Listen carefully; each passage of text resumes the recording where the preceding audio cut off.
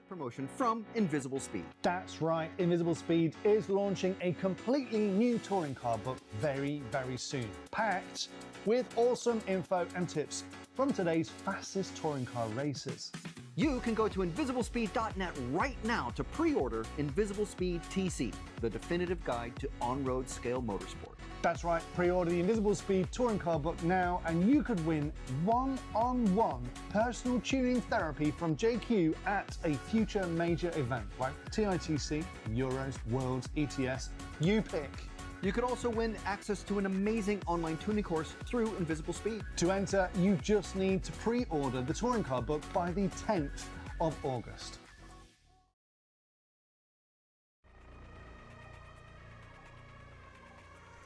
Good morning, welcome to RC Racing TV. Just joining us here in Luxembourg for the EFRA 1/10 Electric Track European Championships for 2026. It is finals day.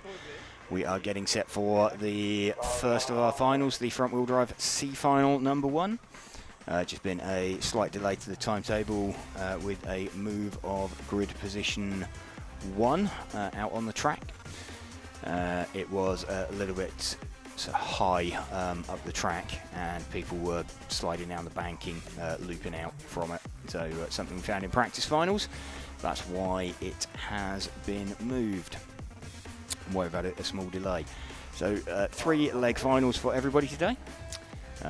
We are getting set for our first final with Yannick Romans going to lead away the front wheel drive C final. Obviously we have C final, B final, A final.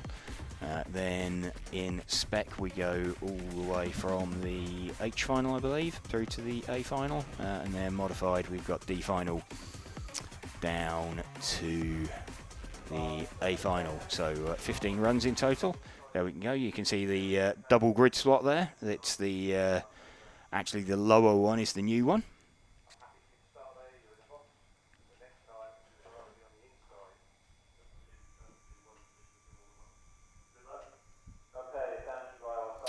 So going to watch out for Yannick Romans, see if he has issue launching off grid slot 1. Romans gets away pretty well, leading from Marek Sova and Patrick Room. So first two already making a little bit of a break for it. Bit of a dive there from Sova as he thinks about having a move as they run up down into the bomb hole for the first time. There's been a collision between the first two, so Patrick Room now leading this one from Frankie Fletcher. So collision between the top two even before they got round the line.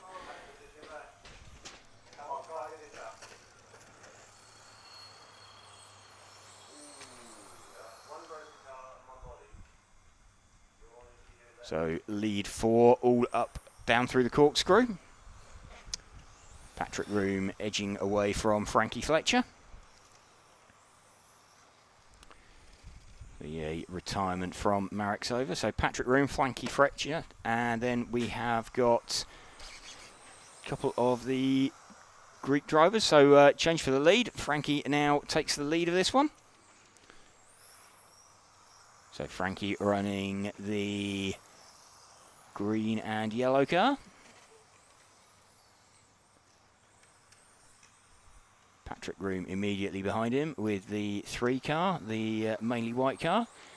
So change for the lead. Patrick Room dives down the inside, gets Frankie on the brakes, up through the corkscrew once more. So Patrick looking like he has a little bit more power than Frankie down the back straight.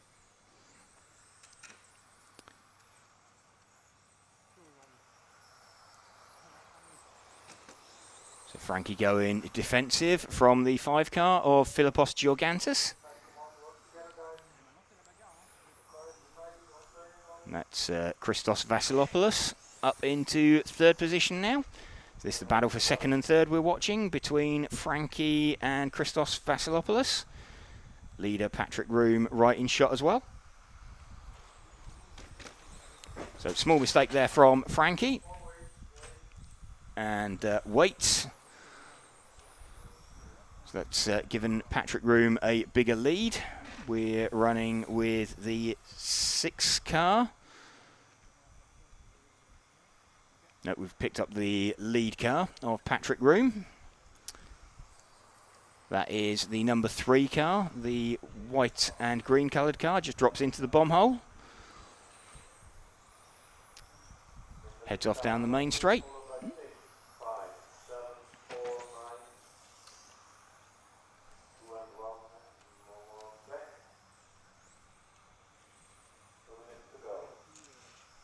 So Patrick Groom leading from Christos Vassilopoulos, from Philippos Georgantis.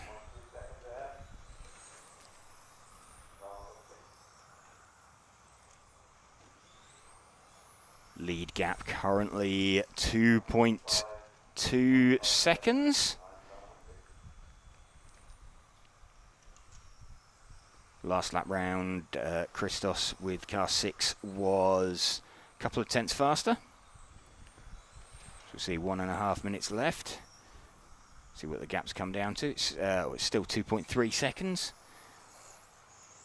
So pretty equal that time round.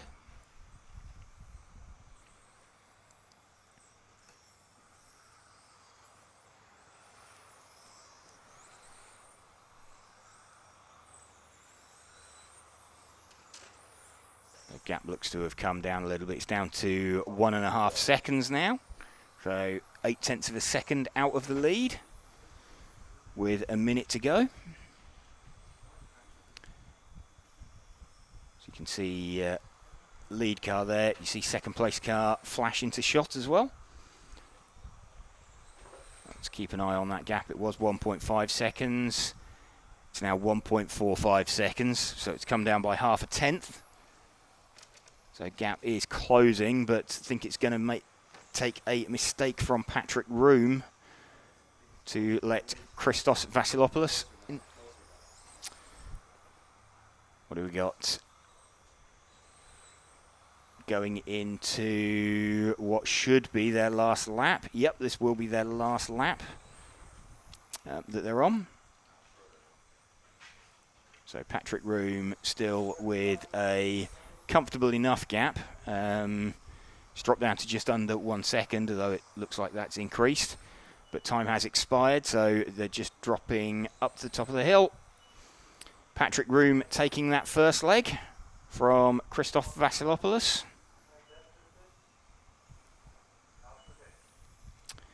And Philippos Georgantis in 3rd position. That's our first final of the day done.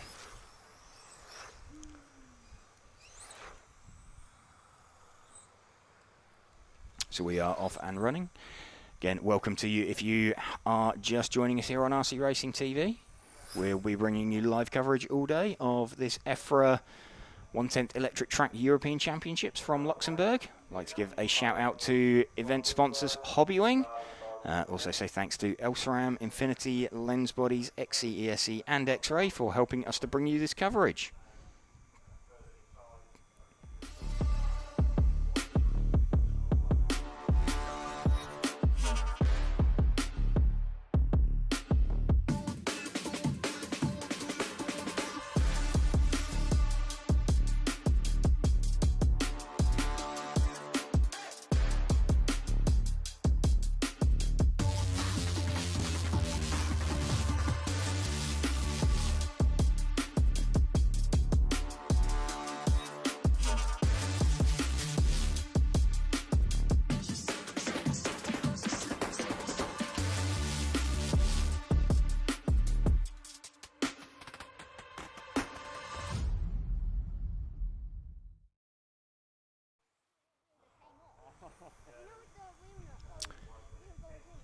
All set then for the front-wheel drive B final. We're going to have Lucas Ott, Stefan Romens, Alexandra Parantopan, Julian Yost, Jeremy Desmond, Edwin Kvarnstrom, Theodore Parasarakis, Pierre-Nicolas Pilato, Mark Young and Valdemar Wikstrom taking part in this final.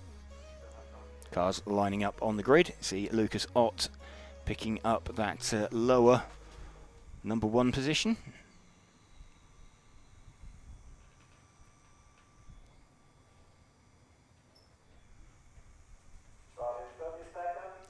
"30 seconds until the start.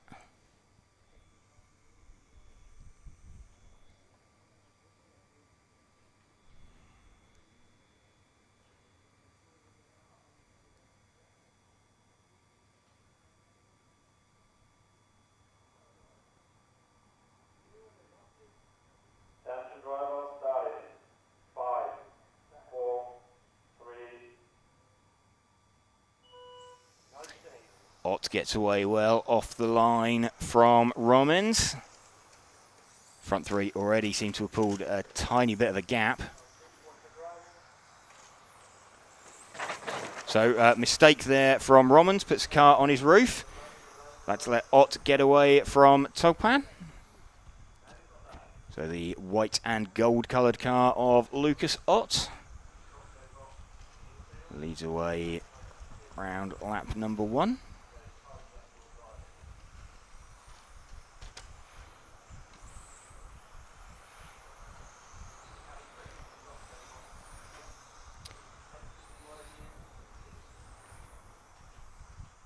So 1.5 second lead already for Lucas Ott. Alexander Topan gonna see if he can start closing that down. Jeremy Desmond in 3rd position.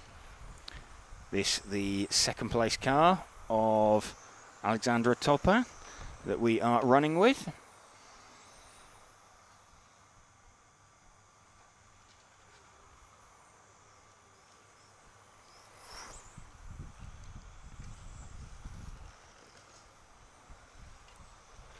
So fairly big gap between the front 2 at the moment. It's 1.7 seconds already.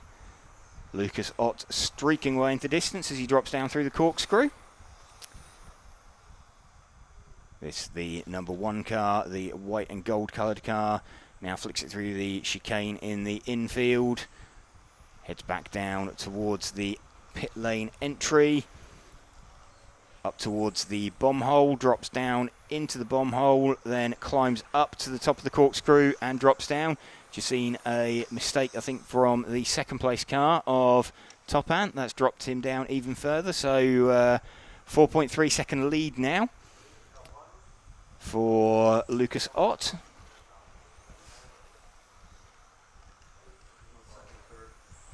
We're on the battle for 2nd and 3rd at the moment. That is Topan and Desmond. Topan, the minty green coloured car. Desmond, the white and orange coloured car.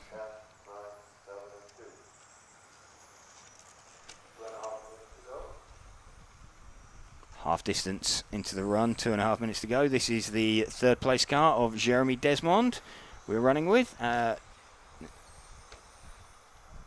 So picked up the white car now. That is Pierre-Nicolas Pilato and Edwin Kvarnstrom. So Kvarnstrom takes a bit of a tighter line through the sweeper.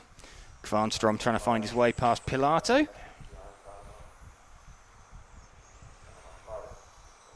Battle for 4th and 5th we're running with at the minute. So they climb up to the top of the corkscrew. Good run out of there for Kvarnstrom. Let's see if he takes that tighter line. No, a little bit more defensive from Pilato that time.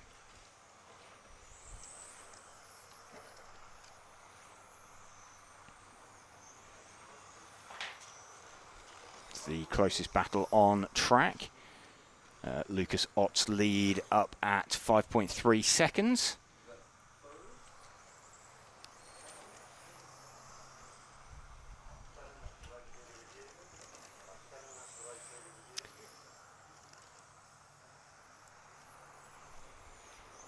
So we have a battle for 3rd, 4th and 5th coming up in shot.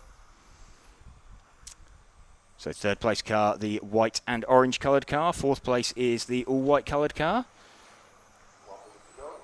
So this is Jeremy Desmond, Pierre-Nicolas Pilato and Edwin Kvarnstrom. Running line astern with less than 1 minute to go. Lucas Ott running away with this one. Small mistake there from Pilato. So these guys have kind of spaced themselves out a little bit.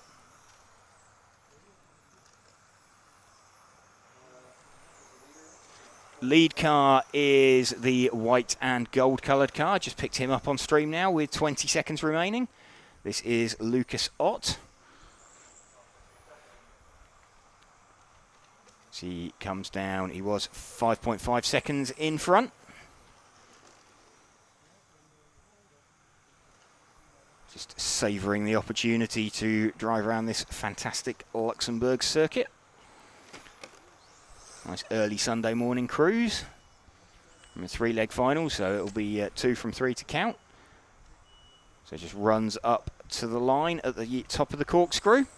Lucas Ott taking this one. I think Alexandra Paratopin will be finishing in second position and has finished in second.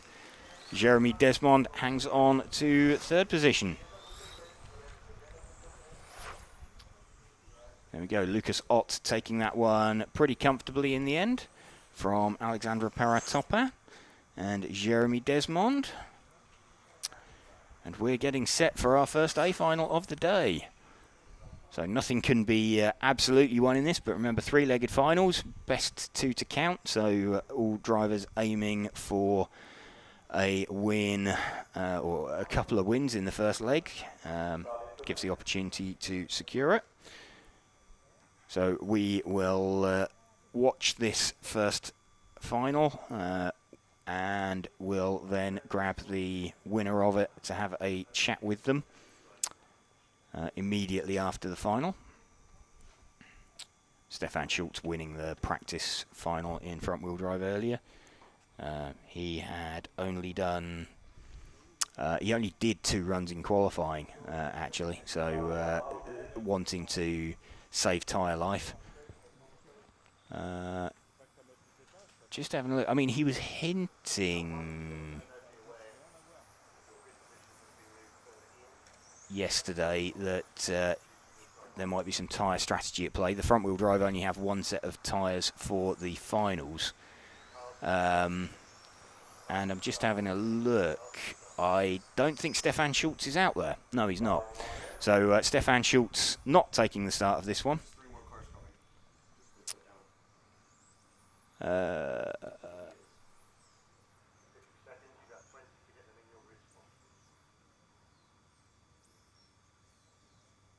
Just going to see. Oh, yes, Stefan's a late starter. So, yes, Stefan is taking the start of this one. So they'd be very brave to sit out the first leg of the final. It would give a nice tyre offset for later on in the runs, but want to get one in the bag.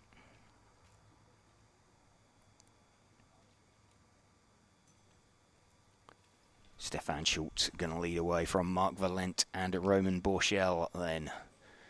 The front 3.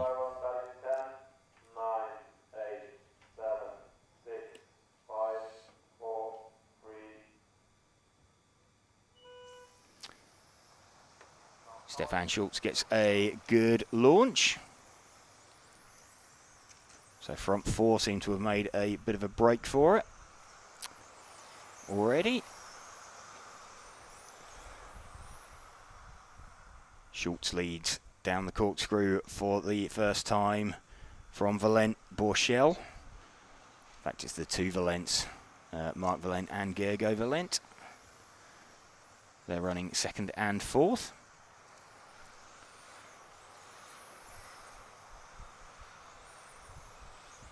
So Stefan Schultz running the magenta-coloured car, just disappearing out the top of the corkscrew. You've then got Marc Valent with the pink-coloured car. Roman Borchel is the yellow car. Gergo Valent, the predominantly white car. This the battle for 3rd and 4th that we are running with at the minute.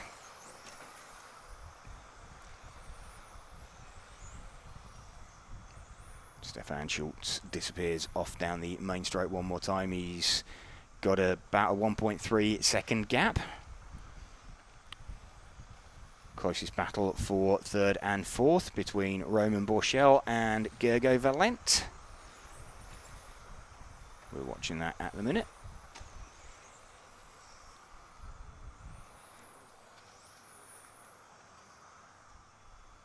Gergo Valent still trying to find his way past Roman Borchel. Went a little bit high around the banking.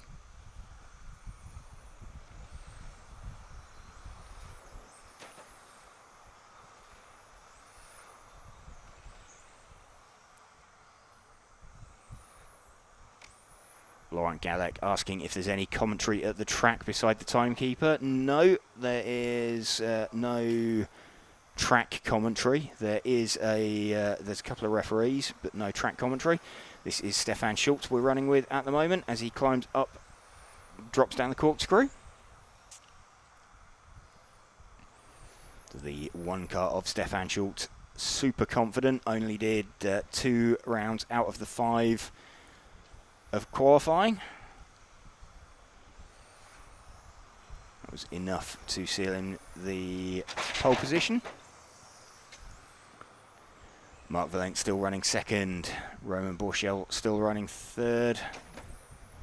Mistake from Gergo Valent has dropped him down the order.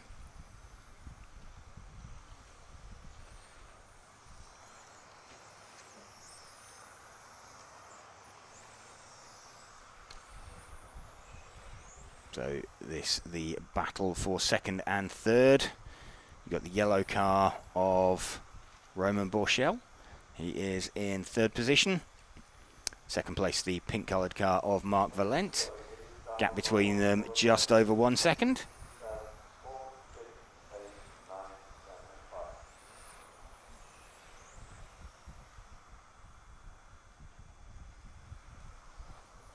Stefan Schultz's lead at around 2.4 seconds. Got 1.5 minutes remaining of this final.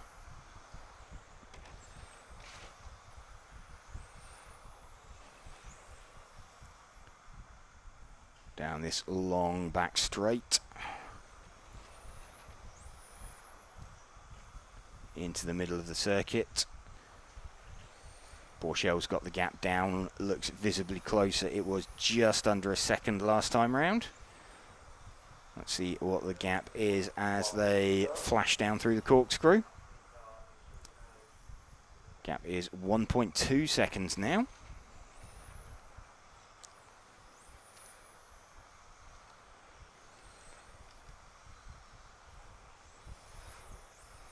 So they're well into their last minute now.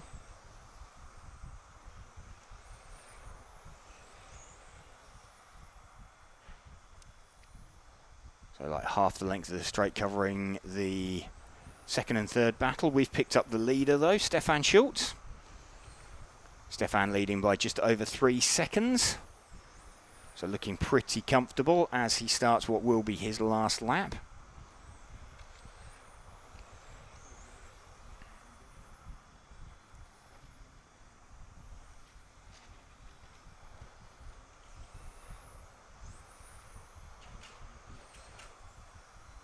Best lap for Stefan, a 21.5. It's a 21.8 for Marc Valent in second.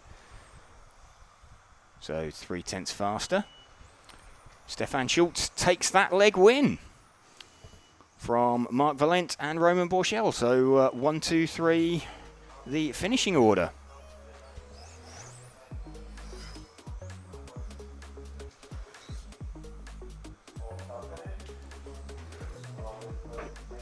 So we'll try and have a chat with Stefan Schultz.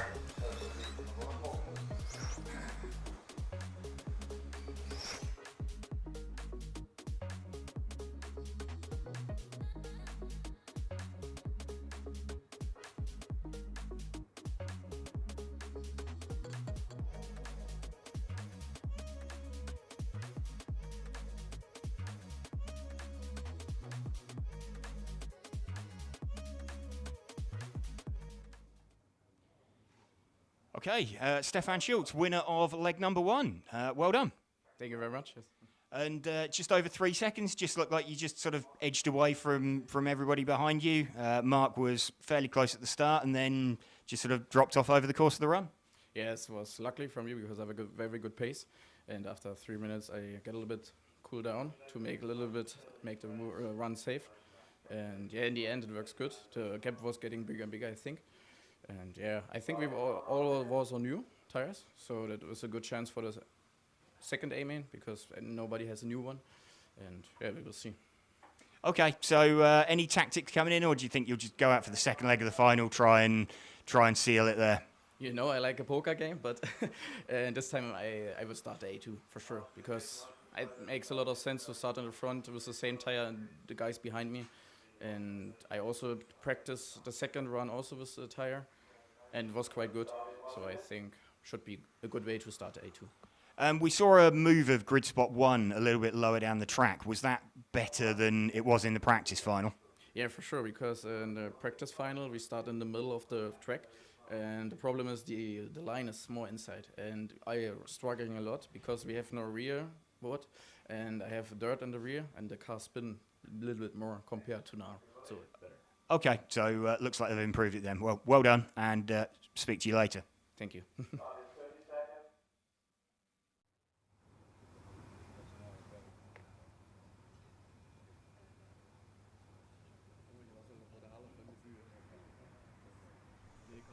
Okay, back and... Okay, attention driver, starting 10, 9, 8, 7, 6, 5, 4, 3. Peter Knudsen leads away at the start of this final. Looks a little bit chaotic. Let's see who's got through it. No, Peter Knudsen has got away at the start of this one. So a little bit chaotic behind the H final. Not a full suite of cars out there. But, Peter Knudsen did have quite a considerable chunk of pace over everybody else in the practice final. Looks like Janos Narantzis is going with him as well. So only 5 cars running in this final. Patrick Kuliker missing out.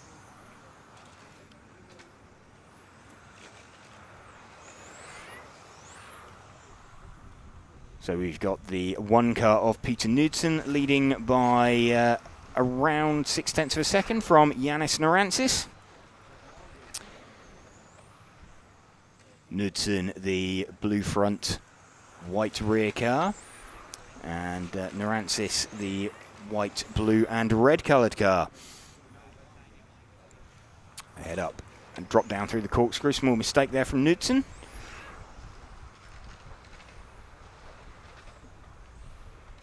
Got his gap up to 1.1 seconds now, and they're starting to close in on some traffic. That is the 6 car of Nicolas Duponchel. They will be catching and passing, so Duponchel gets out of the way at the top of the corkscrew.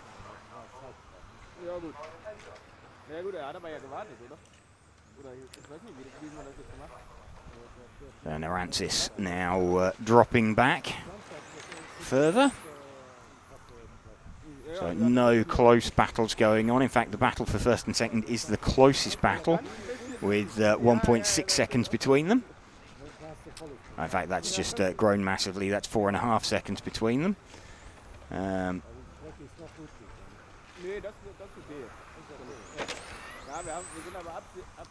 The gap between Narantzis and Diram is 2.5 seconds, and the gap between Diram and Bertilsson is another 1.4 seconds.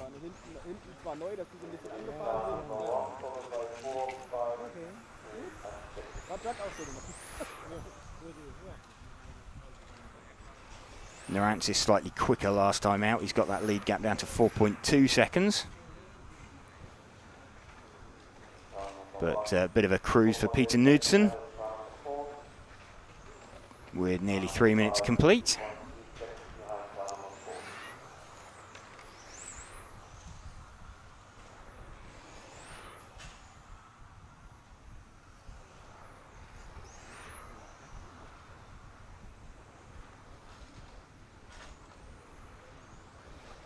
Still Peter Knudsen leading this one by best part of 5 seconds from Yanis Narantzis. Victor Dayram running in third. He is 4.5 seconds behind Narantzis.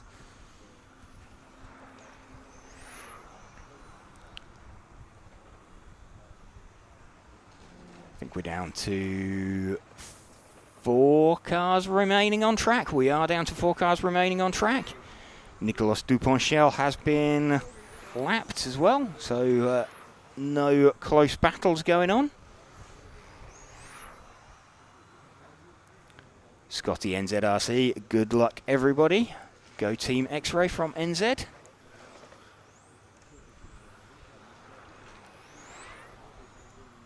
Got viewers from all over the globe tuning in to watch this EFRA 1/10 Electric Track European Championships for 2026. We're RC Racing TV and we are bringing you this live coverage of Finals Day in conjunction with Hobbywing.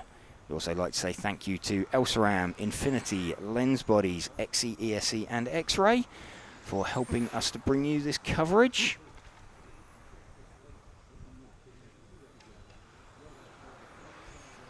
Still with Peter Knudsen.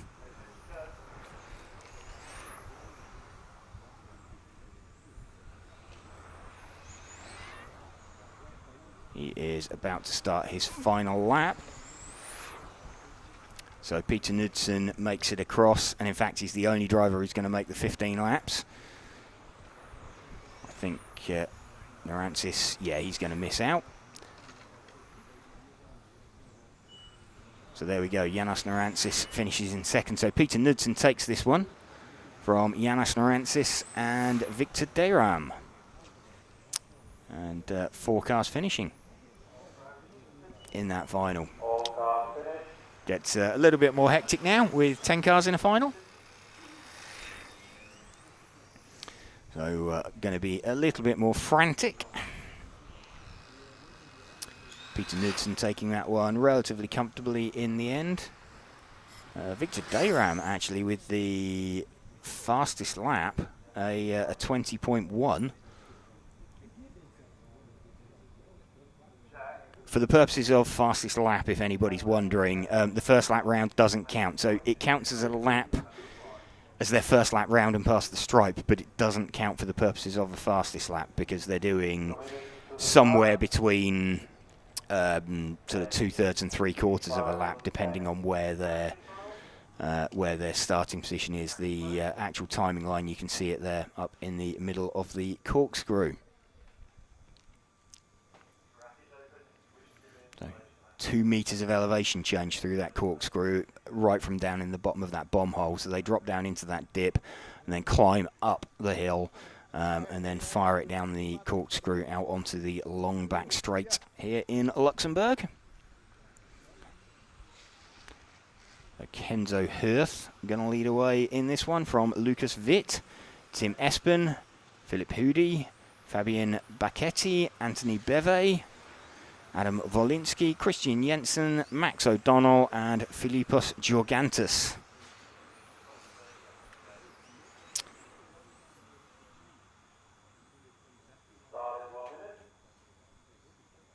Got a question, what are the spec motors and tyres? There's no spec motors, it's all open motors for all of the classes, just as long as it's off the EFRA list. Tyres, the front-wheel drive class are running on the ride tyres. The spec class running on the Hoody 36 tyre, and modified running on the Matrix 36.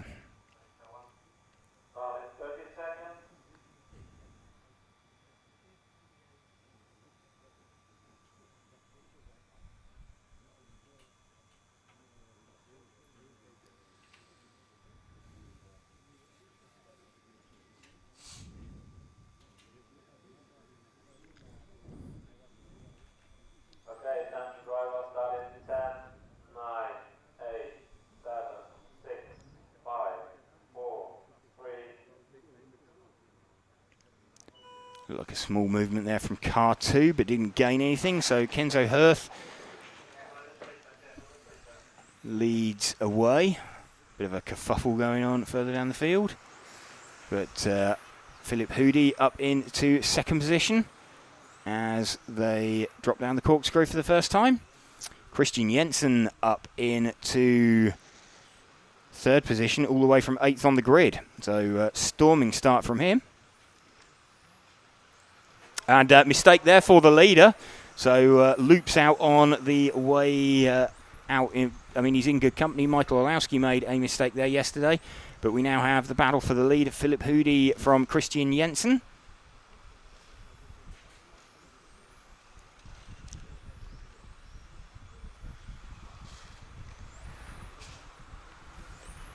This battle for the lead going on. Philip Hoody, the multicoloured car at the front. Christian Jensen, the bright orange coloured car, running in second position. And Jensen thinking about having a look on Hoody. So a bit of a mistake coming down the corkscrew from Hoody. That lets Jensen have a run at him. Jensen takes the lead. So Jensen dives through and loops out. So change for the lead back again. Jensen took the lead and then lost it. So let's run with Christian Jensen in second position.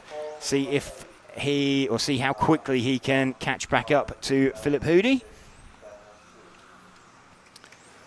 So it looks like he's got some strong pace in that car. Another small moment at the same spot that he looped out last time round. Back through the bomb hole one more time. Oh, he's got a body. Was that a body tuck for him? No, I thought that was he was heading off to the scene of a marshal.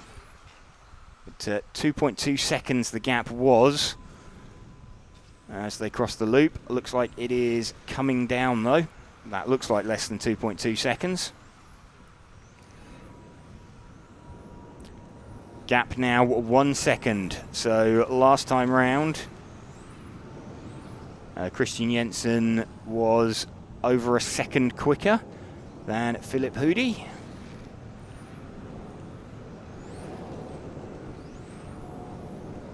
So gap visibly coming down. Mistake there from Philip as they come out on to the main straight as he dropped down the corkscrew. And half spin there for Philip Hoody. So Christian Jensen back in front and maintains the lead now. So we're going to see if we can, or if Christian Jensen can maintain the lead across the stripe. He has for the first time. So Christian Jensen leading from Philip Hoody. That is Tim Espen now trying to close in on the pair of them.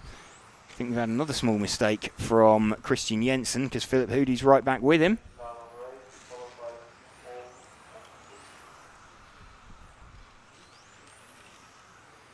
That is first, second and third dropping down. Philip Hoody making a small mistake there again on the exit of the corkscrew. Tim Espen trying to close in on him.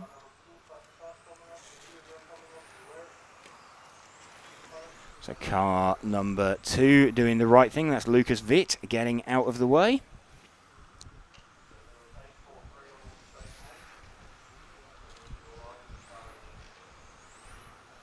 So no cars in between the leaders.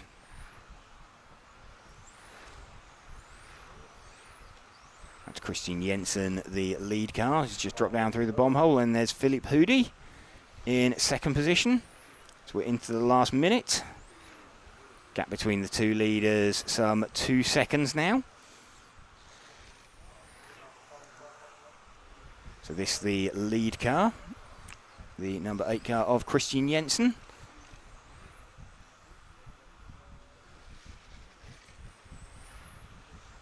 So he's got the remainder of this lap and one more. Just puts it on the grass, little half spin.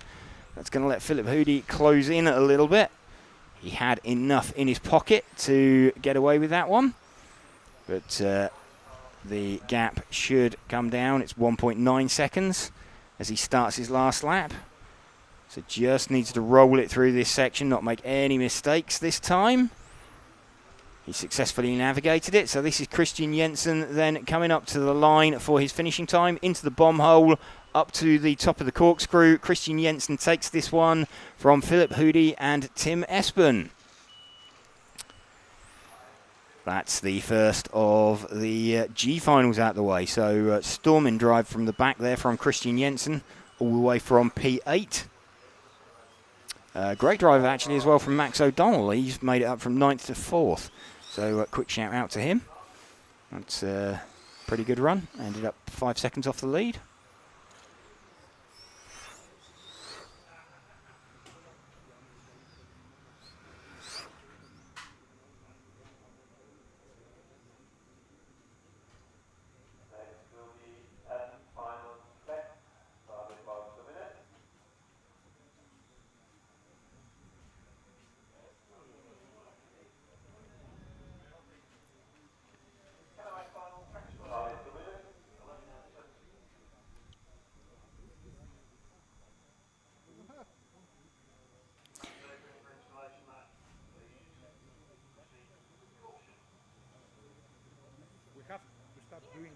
Tara Evening also joining us, saying good morning from sunny Finland. Have a great finals day. Thank you, Tara.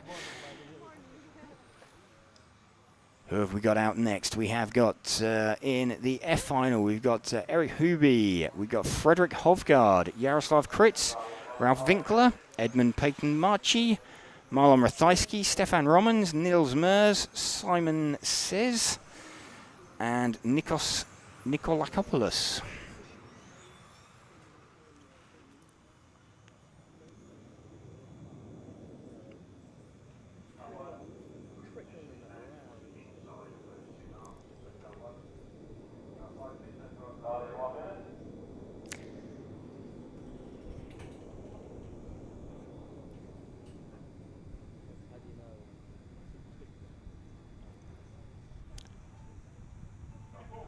Hubel going to lead away from Frederick Hovgaard. So Frederick Hovgaard, the front-wheel drive champion a couple of years ago in Belgium. So not having a great weekend, all the way down in the F final.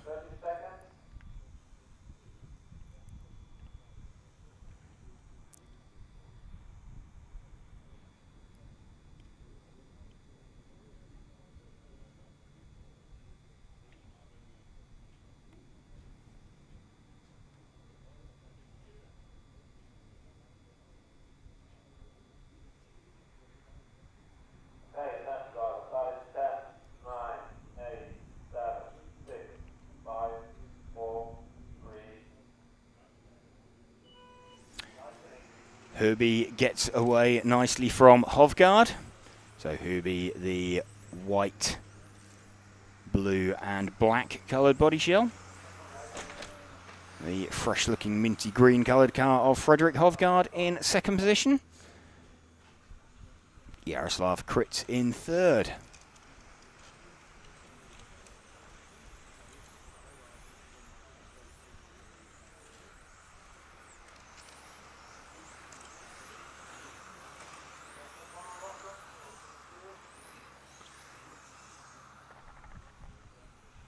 So Huby leading by around 1 second from Hovgaard. Hovgaard now starting to try and eat up that gap.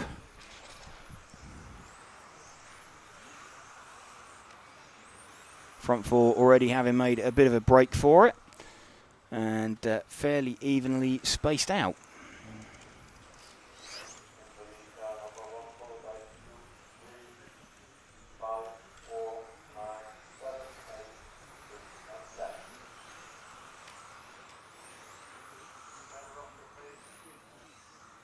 So a little over-rotation there from Hovgaard coming down the corkscrew. That's put Jaroslav Kritz right on him.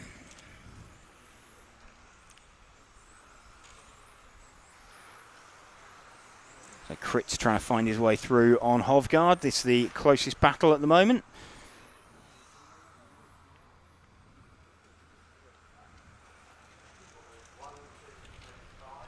And Hubel made a small mistake as well, coming down the corkscrew. So front three are right together.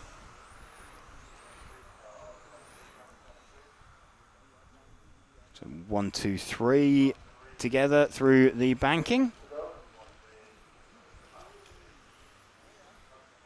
Come down towards the pit entry. and then drive off towards the bomb hole, drop down into that, then up to the top of the corkscrew. So Hovgaard had a much better line in the middle of the corkscrew there. Couldn't necessarily do anything with it.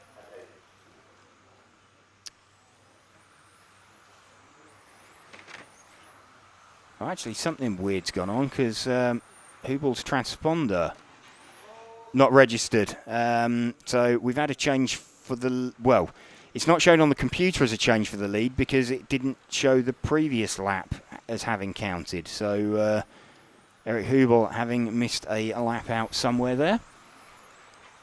So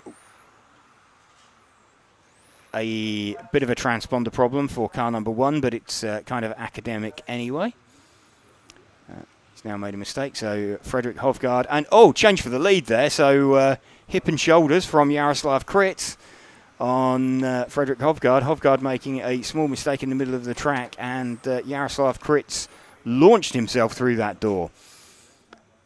So we now have got Frederick Hovgaard in second position and Ralf Winkler.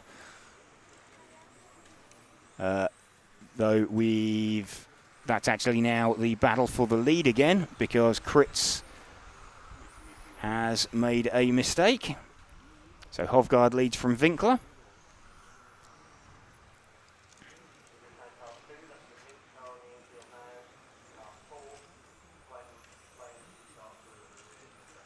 So lead 2, this is the lead battle that we are watching. Just over a minute left, Frederick Hovgaard still leading this one.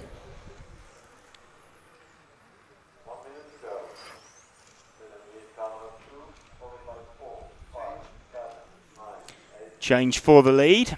So Ralf Winkler now hits the front with the number 4 car. So Ralf Winkler leading from Frederick Hovgaard and Edmund Peyton-Marchi. Hovgaard now trying to find his way through on Winkler.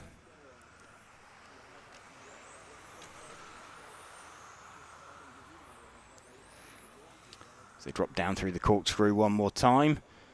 They are starting their top 2 are just going to make it through for an extra lap if they carry on at this pace.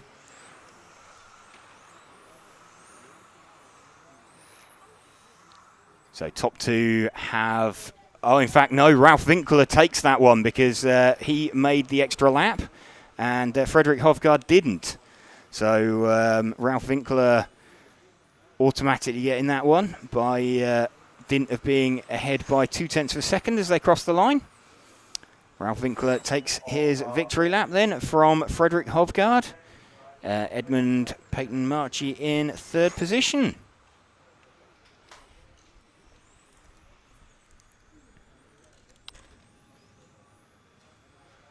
So Frederick Hovgaard missing out there by 0.1 of a second on making that extra lap.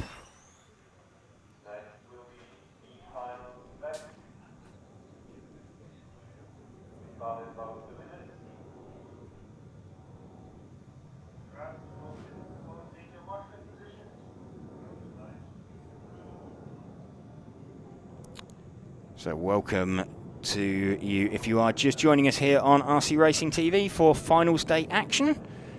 It's a glorious Sunday here in Luxembourg. We're bringing you live coverage of the EFRA 1/10 Electric Track European Championships in conjunction with event sponsors Hobbywing. Also like to say thank you to Elsram, Infinity, Lens Bodies, XC, and X-Ray for helping us to bring you this coverage.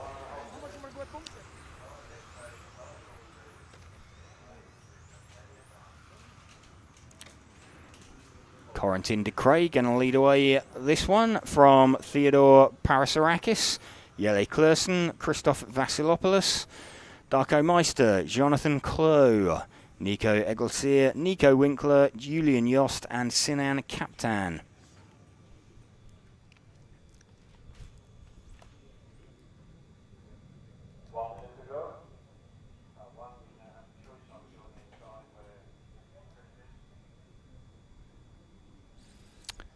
De Cray pulling up and choosing the new lower grid position. Steph BZGT says hello, bonjour. Hello, bonjour to you, Steph BZGT.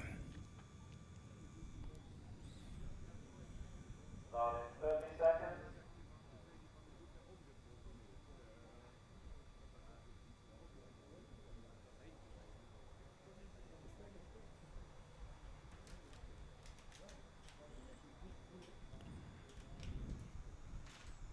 Okay, attention driver, starting 10, 9, 8, 7, 6, 5, 4, 3. De Cray leads away, launches slightly up the banking, but gets away with it. Parasarakis running in second position. Jelle Klaassen in third. So, small mistake there from Klaassen. Let's let Vasilopoulos up into third place. De Cret leading away from Parasarakis and Vasilopoulos.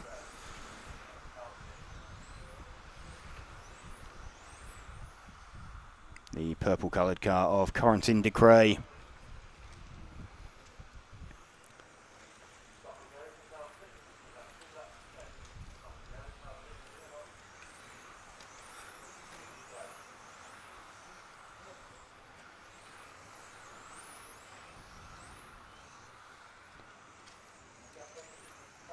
So everybody fairly equidistantly spaced down the main straight.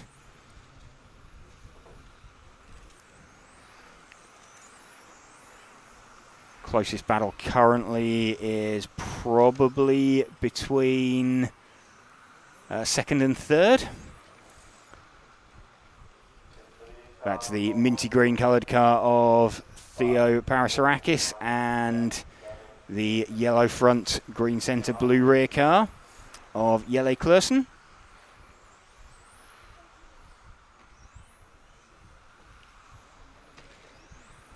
Klaassen looking like he's got some strong pace. So this is the battle for second place we're watching. Jelle Klaassen trying to find his way past Theo Parasarakis. Tags him, he does the right thing and waits. Not sure he's waited in the best place, but that was a nicely driven by Jelle Klaassen, or doing the right thing when he collected the second place car. So this is the leader of Corentin De Cray. He's leading now by 2.3 seconds from Darko Meister.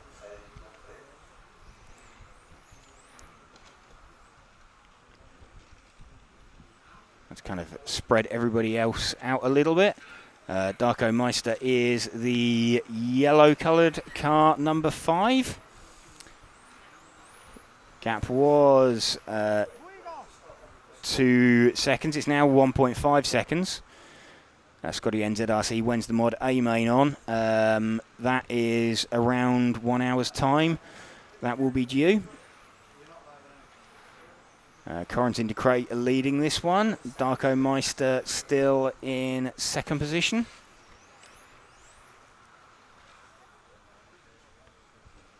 Christoph Vasilopoulos running in third position now. We're running with the car of Darko Meister. That was a mistake there from Corentin De Cray that has allowed Darko Meister to close in. Less than 0.4 of a second now. So Corentin De Cray, the purple-coloured car, the fluoro yellow-coloured car of Darko Meister, running in second position. 1.5 minutes remaining.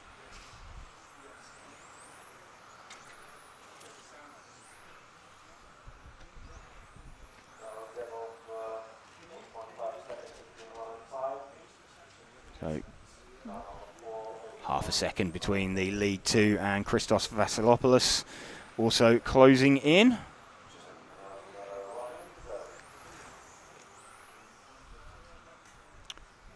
Yeah, Scotty NZRC saying good driver etiquette there. Yeah, I presume you're talking about Jelle Klaassen. Yes, it was.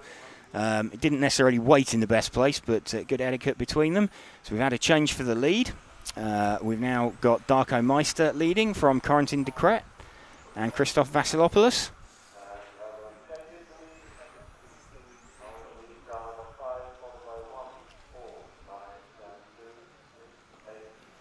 Darko Meister, the yellow-coloured car. Corentin de Kret, the purple-coloured car.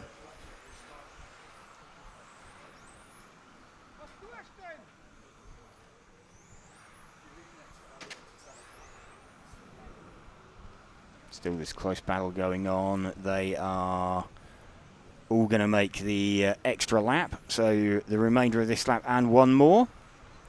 Corentin de Kret starting to have a think about where he might want to pass as they climb up and drop down out of the corkscrew for the last time. De Kret has spun. That has dropped him into third position. So Vasilopoulos up into second place now.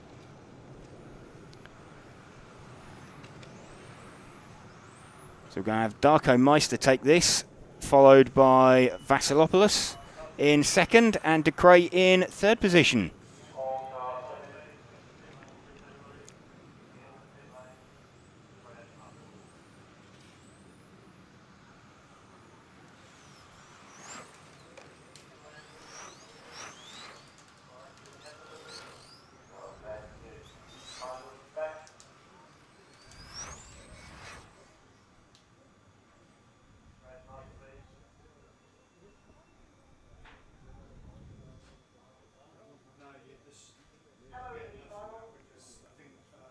There we go. Darko Meister having taken that one.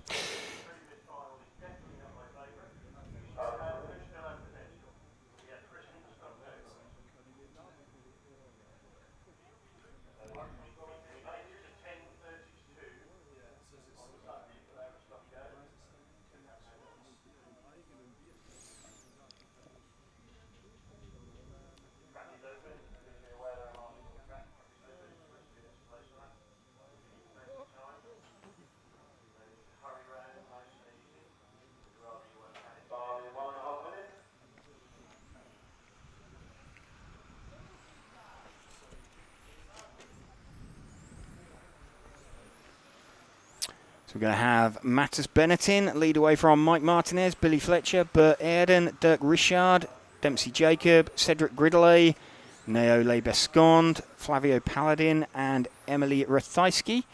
Getting questions, when is A main mod 1? The timetable went a bit haywire earlier on, but we obviously go up to the Spec A final. This is the D final about to start. Then we have a mod D, mod C, mod B, then the mod A. So you should be able to work out where we are in the schedule from that one. So 15 finals in total.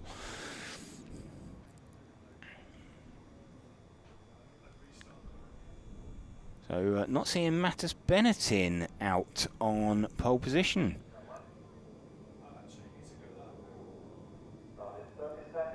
Okay, so car 1 appears to be sitting this one out.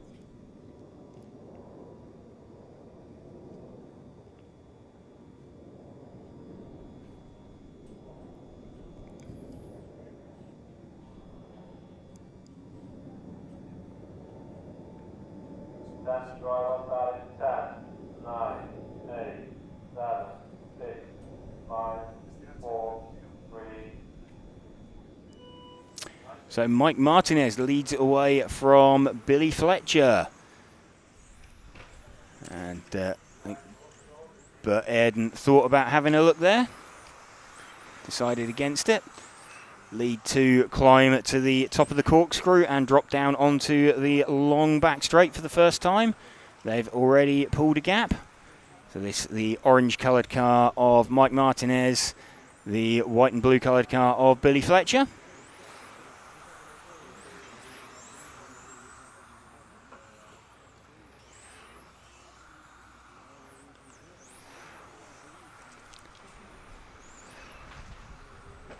.2 of a second between the lead 2.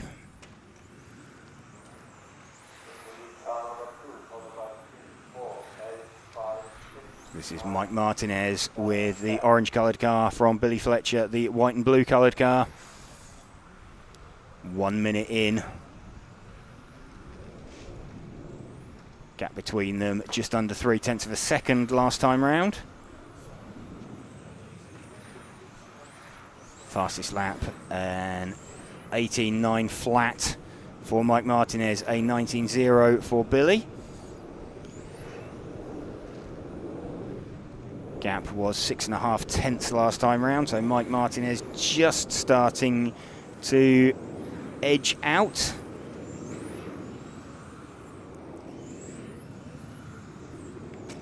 Still lead to length of the main straight away, and Billy's had a better run there down there off the banking. So gap was just under 0.7 of a second. Looks like it has come down visibly. It's down to half a second.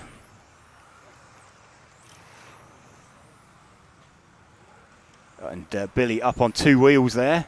Just manages to flick it back down onto all 4. So a bit brave going through the chicane. It's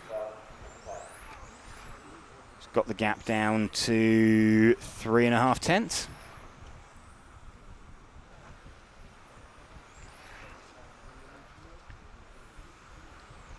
And Mike Martinez looks like he's stretched that very slightly this time around. He doubled his lead up to 7 tenths.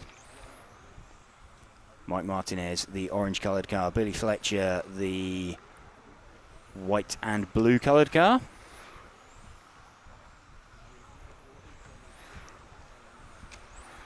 It's the battle for the lead going on. Mattis Benetton not taking the start of this one from P1 on the grid.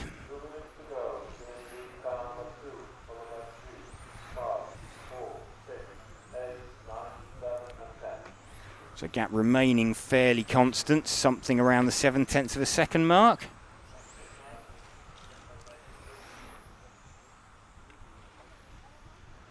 Billy looks like he's had a slightly better run through the infield that time. Maybe got himself to within half a second. Let's have a look as they cross the stripe. Indeed, he did close in, so it's just under half a second.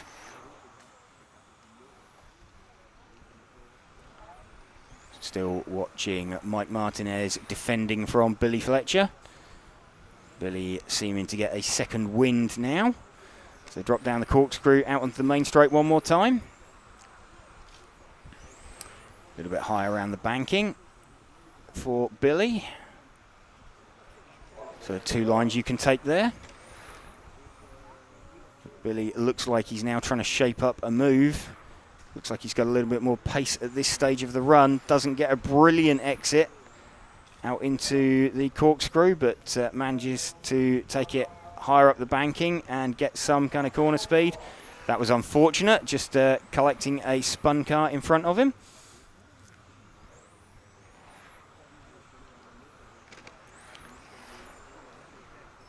So what do we got there? Both going to make, or quite comfortably make, a 16th lap. So the remainder of this lap and one more. No small mistake there for Billy. That, I think, is going to give it to Mike Martinez. So they start their final lap. Gap between them 1.2 seconds now. So we're running with Mike Martinez, the lead car. Billy Fletcher put up a valiant fight, but don't think he quite had enough to get there. He was having to overdrive in an attempt to pass. So Mike Martinez gets that one from Billy Fletcher. Dirk Richard looks like he is heading for 3rd position.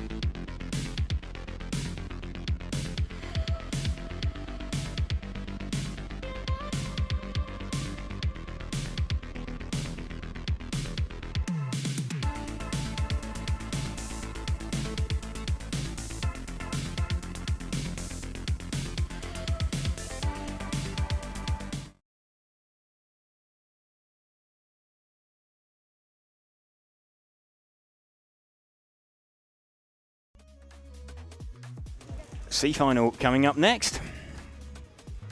Martin Hoody going to lead away from Nico Catalani, Nathan Atlani, Loic Yasmin, Bert Vubben, Arno Solniak, Daniel Heisch, Adrian Antamachi, Jacques Lieber and Manuel Wagner.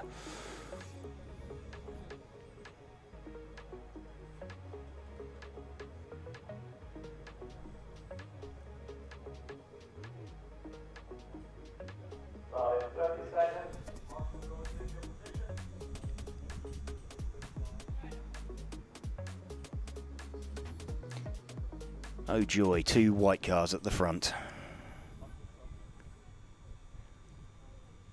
It's alright, Martin Hoody's got black wing and fences.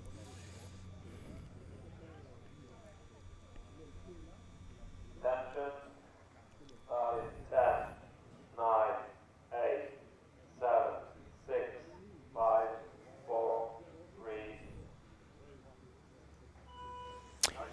Hoody gets away then from Catalani. And no, we've had a change for the lead. We have had a change for the lead. So Catalani gets the jump on Hoody. So they drop down the corkscrew down the back straight.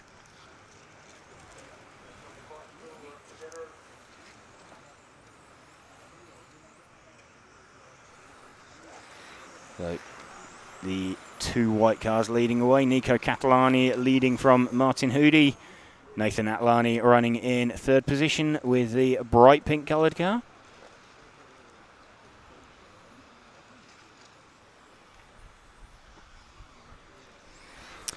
This the battle for 3rd and 4th. That is Nathan Atlani with the bright pink coloured car. You got Loic Yasmin with the pink and white coloured car.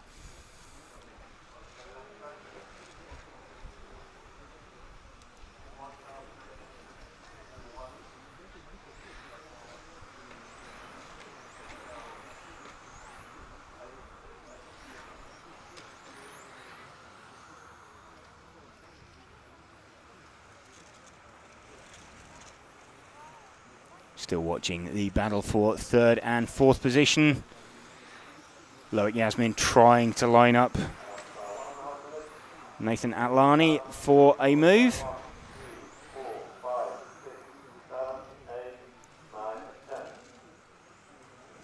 So had a change there as Nathan Atlani dropping down the field a little bit. So Bart Vubben with the pink and purple coloured car up into 3rd position.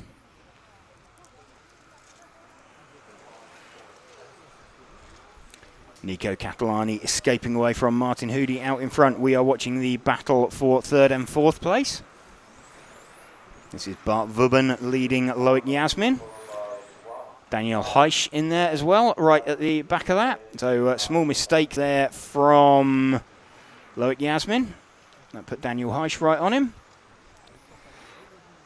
And Nathan Atlani coming back into it as well.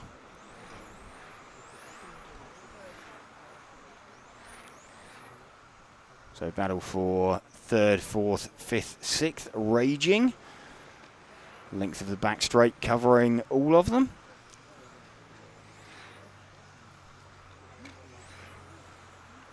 We're coming in towards 3 minutes, so we're over half distance. Daniel Heisch has dropped down. Nico Catalani is just coming down the pit straight now. So he's dropping down the corkscrew and out onto the main straight. So Nico Catalani leading this one by 2.5 seconds from Martin Hoody. In 2nd position, we're running with Martin now. We've got Bart Vubben in 3rd position.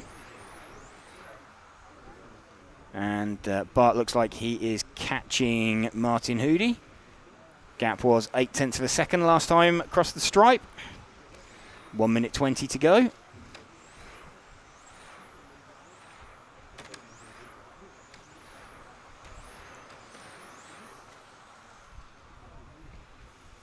And lead gap down to 2.2 seconds.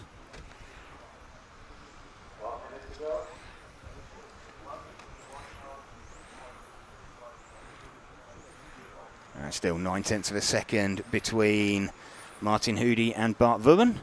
That is Martin Hoody we are looking at there. Started out in pole position, got jumped pretty much off the line by Nico Catalani.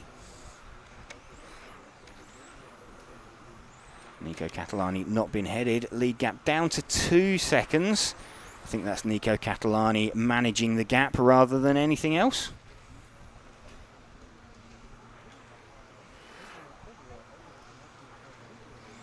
Bart Vubben is in 3rd position. He is the pinky purple coloured car.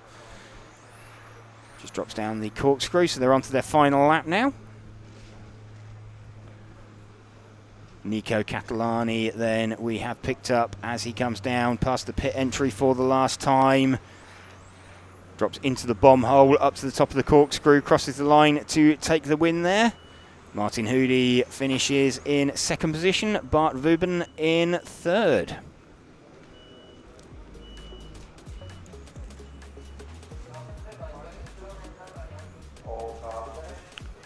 So great drive there from Nico Catalani, 2nd on the grid.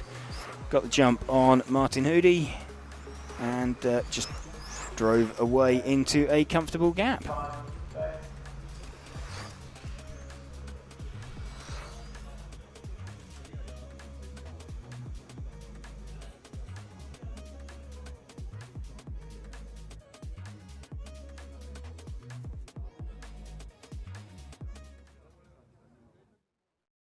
Super excited to share a fantastic promotion from Invisible Speed. That's right, Invisible Speed is launching a completely new touring car book very, very soon, packed with awesome info and tips from today's fastest touring car racers. You can go to invisiblespeed.net right now to pre-order Invisible Speed TC, the definitive guide to on-road scale motorsport. That's right, pre-order the Invisible Speed touring car book now and you could win one-on-one personal tuning therapy from JQ at a future major event like TITC, Euros, Worlds, ETS, you pick. You could also win access to an amazing online tuning course through Invisible Speed. To enter, you just need to pre-order the touring car book by the 10th of August.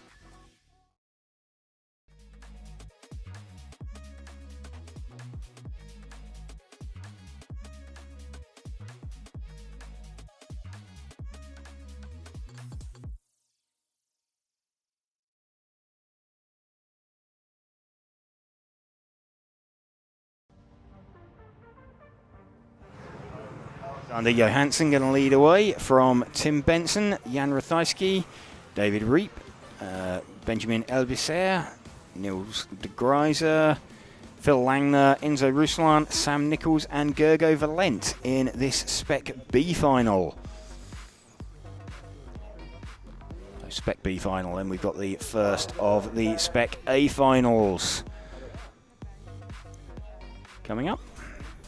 Max Mackler starting from pole position in that Spec A final.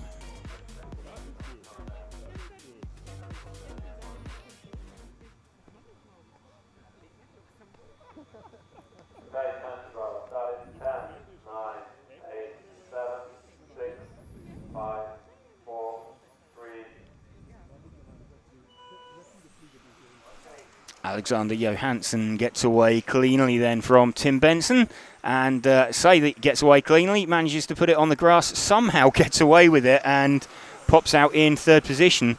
So Jan Rathijski up into 2nd, Tim Benson into the lead as they charge off down the back straight. So the yellow car of Jan Rathijski, the white coloured car there of Alexander Johansson, and a small mistake there from Tim Benson promotes Jan Rathijski into the lead. So Tim Benson gets it wrong, dropping it down out of the corkscrew.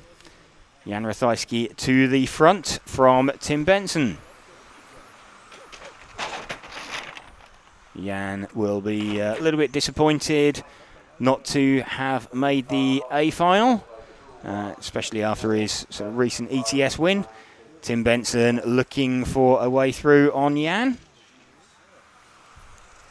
Johansson trying to... Oh, small mistake there from Benson, and Johansson just seizes on that. So Johansson back up into second position. So off down the back straight. Jan Ratajski now leading this one from Alexander Johansson. Ratajski, the yellow-coloured car. Johansson, the white-coloured car. Small slide sideways from Ratajski. Johansson dives on that. So Johansson being fairly ruthless with small mistakes from others. Tim Benson checked up trying to avoid body slamming Jan Ratajski in the middle of the corkscrew and spun himself. So I think that's got David Reap up into third position. Just confirm as they cross the line.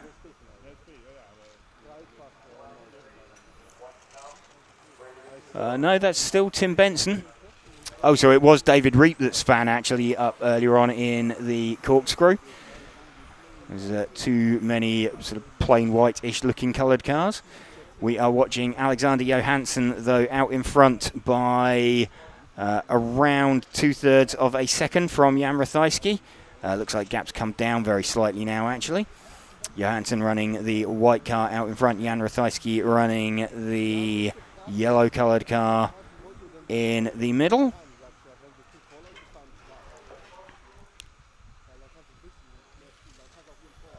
Gap was up to 0.8 last time across the stripe.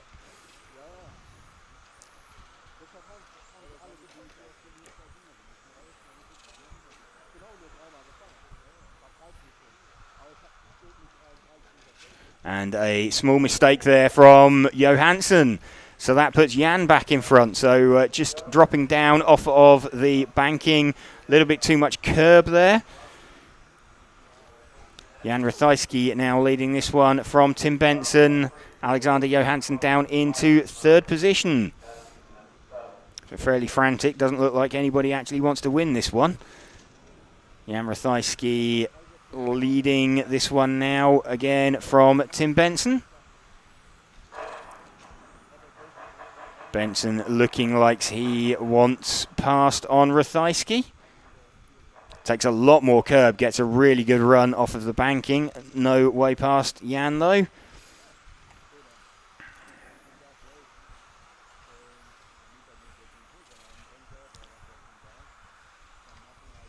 And Johansson joining in as well. So right in this battle. Top three covered by less than 0.6 of a second. Ratajski having to get really defensive. That's let Johansson right in. So Benson having a look, trying to check up. So superb driving from these three. Johansson had a good run on Benson then down the back straight, but Benson then has a better run on Ratajski off of the sweeper. What have we got? 40 seconds left. So great action in this Spec B final. Jan Ratajski with the yellow-coloured car leading. Tim Benson with the white, blue and white-coloured car. Alexander Johansson, the all-white coloured car, in third position. So it's going to be this lap and one more, I think. Yes, so they're on to their final lap now. And Benson slow there at the end of the main straight, but gets a good run off the banking. So Ratajski hanging on to this one. Small sideways moment from Benson. Alexander Johansson says, thank you very much, I will have that one. Although Johansson then has to give that one back from a call from the ref.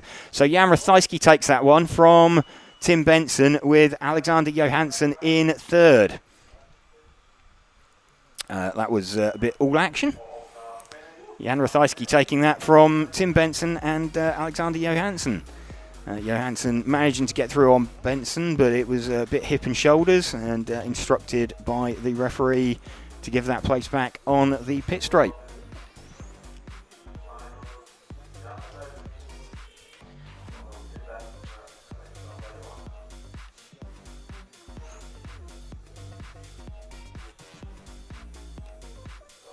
So yeah, you can just see on this replay, there we go, slight sideways, I don't know, that's a tough call. That was I don't know. Tim Benson had made the mistake there and had the car sort of sideways. So not sure that Alexander Johansson did an awful lot wrong there, but he gave it back.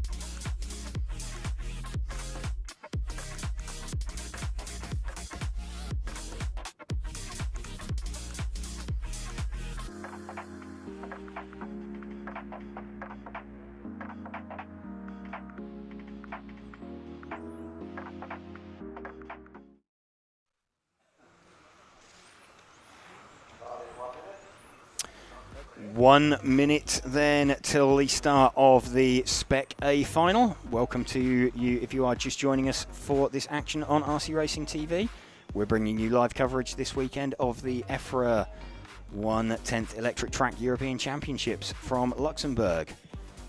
Quick shout out to event sponsors Hobbywing, and also say thanks to Elsram, Infinity, Lens Bodies, XC, ESC and X-Ray for helping us to bring you this coverage. So taking part in this, we have Max Mackler on pole, Ollie Bultink in second, Lewis Kretschmer in third, Adam Isay in fourth, Jesper Rasmussen starts fifth, Mark Valent sixth, Lucas Ellerbrock seventh, Stefan Schultz eighth, we've got Jaroslav Kritz ninth and Matthias Nedrebo 10th. We don't have Stefan Schultz though. He is, as he said earlier, he likes a gamble.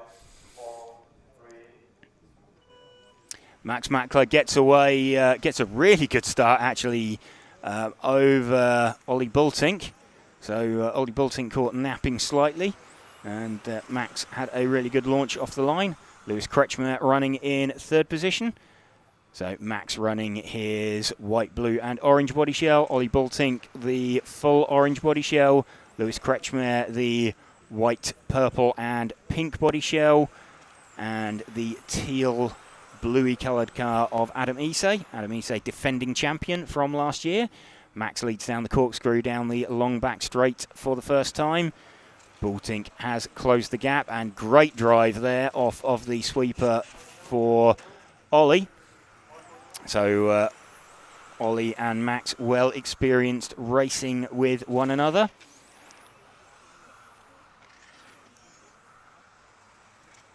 Ollie taking the first 2 rounds of qualifying on Friday evening and yesterday morning, looking sort of set to do a run away with it a little bit, and then the story of qualifying, Max taking round number 3, Lewis Kretschmer taking round number 4, and doing the first 17-lap run of the day when we didn't think there was pace in the track, and then Max taking the last round with a new fastest time.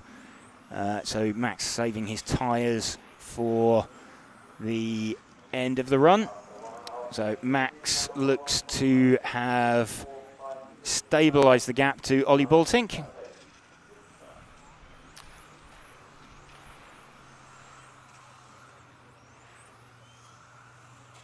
Lead battle going on. Gap is 4.5 tenths.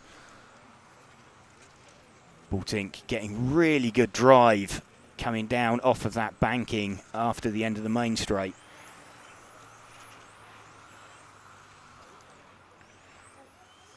That's where he seems to be able to gain. Let's watch again as they come through here. There we go. That's Ollie's car really visibly closing in.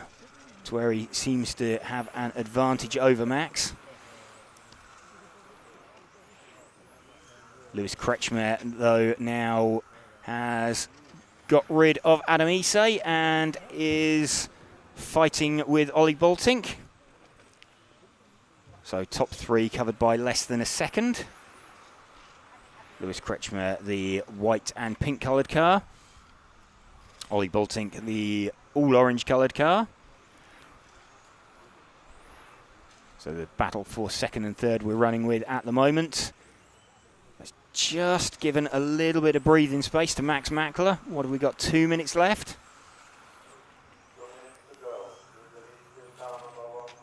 Okay, so Ollie Bultink getting a slightly better run off of the corkscrew. That's allowed him to close in very slightly. Gap was 3/4 of a second last time round between Ollie and Max. Let's have a look. It stays at around 3/4 of a second. Lewis Kretschmer now 1.2 seconds off the lead.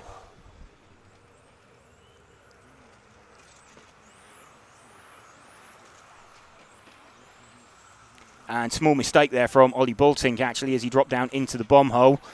So that has opened up the advantage for Max Mackler to 1.3 seconds.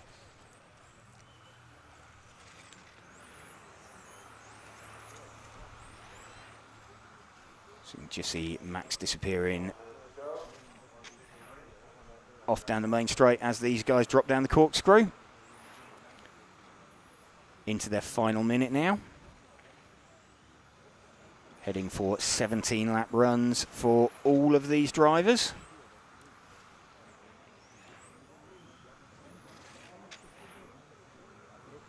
.4 seconds now, Max's lead.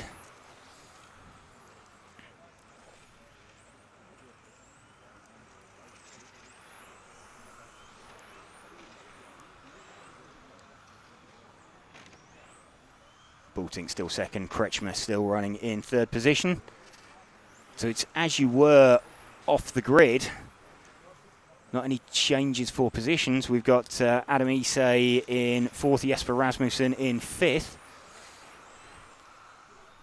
So no changes for positions, but they're starting their last lap now. Max Mackler leading this one. It's going to be lights to flag. Just needs to bring this one home from Ollie Bultink, from Lewis Kretschmer. So looking like as he flashes past the pit entry one last time for Max Mackler, drops down the bomb hole, up and across the stripe. Max Mackler wins the first leg then from Ollie Bultink and Lewis Kretschmer. Oh, great drive there from Max under pressure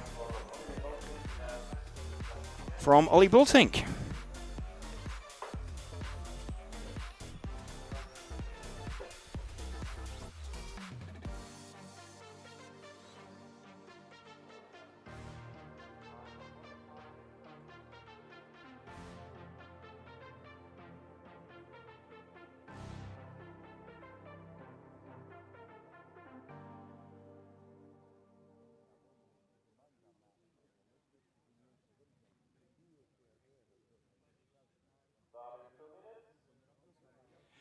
Breathe out, relax, Max. Good job.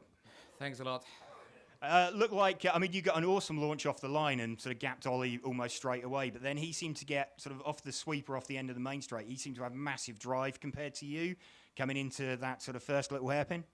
It felt to me like this time around, end of the straight in the long bow and going into the downhill chicane and in front of the driver's stand.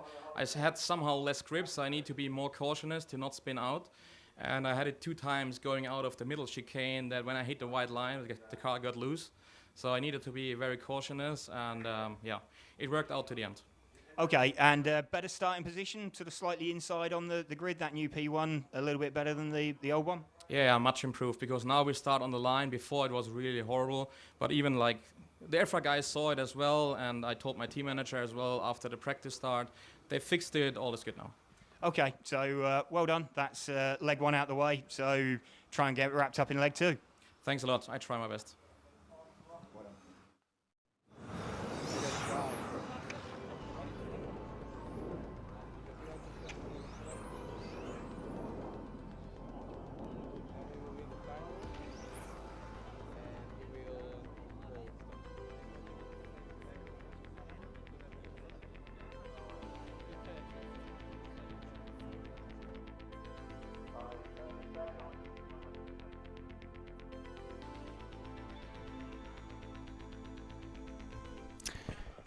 All set for the D final then of modified.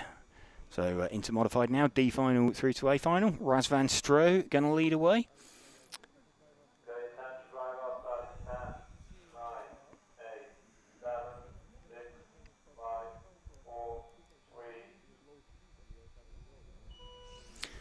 Stroh leads away from Peter Ender. Frank Dambreen in third, and okay, so we had Razvan Stroh stopping there. Not quite sure what that was for, but manages to make his way through some carnage. We are watching the lead. Frank Dambreen from, I think that's Martin Wouters.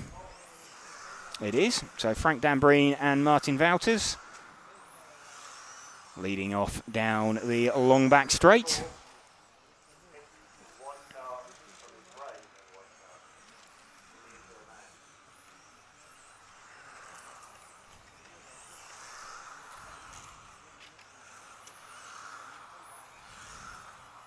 Change for the lead there, down through the corkscrew. So great drive from Martin Wouters down in the middle of the corkscrew.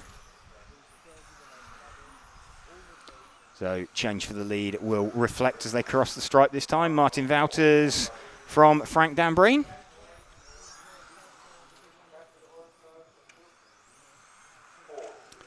Front two have made a break for it. They're leading by 5 seconds from Peter Ender in third position.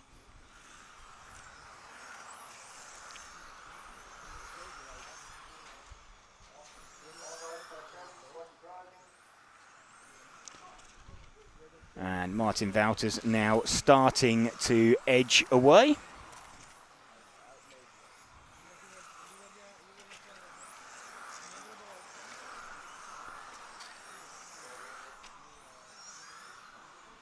Martin Wouters got his lead up to 1.2 seconds from Frank Dambreen. He in turn is 5.5 seconds in front of Maurice Indovino.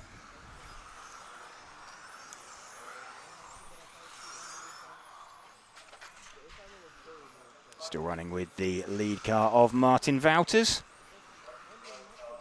His best lap, a 17.3. Next best lap out there is Frank Dambreen running in second place. There's 17.9, so 0.6 of a second on a hot lap. Martin Wouters quicker than anybody else. So Martin fairly severely under qualifying, I think. Looking at the pace he's got in that car relative to everybody else. Coming up to, where are we? Around 2 minutes remaining. Martin Wouters just trying to find his way through some traffic. 3.6 seconds to the lead now.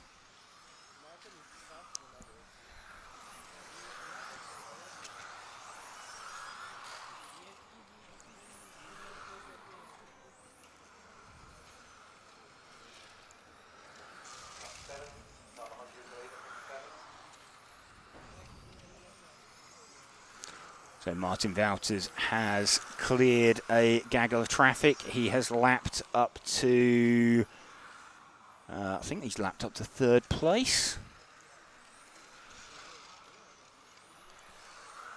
He has lapped up to third place.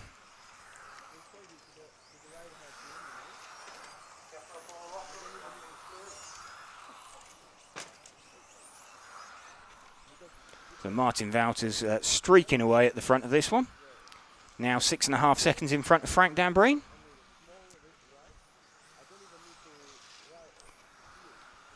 Last lap time round was a 17.6 for Martin Wouters. That is still 0.3 faster than the best lap of anybody else. So Martin heading for a win by around 9 seconds if he keeps this pace up. Coming into 30 seconds to go.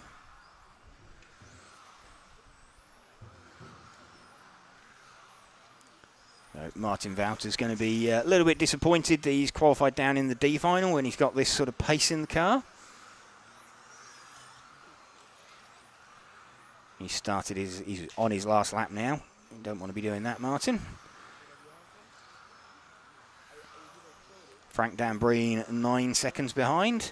But Martin Wouters going to cross the line to take the leg win.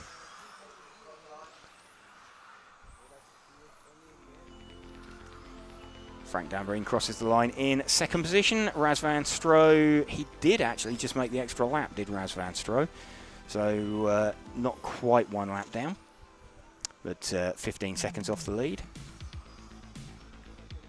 But good, strong win there for Martin Wouters.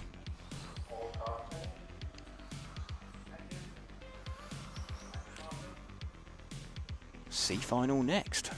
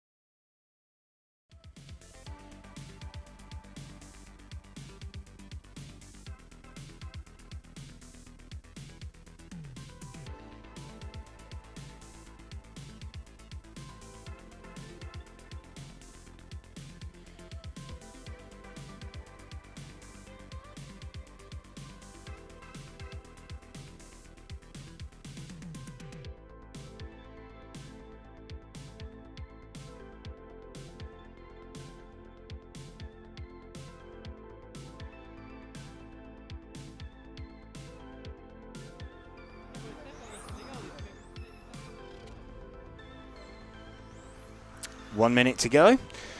Soren Sparbeer going to lead this one away. That'll be a bit painful for him down in the C final. From Jose Pereira, Tim Kerman, Dai Sakaguchi, Benjamin Jabira, Andreas Bryn, Thomas Sova, Liam Tyrrell, Daniele Puccini, and JQ. Starting P10.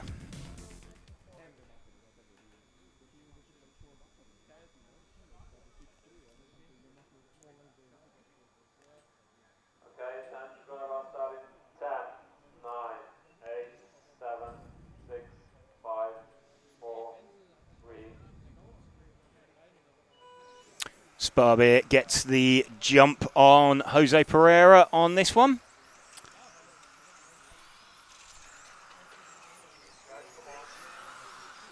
Bit chaotic in the background, but front two have got away cleanly. So Sparbeer leading from Pereira. Andreas Bryn making the start up from P6 on the grid up to P3.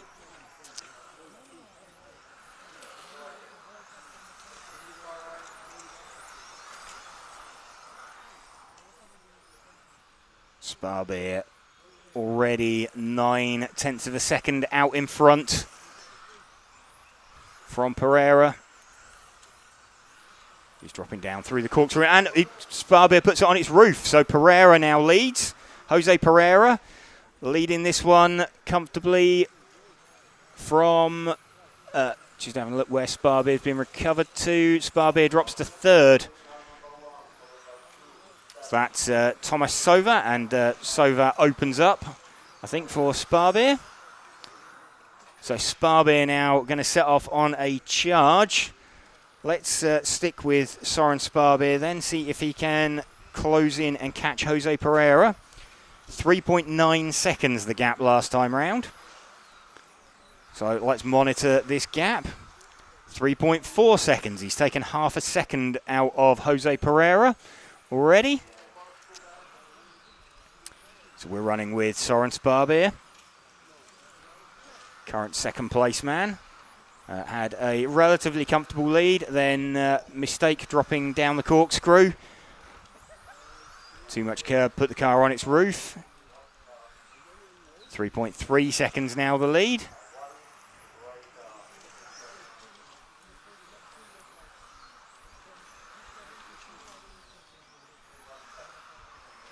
.9, so gap is coming down. Sparbeer is closing on Pereira out in front.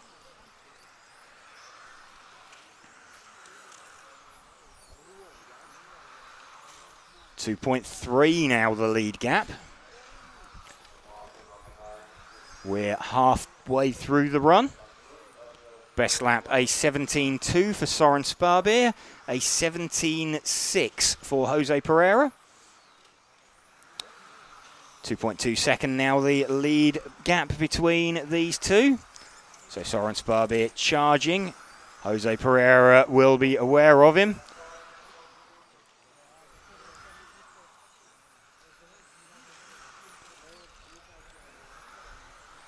So length of the main straight covering them now.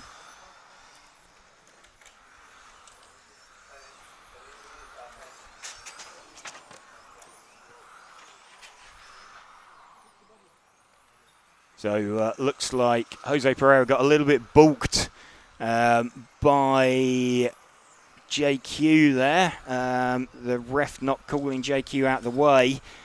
So Soren Sparbeer now right back with Jose Pereira. So lead battle is joined.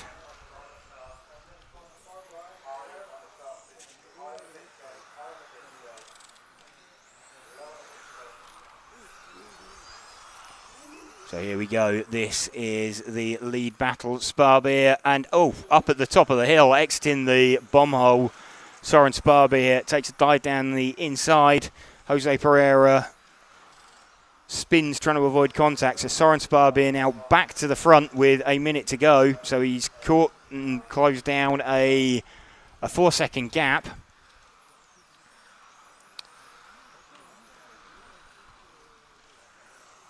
And his lead is now 1.9 seconds over Jose Pereira. In turn, Andreas Bryn is 5 odd seconds behind Jose Pereira in third position. So everybody pretty evenly spaced out. We're still running with Soren Sparbeer as he's going to start his last lap. So he's going to come within half a second of making the extra lap. I think without that roll coming down the corkscrew earlier, Soren Sparbeer would be looking at an 18-lap run. But instead, it is a 17-lap run, misses out by 0.7 of a second. So, yeah, that was costly, but Soren Sparbeer does what he needs to. He chased down Jose Pereira to take the win.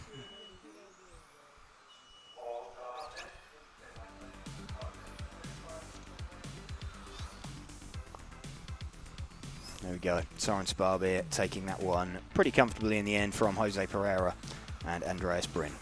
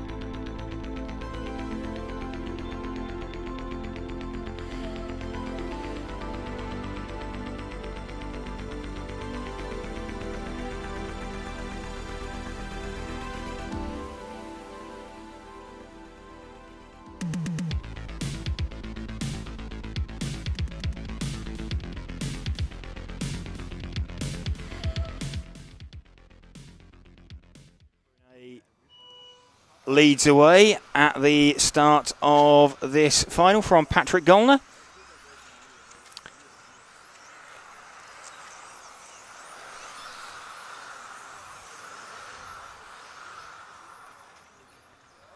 It's down the main straight for the first time. Antoine Brunet running the new RC Maker SP2 this weekend. So lots of eyes on that car.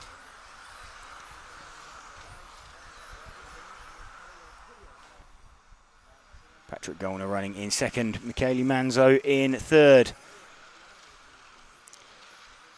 So Brunet running the sort of teal green coloured car.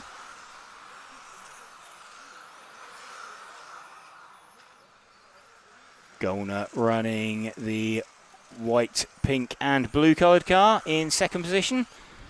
Third place Michele Manzo, the all orange coloured car.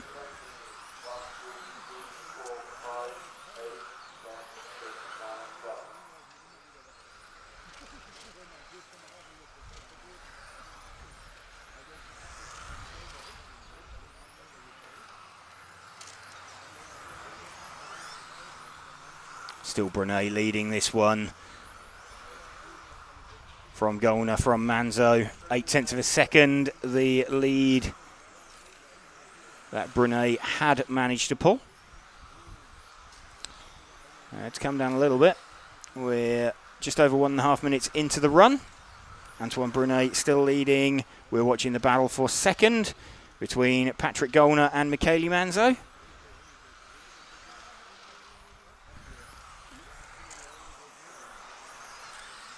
Gollner, the white, pink and blue coloured car.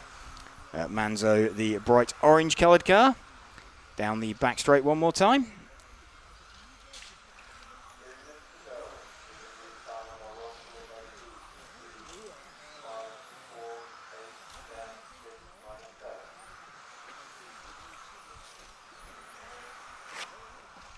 So Manzo dropping out of third position.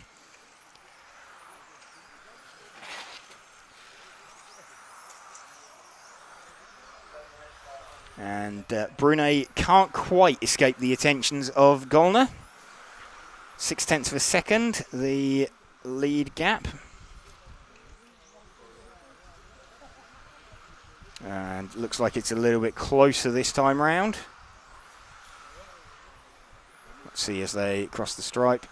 No, it's still 0.6 of a second. But, Gollner looks like he is closing in, certainly off the end of the main straight.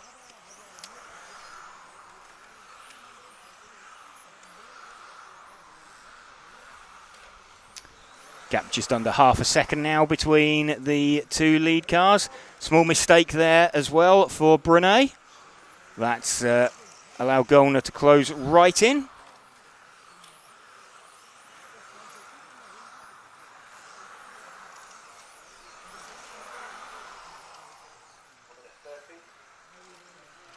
One and a half minutes left.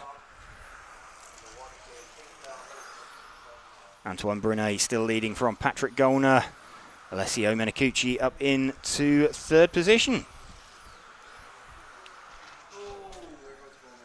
So Gollner makes a small mistake and drops further back. He still maintains second position.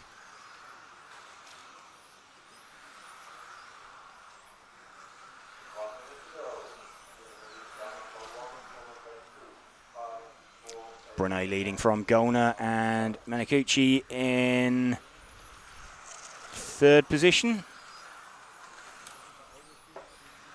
We're watching Gollner trying to charge back up to the back of Brunet. Gap is 1.3 seconds though with 40 seconds left. So Brunet looking pretty comfortable. He's going to have led this one lights to flag. But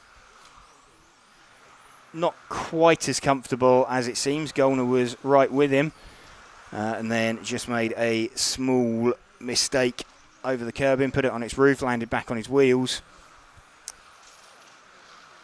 Gollner still charging. The gap is down to 0.7 of a second, so he's taken 0.5 second out of him on that last lap. But they're on their they're on their final lap now. So Gollner right back with him. But Brunet just needs to drive this one up through the bomb hole and then up to the top of the corkscrew. Crosses the line. Antoine Brunet takes that one from Patrick Gollner. Patrick Gollner gets that down to exactly 0.25 seconds right at the end.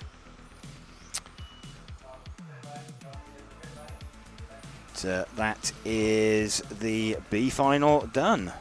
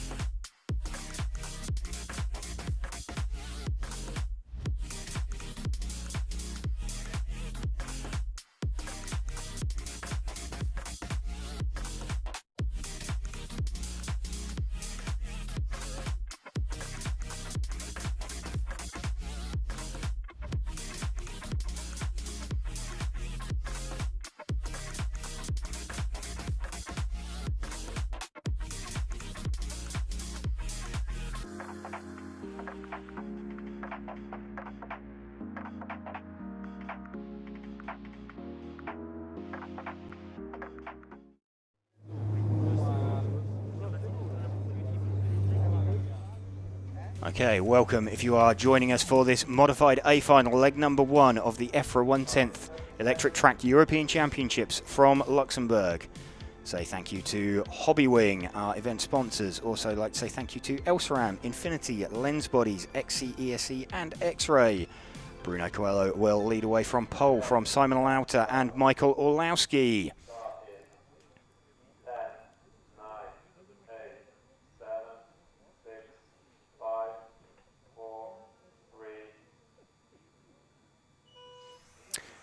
Bruno gets the jump from Simon from Orlowski. Lucas Urban in third. So I've got Alex Hagberg running in 5th position.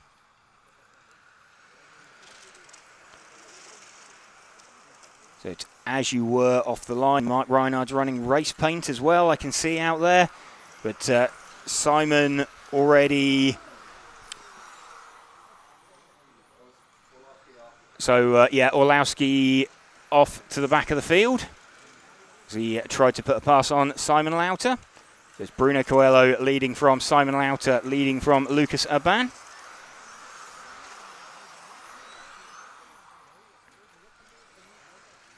New tyres for all of these guys for every leg of the final, so no tyre strategy coming on in this one. Bruno already leading by 1.2 seconds from Simon.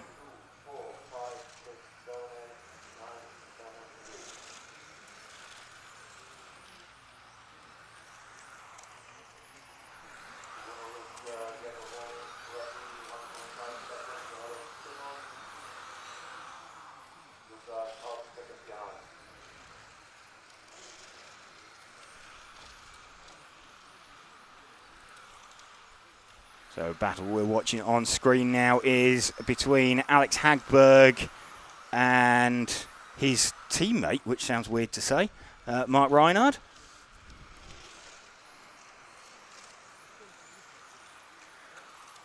Hugely experienced, these two.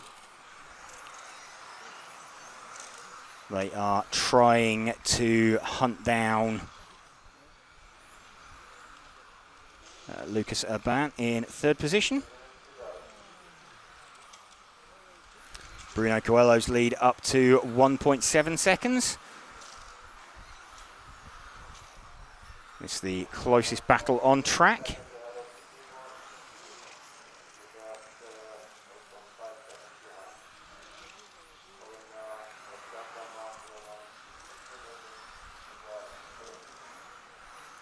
So 0.3 of a second.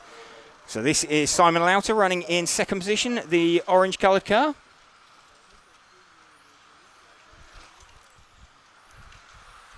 He is 1.6 seconds off the back of Bruno Coelho.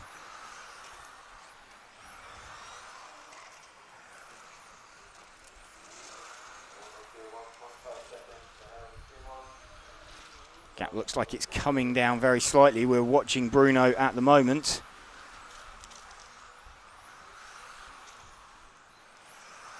Gap is coming down very slightly, but I think that's more management by Bruno. What have we got? Just under 2 minutes remaining. Bruno Coelho leading from Simon Lauter, with Lucas Aban running in 3rd position. Michael Olowski not really making any progress after his earlier spin, trying to pass Simon Lauter. He's down in 9th position. We are running with Bruno Coelho though, 1.3 seconds in front of Simon Lauter.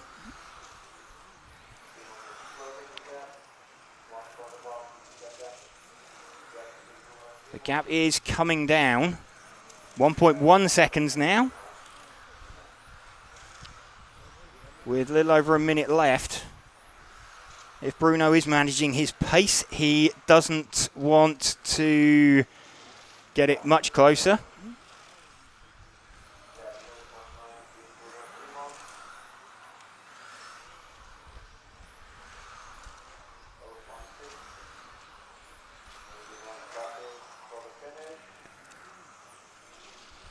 So building towards the finish, it was 0.6 down last time. So the white car of Bruno Coelho, the orange coloured car of Simon Lauter.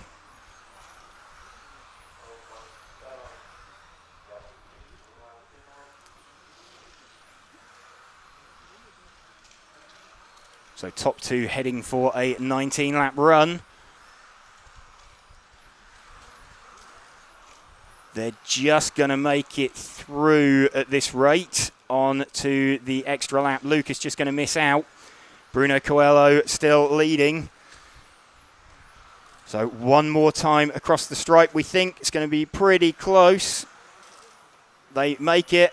Lucas misses out. So we have our 1 and 2. It's currently Bruno Coelho from Simon Lauter. It's the only drivers to make the extra lap. Bruno is just about going to take that one, but Simon put in a hard charge at the end, got to back to within half a second of him. So Bruno Coelho takes that one from Simon Lauter.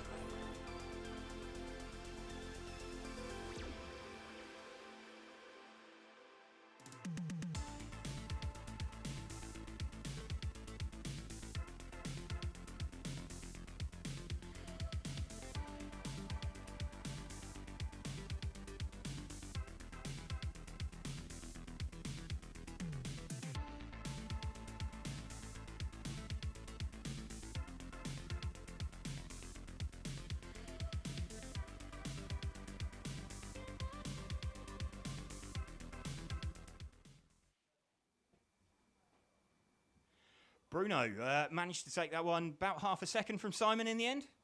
Yeah, it was a tough one. I had a little bit of drop.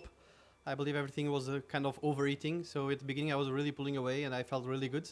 But then I started to feel a little bit of drop off during the run, which kind of started to scare me because Simon was coming very close through the hand. Yeah, luckily for me, he did some bubbles that keep him a little bit away from me. But yeah, it was quite scary.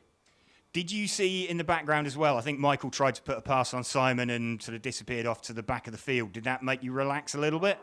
Well, I was honestly, I didn't even see when Michael disappeared because I was so focused on my car at the beginning because I was pulling away at the beginning. So I didn't really see what happened in the back. So I just see that Simon was completely alone then, but I didn't realize what happened in the back.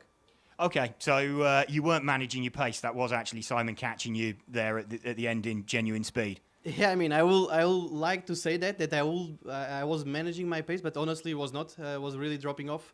We need to find out if it was something on the car that was kind of stuck or something, because the car felt really that it was a little bit stuck and missing the power, I would say. So we need to find out something. Okay, well, one final in the bag anyway, so hopefully next one you can seal it. Yeah, I mean, the car was working pretty good. It was just that fading that is not normal that we need to find out, and I think next one should be okay. Okay, good luck for the second final. Thank you very much. Super excited to share a fantastic promotion from Invisible Speed. That's right, Invisible Speed is launching a completely new touring car book very, very soon, packed with awesome info and tips from today's fastest touring car racers. You can go to invisiblespeed.net right now to pre-order Invisible Speed TC, the definitive guide to on-road scale motorsport. That's right, pre-order the Invisible Speed Touring Car book now and you could win one-on-one personal tuning therapy from JQ at a future major event like TITC, Euros, Worlds, ETS. You pick. You could also win access to an amazing online tuning course through Invisible Speed. To enter, you just need to pre-order the Touring Car book by the 10th of August.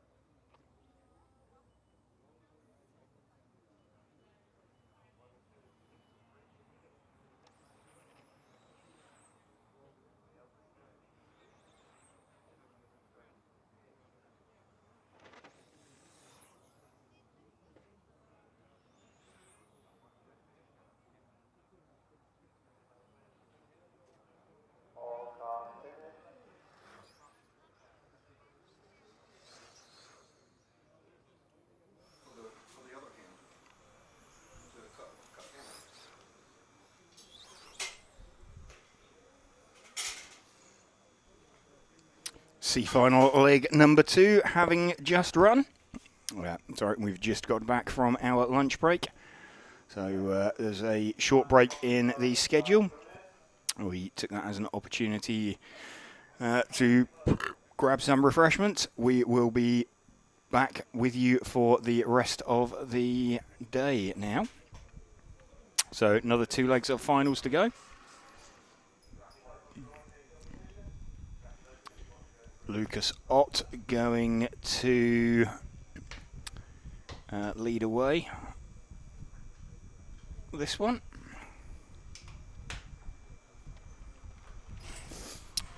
Lucas Ott winning the first leg of the B final. So,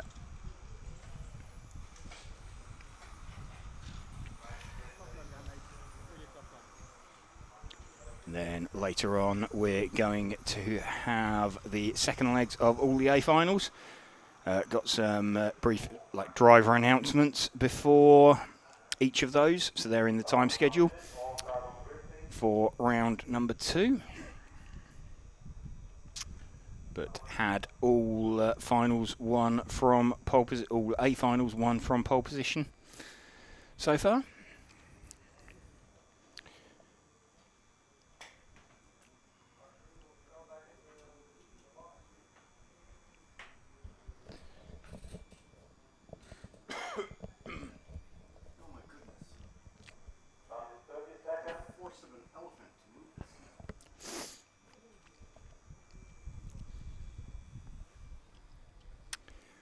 Lucas Ott going to lead away the white and gold coloured car.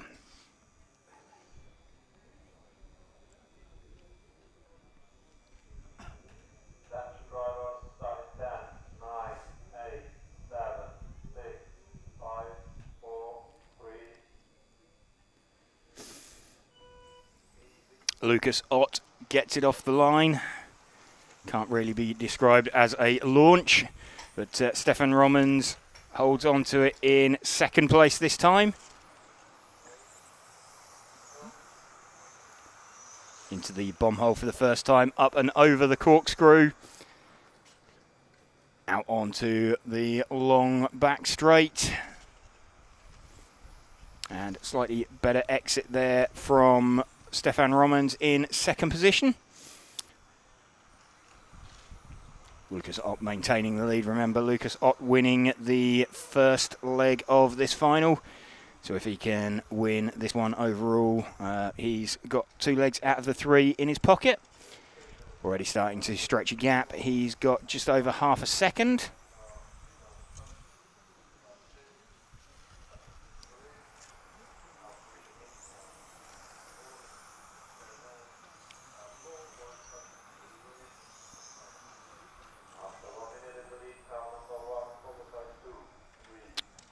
So big overspeed there from Alexandra Topin in third position. Looks like he's got quite a lot more horsepower than Stefan Romans.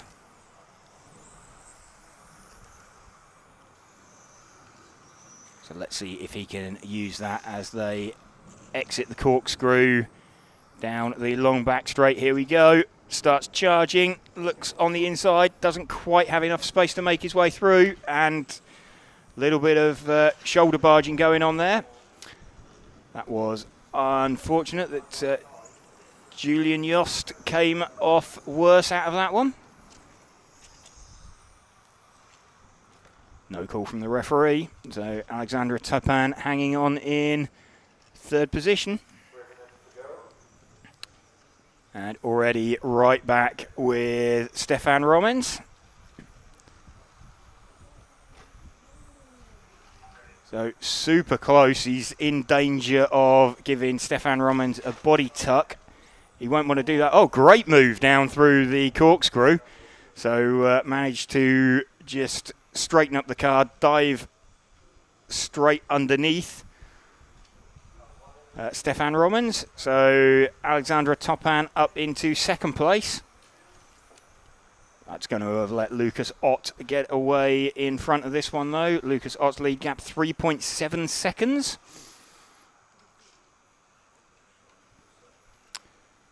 So Lucas Ott, the lead car that we're running with at the moment, the white and gold coloured car.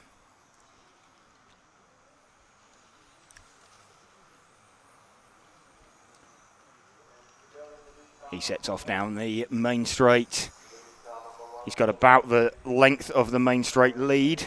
It's 4.4 seconds now over Alexandre Topin. Last lap time round a 22.6 for Lucas Ott. It was a 23.3 for Alexandre Topin.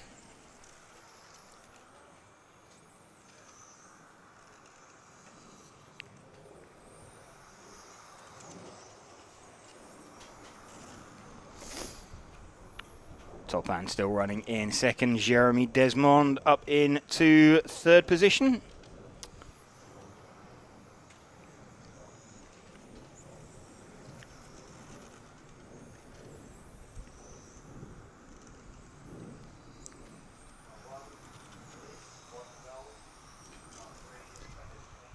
So front three fairly well spaced out. 4.7 second lead for Lucas Ott over Alexandre Topin.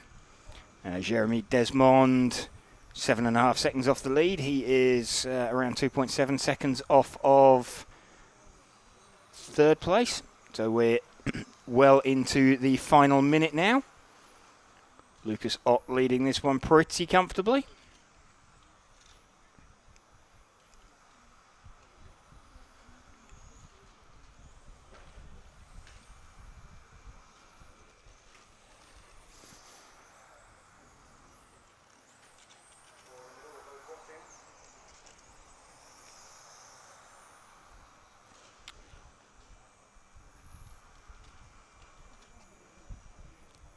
Lucas Ott heading for a win by around 5 seconds.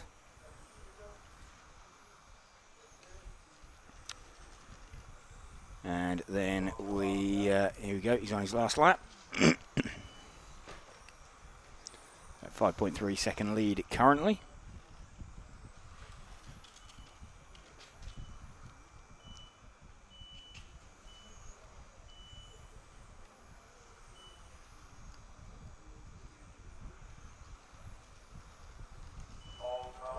Lucas Ott takes that one and takes the overall win for the front-wheel drive B final. So we've got coming up next, the front-wheel drive A final, though there will be a driver presentation first. It's the first opportunity for Stefan Schultz to take the European title for 2026.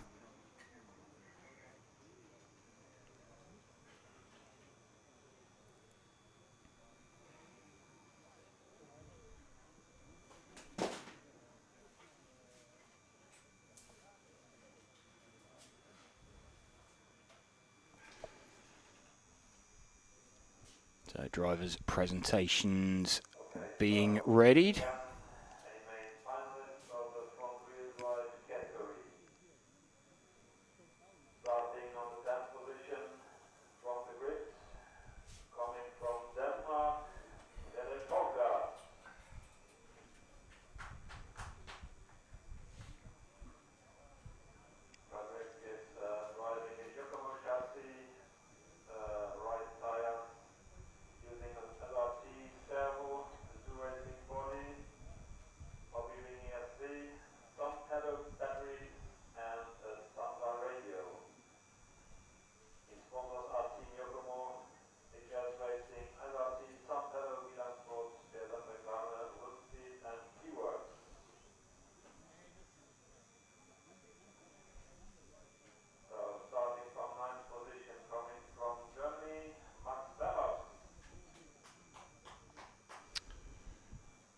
So drivers just being announced for this front-wheel drive A final leg number 2.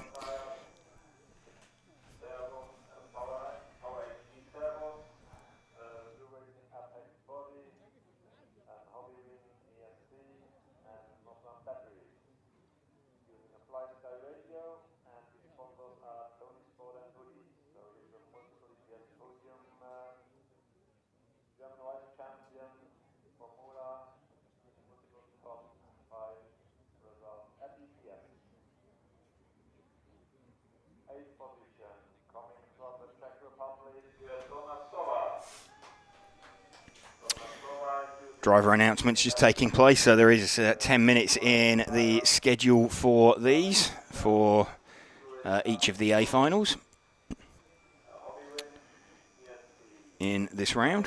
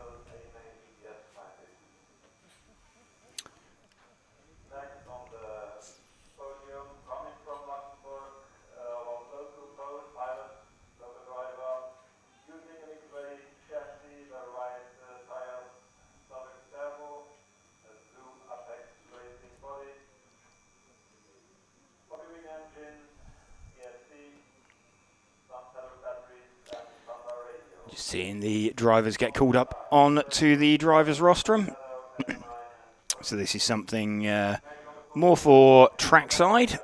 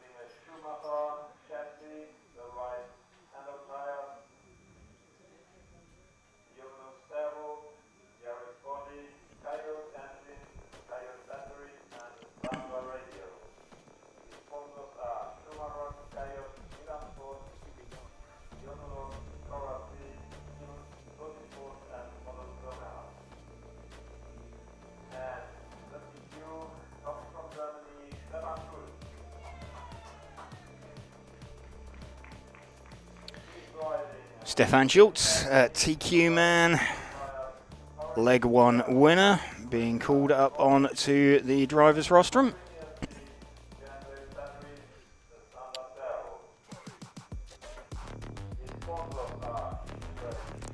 So just waiting for cars to be released out onto the circuit now.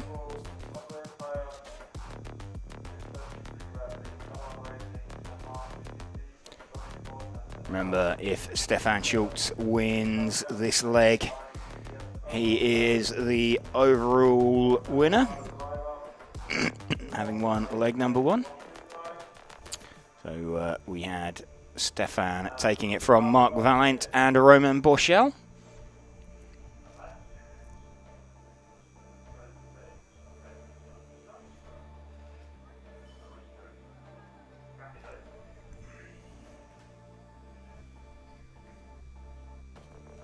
So track has been called open for a warm-up lap for the drivers.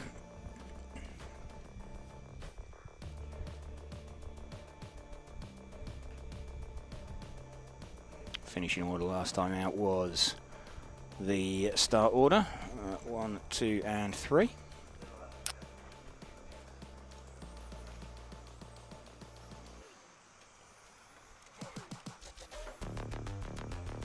So we know everybody out there on second run tyres, of course. These guys having only one set for all 3 finals. Very obviously everybody on new tyres for the first final. So Stefan Schultz potentially 5 minutes away from the European Championship.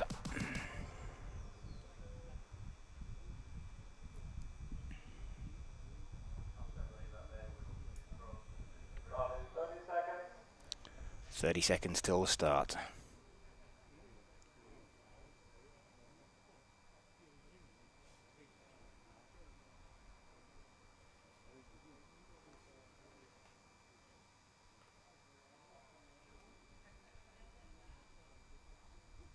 Okay, stand driver. Starting 10, 9, 8, 7, 6, 5, 4, 3.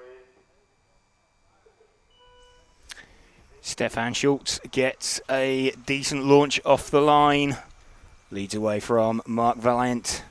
Romain Bourchel hangs on to 3rd position.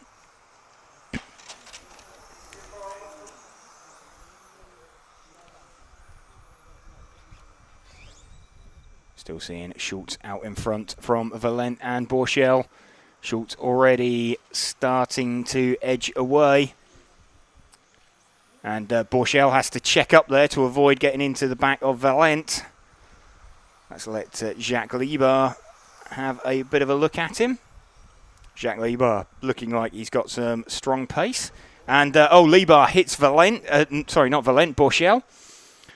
So Jacques Libar stopping and waiting, but that's dropped the pair of them down the field. And that's dropped them to 6th and 7th, potentially.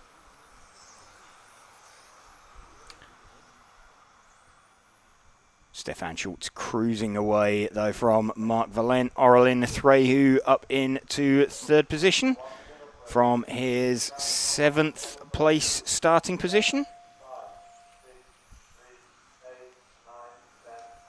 Libar and Bourchel, dropped down to 5th and 6th after that contretemps in the corkscrew.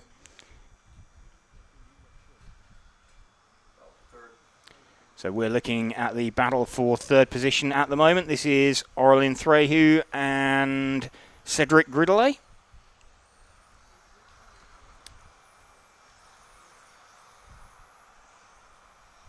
Thréhus, the white-coloured car. Gridelet, the red-coloured car, as they head off down the back straight.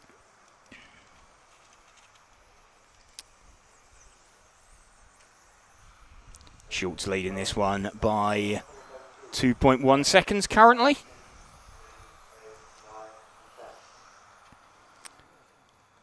Stefan Schultz looking fairly comfortable, doing everything he needs at the minute for a European title.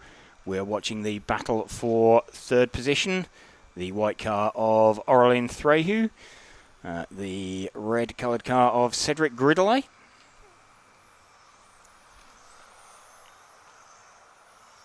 Down into the bomb hole, up over the corkscrew once more. Gridelet looking to get a good run on Thréhus. Down the back straight, not quite coming together. Searching for some kind of an opening.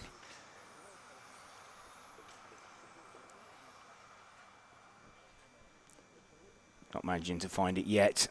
Has a look in the middle of the corkscrew. Had the door slammed shut on him.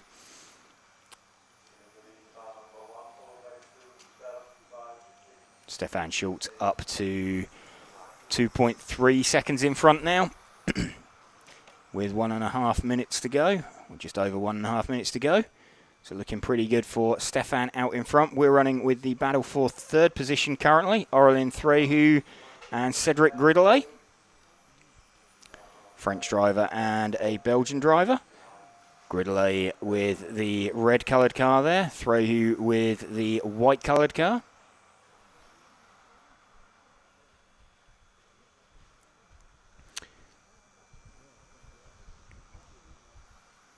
Around the banking once more. Good run, good drive from Gridelet, but he doesn't have quite enough. In fact, he had a bit of a poor exit from the corner there. That's put Jacques Liebert right back on him. And mistake there from the fourth place car of Gridelet. That drops him back. But meanwhile, we've got 45 seconds left. So this is Stefan Schultz not being headed.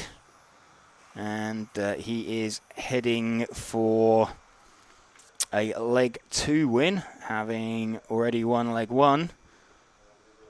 So less than 30 seconds between Stefan Schultz and a European title.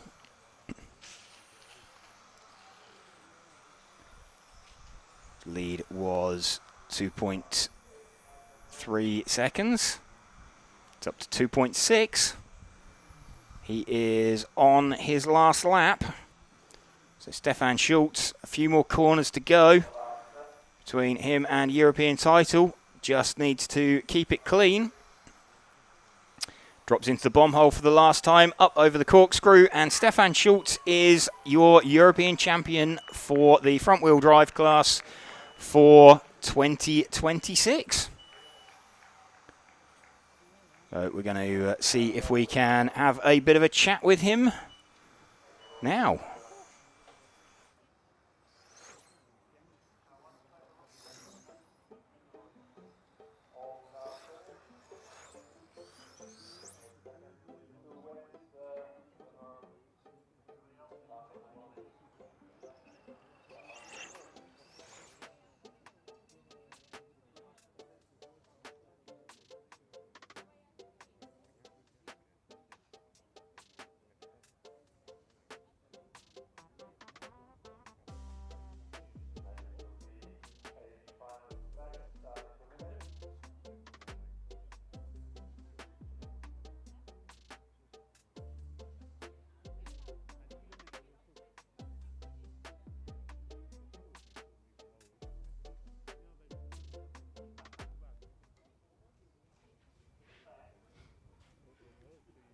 Okay, Stefan Schultz, European champion for 2026 in front-wheel drive. Congratulations. Thank you very much. So maximum efficiency, I guess. You've done 4 runs on track, and that's all you needed to do.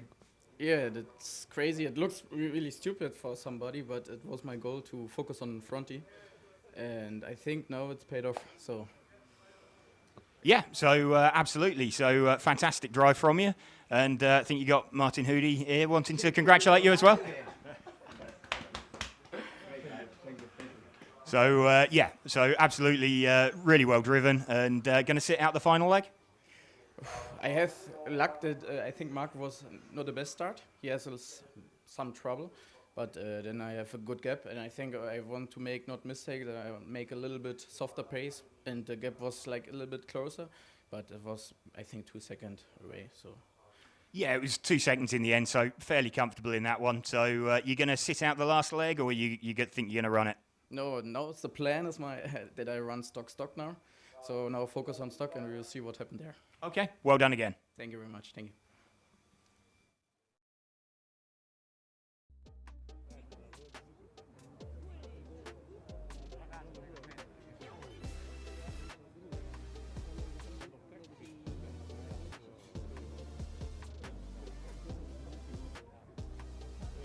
Driver starting 10, 9, 8, 7, 6, 5,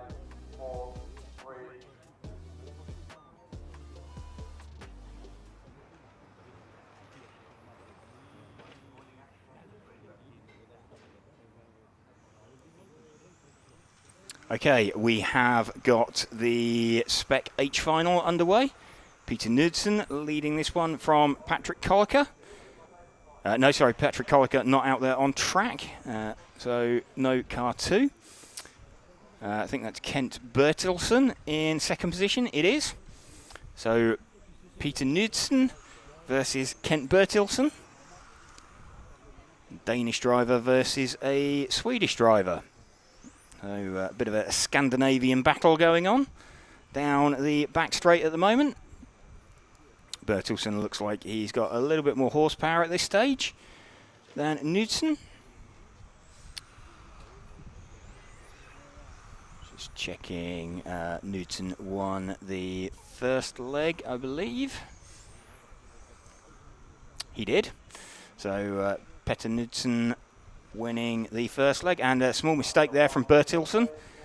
Dropped him off the back very slightly.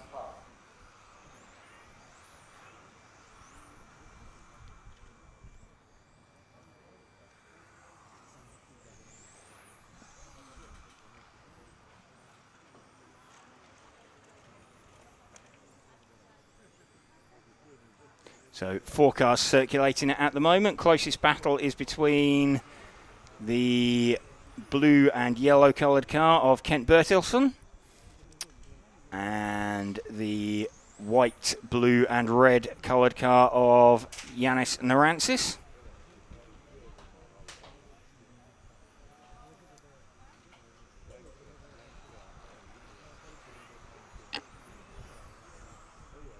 Nicolas Duponchel running in 4th position at the moment, but these two running around 1.5 seconds off of the lead car, so actually fairly close between the top 3 of them.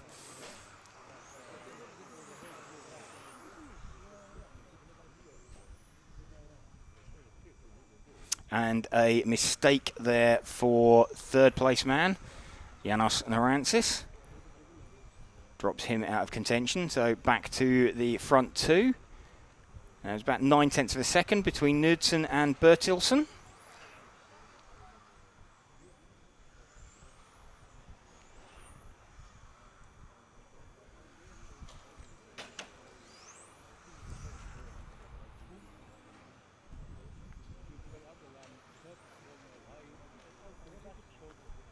Still this lead battle going on.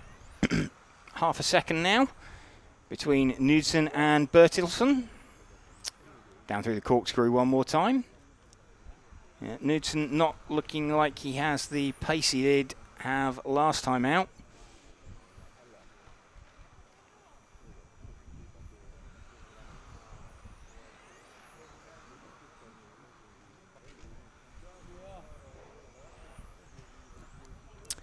Bertilsen trying to line up a shot at Peter Knudsen. We've got a little under 1.5 minutes remaining.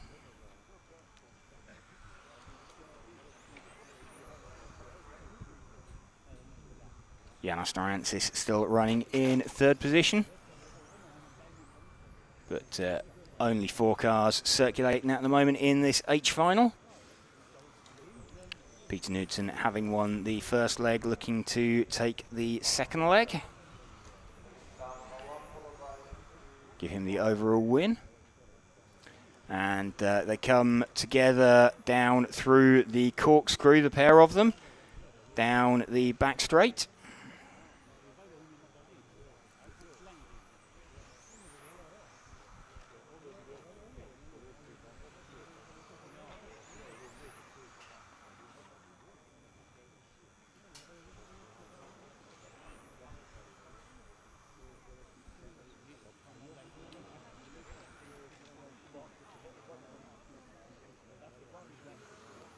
Petter Knudsen still leading as they head towards the start of their final lap.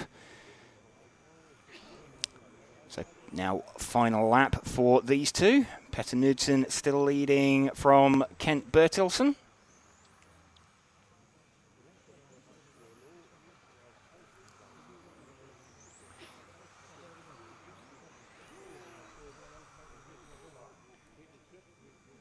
And across the line, so Peter Knudsen taking that one from Kent Bertilsson.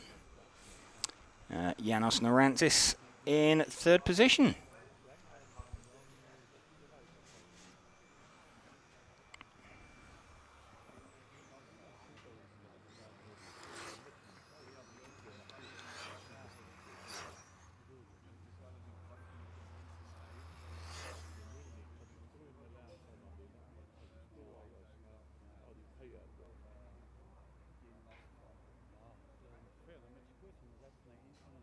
Okay, so we'll start in 2 minutes with the speed final check.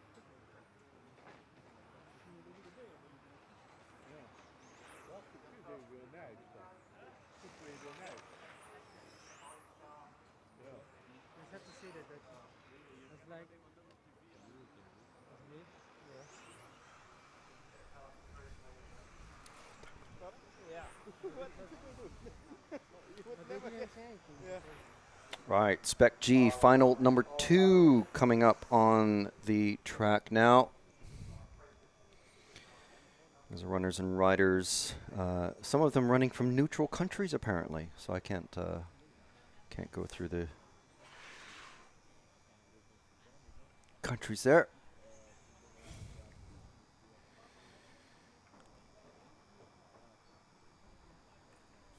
So there's a second of the G finals for Spec or Stock. Just use your favorite term.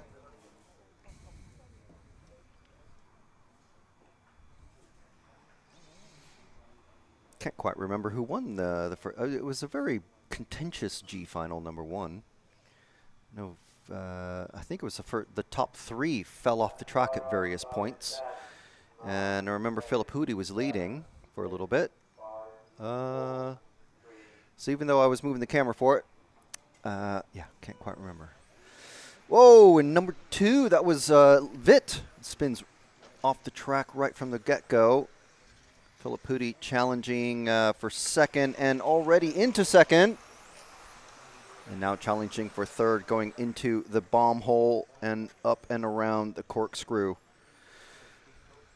Got Hirth in the lead with a good margin. Oh, and a spin from the number 5. That was Bacchetti spinning out. Philip Hoody chasing down that number 1 car of Hirth with the number, I think it's the number 8 of Jensen. Yeah, in third. So that is Hirth, Hoody, and Jensen in the lead. Got about a half a second or so back to the green car in fourth. That's the number 6 of Bevet. And then we have Walensky, Bacchetti, Drogantes, O'Donnell, Espin, and Vit, who spun off right from the get-go. Oh, and Hoody gets spun out going up into the corkscrew. And now that number 6 has got a body tuck, and we have a hugely, actually, no, we've got Hoody out in the lead. Chaos going down the straight. 2 cars off, 1 car upside down, and it looks like there's a tire out in the middle of the straight. So we've got Philip Hoody going up into the corkscrew with a huge lead. And what's the gap there? 3.2 seconds. Goodness, back to Hirth, who spun out. Who was it that he spun out? I think it was Espin. So number 4 car of Hoody leading this one. Hirth in the number 1 and second, being chased by the number 3 of Espin going up into the corkscrew section. And Hoody is who we've got on camera now, going into the infield and into this very, very tight chicane that, if you're confident, you can straight line it, but most drivers don't. Over the timing line, over the second timing line, down through the corkscrew. Across the starting grid once again, and into the infield, catching up with lap traffic already. That is going to be the number 0 of Jensen, who was in 4th place, I believe, for just a very short time. Referees have called him to pull over, and he does obediently. And now there's a huge amount of clear air in front of young Philip Houdy. We talked to Philip in the opening ceremony last night. You can watch that on the EFRA Facebook page. Make sure and check that out. Just search for RC Motorsport Europe on Facebook. Very interesting chats with at least one driver from each of the countries, as young Philip is trying to chase down and lap the number 2. Wow. Number 2 car is the next one to be lapped. That is going to be Vit. Actually, he's going to lap whoever's just flipped over at the top of the corkscrew. Very bad luck for that driver. Taking some liberties with the curbings there, but he's got plenty of time behind him. 3.1 seconds back to Hirth. It's Kenzo Hirth down into the bomb hole, across the finish line once again. Around the Hobbywing corkscrew, down the main straight. So it's 1.5 minutes left in this one. Philip Houdy, he was looking strong in the first one, but he didn't win it, so I don't think there's an outright winner for this one in the G final.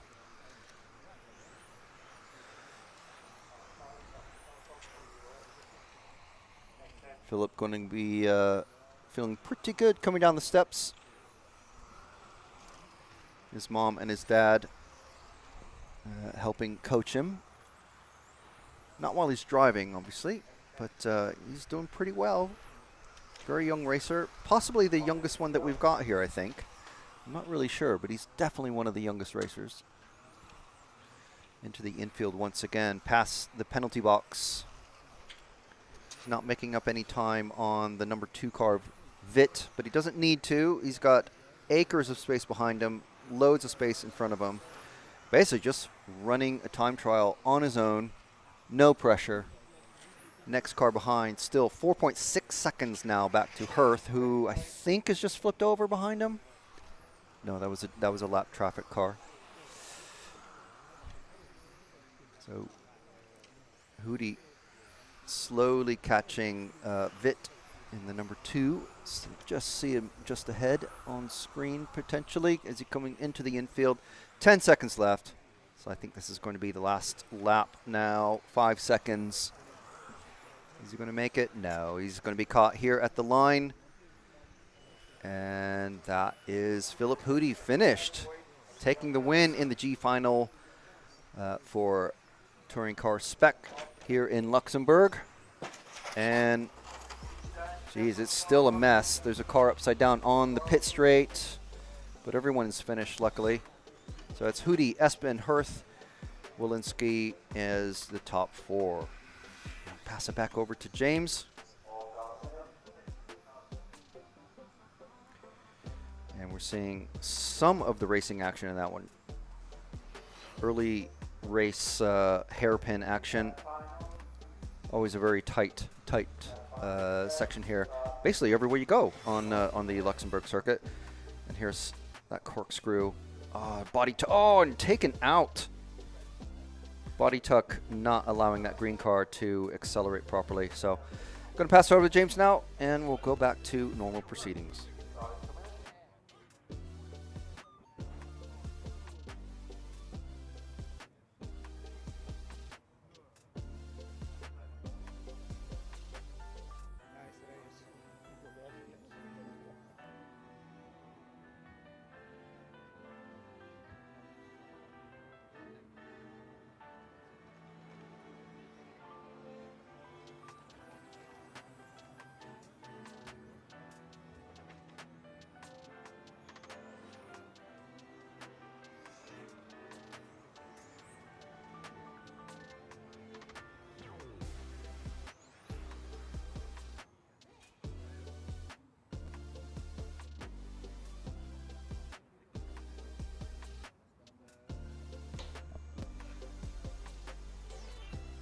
Okay, getting set now then for the F final.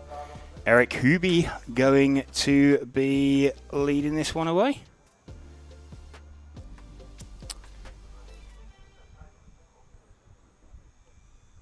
just have a look, see who it was. Ralph Winkler took this leg last time out.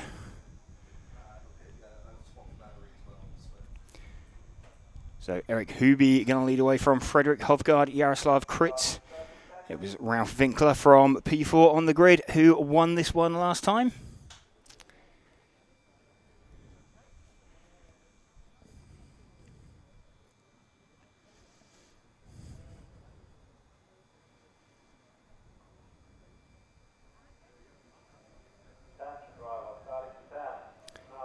Countdown begins.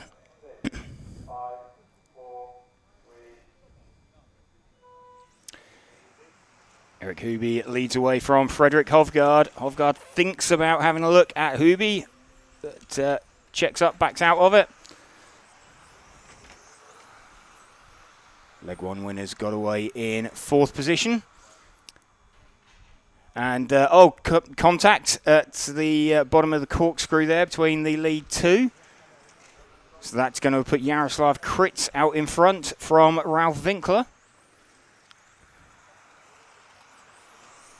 So Kritz with the yellow and white body shell, Winkler with the multicoloured body shell. So they go down the back straight. Huby in 3rd position. Currently trying to get a run on Winkler. Not quite managing it. So it's Kritz from Winkler from Huby.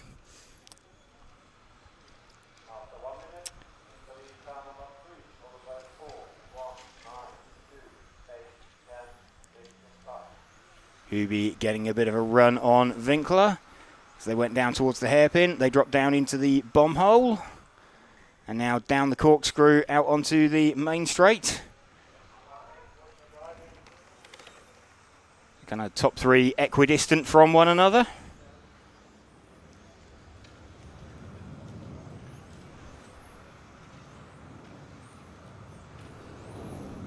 Kritz leading this one by around half a second. Huby another half second further back. Huby looking though like he is right on Winkler. So this is the battle for 2nd and 3rd. Slight sideways moment there for Winkler. And I think he's had a it's a body tuck for Winkler. So we've got now Huby up into 2nd position. Hovgaard into 3rd. The pair of them going to try and hunt down Jaroslav Kritz. So at this stage they might need to be thinking about working together. In the background, that bright green car as well, that's Simeon Says.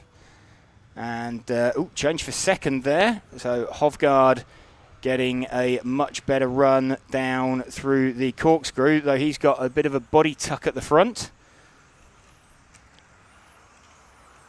So body folded up at the front, and that is acting like very much like a canard on the front of the body.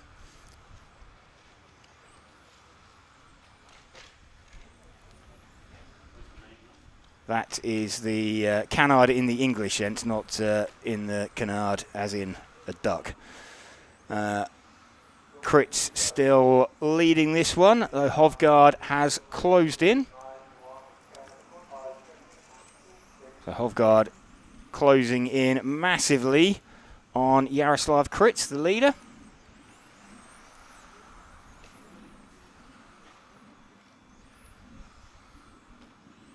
Simeon Says with them as well.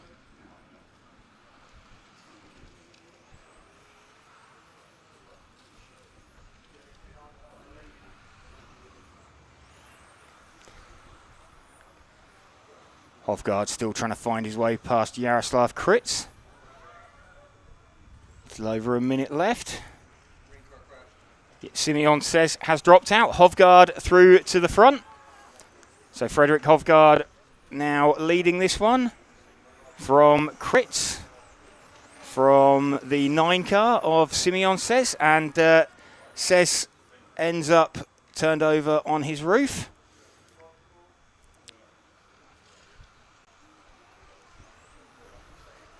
.50 seconds left. We've got Hovgaard leading this one with a very second-hand looking body shell on his car.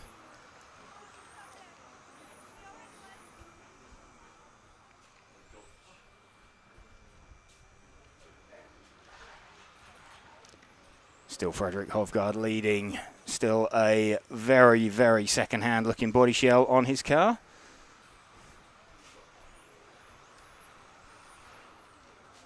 But he is starting, this will be his final lap. So Frederick Hovgaard, having run a good 3.5 minutes of this run with a very, very second-hand looking body shell. But climbs up over the top of the corkscrew and takes the leg win. So good drive with a bit of a mangled body shell there. And definitely stoved in at the front for Frederick Hovgaard.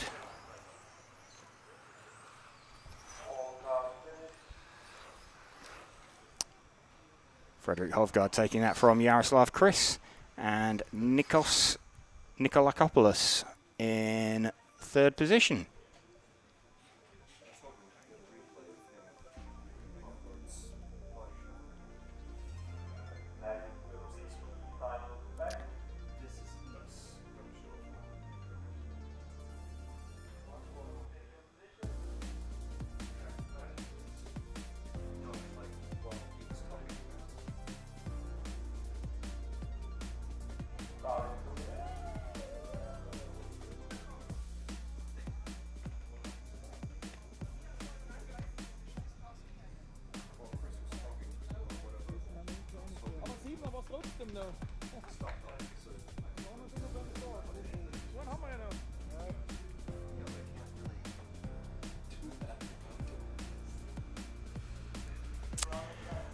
Ooh, getting set for the E final next. So Corentin de Cray going to lead away from Theo Parasarakis, Jelle Kleursen, Christos Vasilopoulos, Darko Meister, Jonathan Klo, Nico Egolseer, Nico Winkler, Julian Yost and Sinan Kaptan. We had Darko Meister taking this one last time out. So the car starting from 5th position.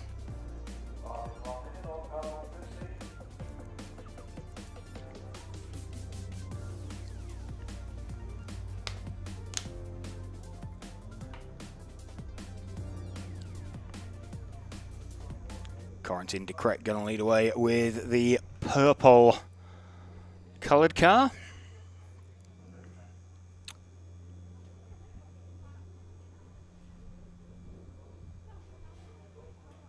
About 30 seconds.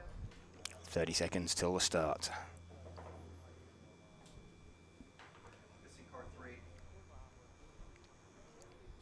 Jelle Kleursen not taking the start.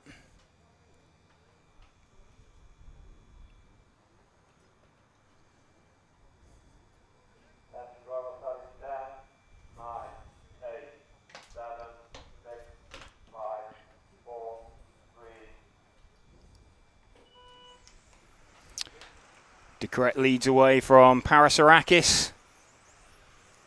Vasilopoulos straight up into 3rd position. And Vasilopoulos thought about having a go at Parasarakis and backed out of it. This is the battle for 2nd and 3rd position. We are watching Corentin de Cray already getting away at the front of the field.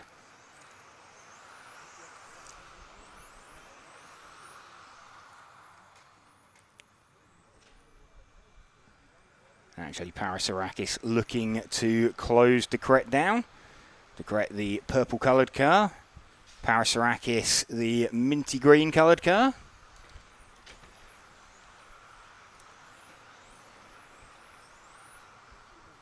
Down the corkscrew once more, out onto the long back straight.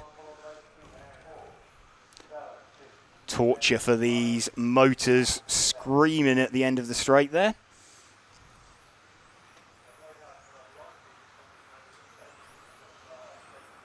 Vasilopoulos still in third position. We are running with second place man, the mint green coloured car of Theodore Parasarakis.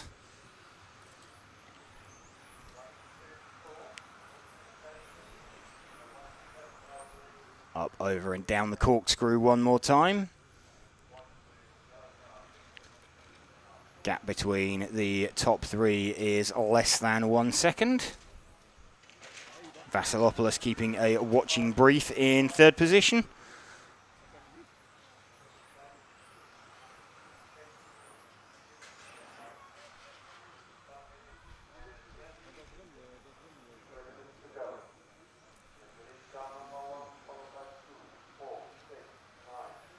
So it's still as you were as they left the grid at the beginning of this final.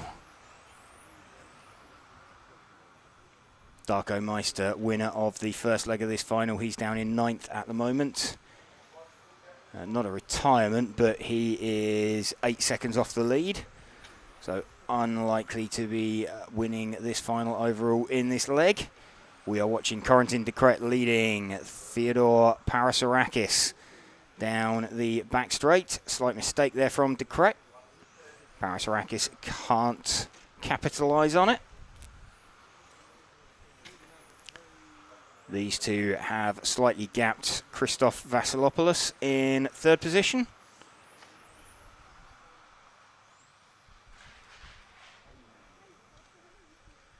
Good run off the banking again from Parasarakis.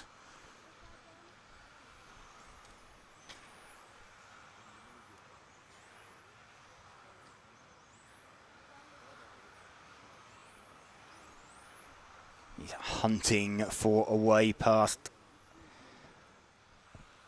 Less than 2 minutes to go now.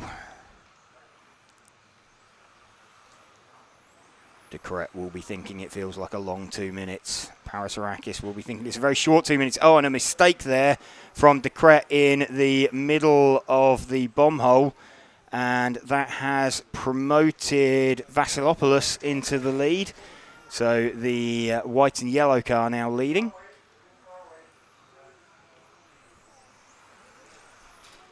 The car 4 now leading this one. Christoph Vasilopoulos. With a minute to go, so that was all born out of a mistake from Corentin de Kret. And Parasarakis came out of that one way worse. We're now watching de Kret, and that is Jonathan Clough right with him. And another mistake there in the middle of the bomb hole from de Kret. So Jonathan Clough now in front of him. He is 4 seconds down, though, on Christos Vasilopoulos. Vasilopoulos leading this one with... I think he's going to be the only driver to make an extra lap, actually. So he should just sneak across by about 1 second. So that's always a really good feeling, being the only driver across the line, which he has. So there you go. Christos Vasilopoulos will take that one from Jonathan Clough. And Darko Meister, having said he was nowhere, he's managed to pop up into third position. So Darko Meister showing the value of perseverance. But Vasilopoulos round to cross the line.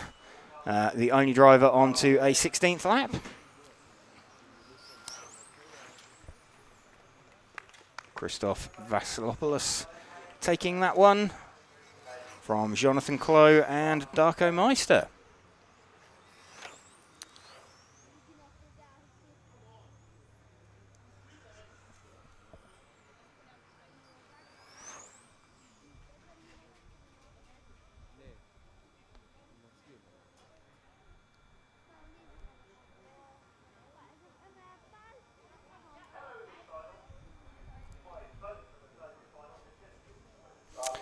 Here we go, D final getting set to be released out on track. So we're going to have Matus Benetton, Mike Martinez, Billy Fletcher, Bert Ayrton, Dirk Richard, Dempsey Jacob, Cedric Gridelet, Neo Lebescond, Flavio Paladin, and Emily Rathajski. Let's give ourselves a reminder of what happened last time out. We had Mike Martinez taking it from Billy Fletcher. Mattis Benetton did not take the start last time, did he? So let's see if he's out this time. His transponder's not registered, he's not checked in yet.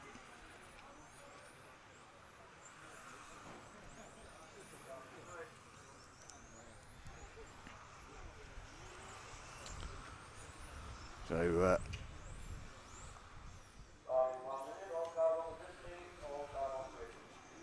not seen Mattis Benetton check in yet. So I think he might well be sitting this one out.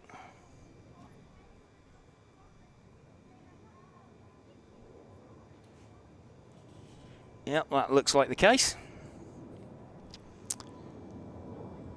So Mike Martinez de facto pole position. Billy Fletcher second, Bert Ayrden third. Dirk Richard will effectively start fourth.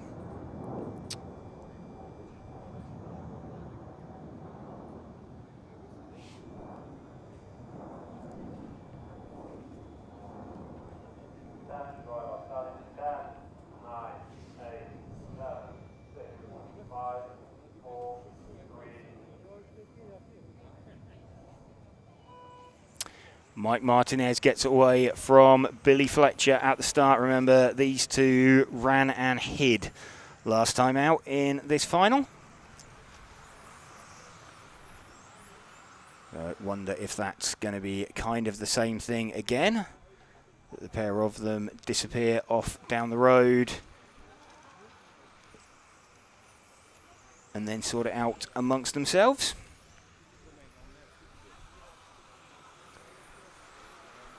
Bert Ayrden looking like he's trying to hang with them, and in fact Bert gets a good run on Billy Fletcher as they come down the corkscrew. So this is Billy Fletcher with the white and blue coloured car, and the white, red and dark blue car of Bert Ayrden. The all-white car behind them in fourth place is Dirk Richard.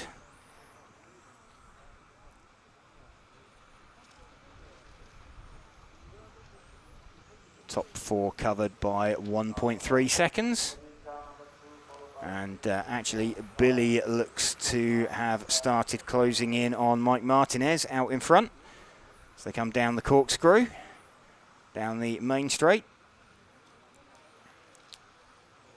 So Billy Fletcher now trying to find his way through for the lead on Mike Martinez.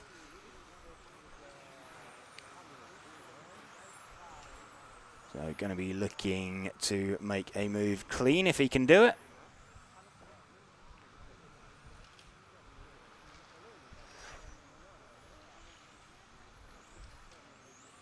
Just trying to find the drive. He's super close. Has a little nibble. Backed out of it. So just unsettled Mike Martinez. That was probably a little bit closer than Billy would have liked. Sure he would have been in there fully clenched on the brakes. Down into the bomb hole once more. Up over the corkscrew. He can't quite seem to get a run over that side of the track. His advantage looks to be drive out of this corner down towards this little hairpin here. Seems too open and flowing at that end of the circuit to do much. Again, closing, closing, closing. He's almost too close there. Tries for the cutback, doesn't quite work. So Billy Fletcher winding the pressure onto Mike Martinez. Actually dropped away very slightly there in trying to line up a move down through the corkscrew, but he's back with him now. A great racing action between these two. Less than 0.2 of a second between them.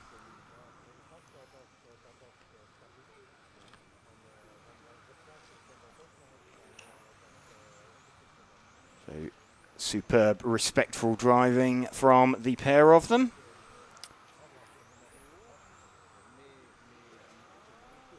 Billy, oh, very, very nearly. Has a look up at the top of the corkscrew, has to check up. And again, Mike Martinez driving really defensive.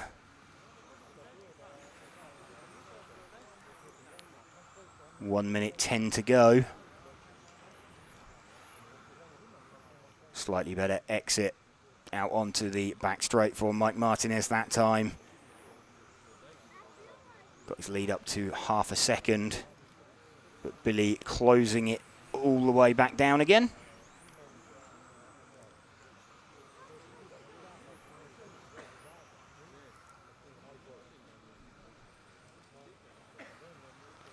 So Billy right back with Mike Martinez now. So they run down towards the hairpin.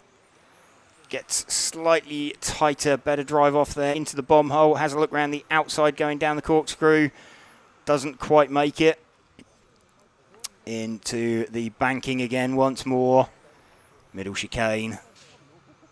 Still there. He's still trying to find drive. Can he get to the outside here? Inside. So, oh, great move. Fantastic move there from Billy on Mike Martinez. Super clean, zero contact between them. Mike had a bit of a look at him coming down the corkscrew and actually cost himself a fair chunk of time. So time has expired. This is their final lap.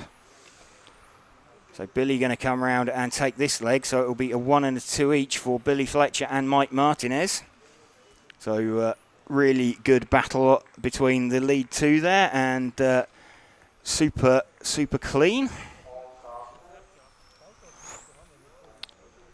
But Ayrton finishing that one in third position. And Mattis Benetton not taking the start of that D final.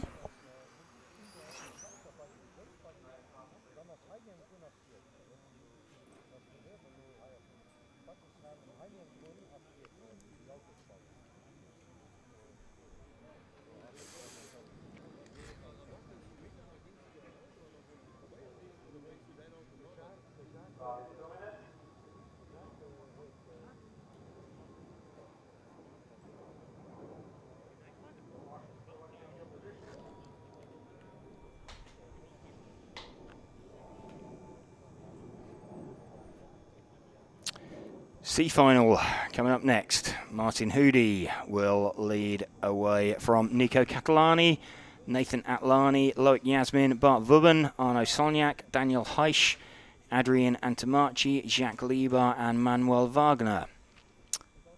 What did we have last time out? Nico Catalani took it from Martin Hoody. That was right, he got the jump, didn't he, on lap number 1, did Nico Catalani, and just sort of edged away.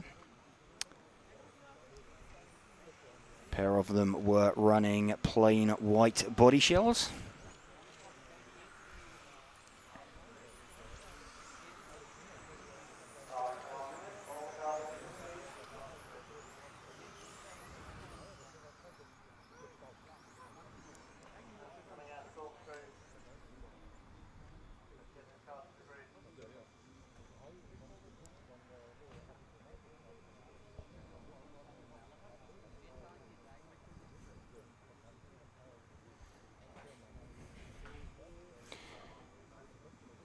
Martin Hoody going to lead it away.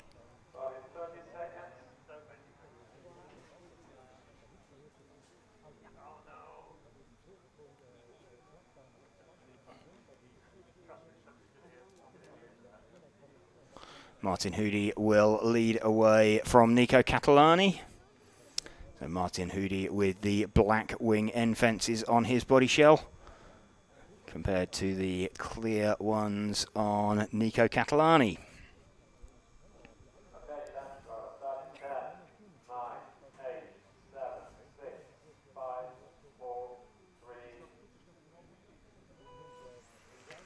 Hoody gets away nicely from Catalani. Catalani thinks about having a look.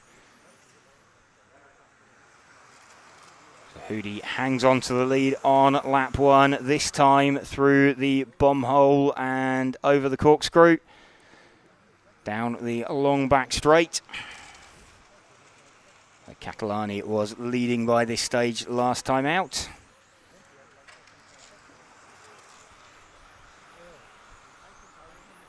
Catalani running in second position. And, oh, mistake there from Martin Hoody on the exit of the corkscrew.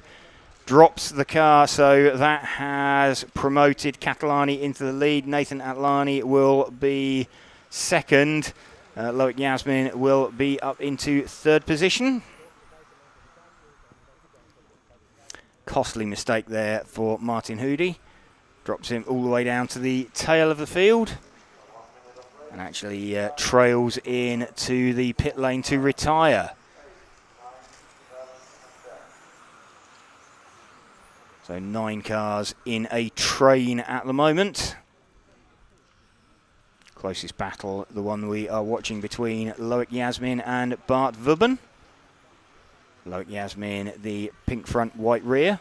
Bart Vubben, the pink and purple body shell.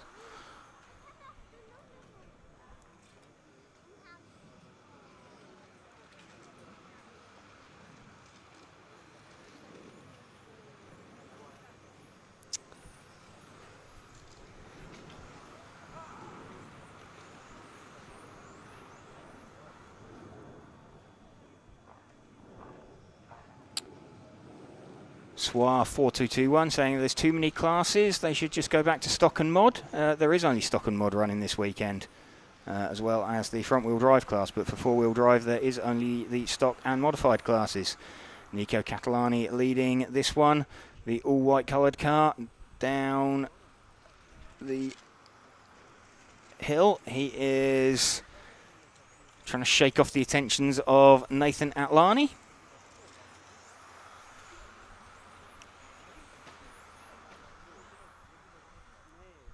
Nathan Atlani, the pink coloured car we've just seen disappear out the front of shot. This pink front, white rear we are watching is Loic Yasmin with Bart Vubben, the pink and purple coloured car. Just making a little bit of a hash of that chicane down towards the hairpin. That the lead battle. Nico Catalani, the white car. Nathan Atlani, the pink coloured car. Gap between them just over 0.8 of a second.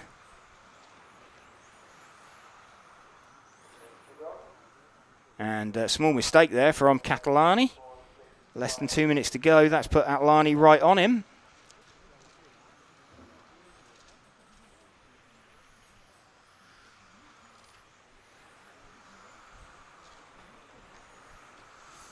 Nathan Atlani trying to find his way through on Nico Catalani. Down the back straight, he's got some good power.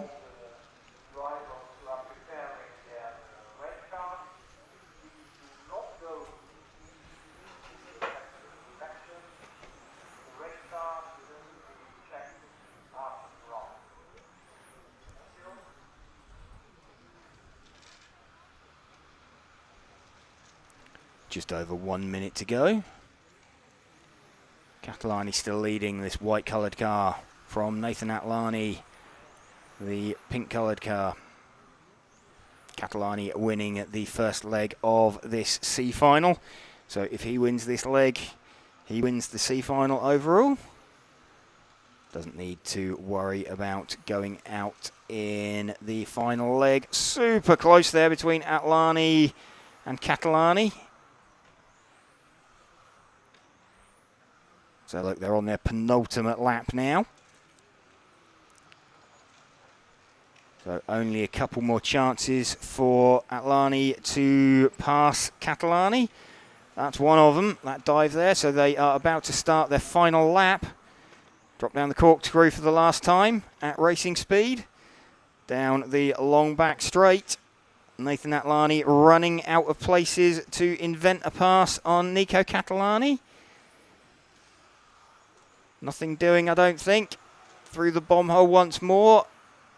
Catalani just needs to keep it online as they cross the line. Super close in the end between them. Less than half a tenth. But Nico Catalani takes that one overall and takes the overall win for the Spec C final.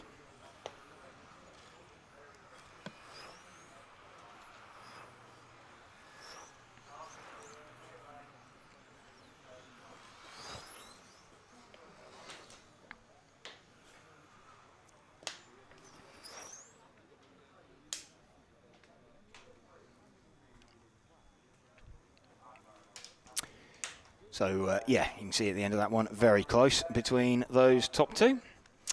Coming up next, then, the B final. We had Jan Rathajski win it last time out. So, he is starting third. So, we're going to have Alexander Johansson, Tim Benson, Jan Rathajski, David Reep, Benjamin Elbiser, Niels de Gruyser, Phil Langner, Enzo Ruslan, Sam Nichols, and Gergo Valent.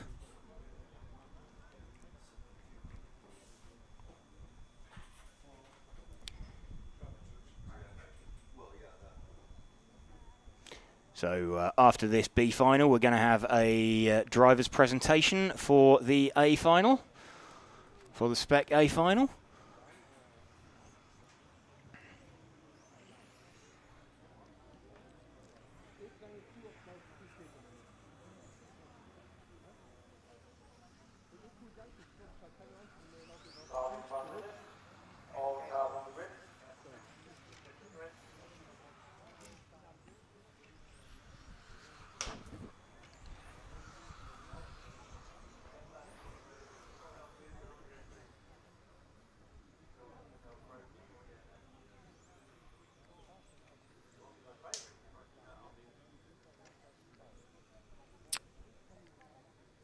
Cars getting lined up. So Jan Rathajski taking the win in this final last time out. Jan will be a little bit disappointed to be down in the B final, but will be hoping to win it overall if he can.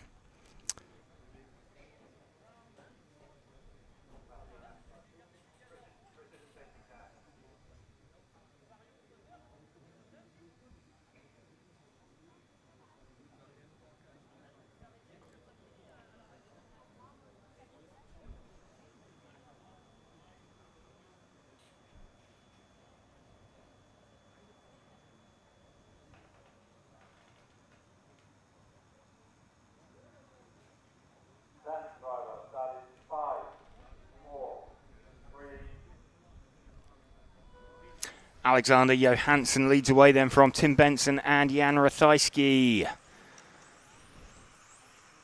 See if Johansson can keep it together this time.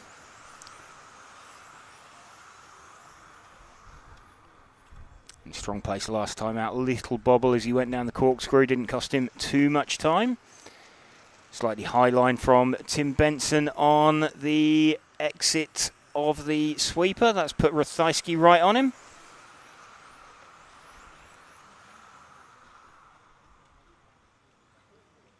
Top three covered by 0.8 of a second as they head off into the infield of this circuit.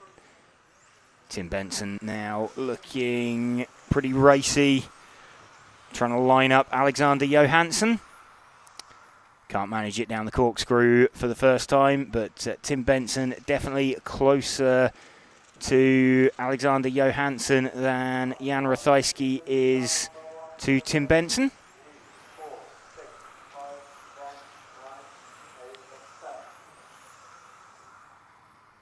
Down the hill once more. Long back straight. 0.3 of a second between the top two last time out. Great drive off the corner there from Tim Benson. Couldn't do anything with it. Into the bomb hole once more. Up, over, down the corkscrew. Tim Benson looking like he's potentially got a faster car, certainly in this section of the track, if he can find his way past Alexander Johansson.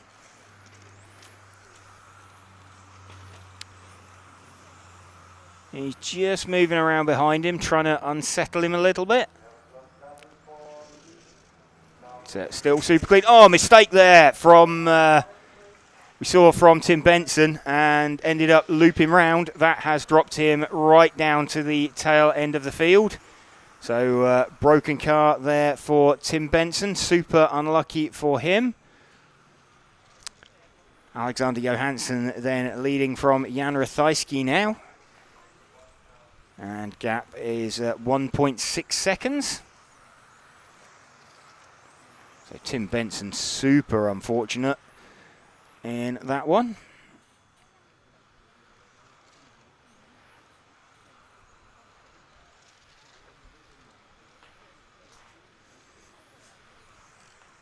Alexander Johansson fairly comfortable out in front from Jan Rathajski. We've got a little over 2 minutes left.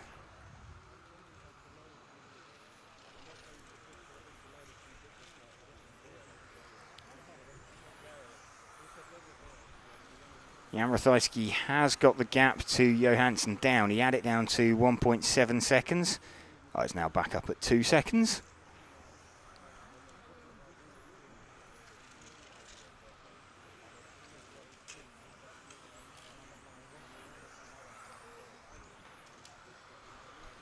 So we're running with Jan Rathajski at the moment, winner of leg number 1.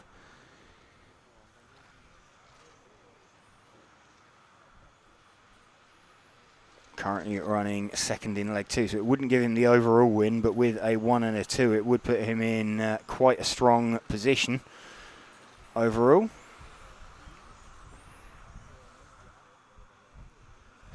Remember, Jan won it from Tim Benson and Alexander Johansson. So if things stay as they are, we'd have Alexander Johansson with a 1 and a 3, Jan Rathajski with a 1 and a 2.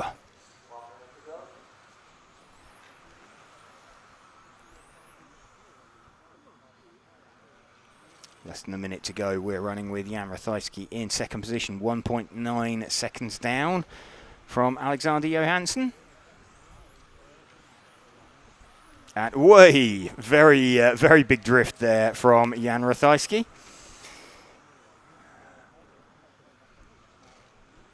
So car looking pretty loose. Gap down to 1.5 seconds. So Jan won't want to be doing that too many more times. Would have caught his attention.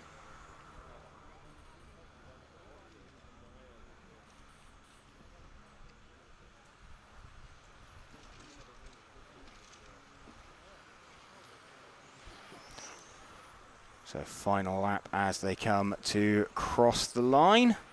Alexander Johansson takes that one then from Jan Rathajski. So good drive. Unfortunate retirement there for Tim Benson. He was right in the mix as well. So we've already had one European champion crowned for today with Stefan Schultz. Let's just have a look, see if we've got a replay there of, oh, this was Jan Rathajski's epic drift that chucked the back out. Clearly got the gain on that gyro turned up nice and high.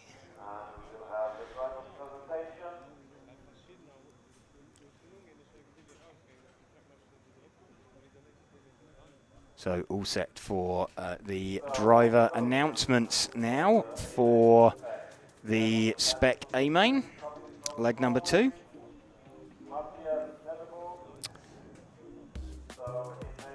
So first up we're going to have Matthias Nedrebo.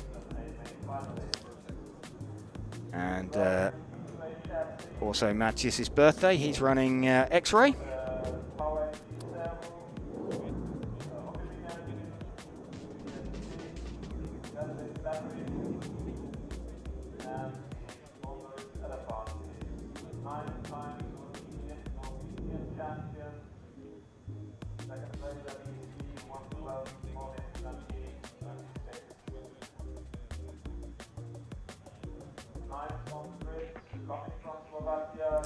Coming up next, we're going to have Yaroslav Kritz. So Yaroslav Kritz, again, X-ray runner.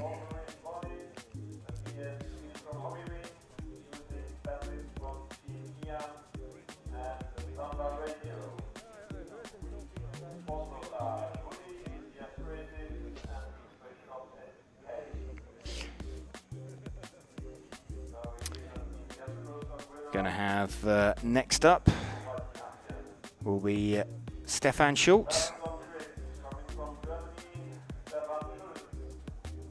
So Stefan Schultz, again, another X-ray driver. He won the front wheel drive class earlier on.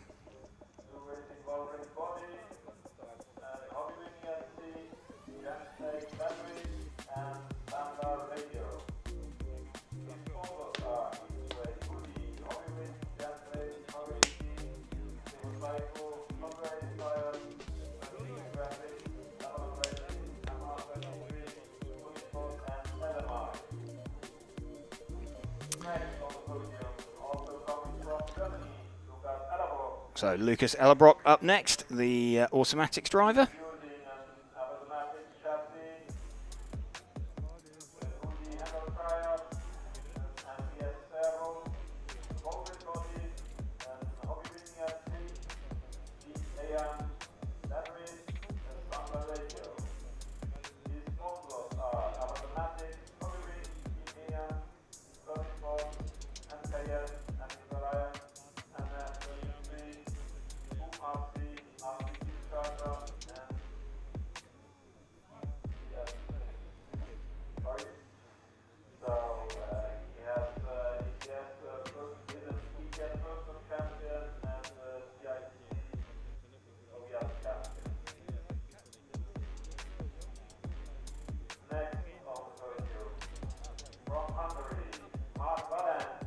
Mark Valent up next, running a Schumacher chassis.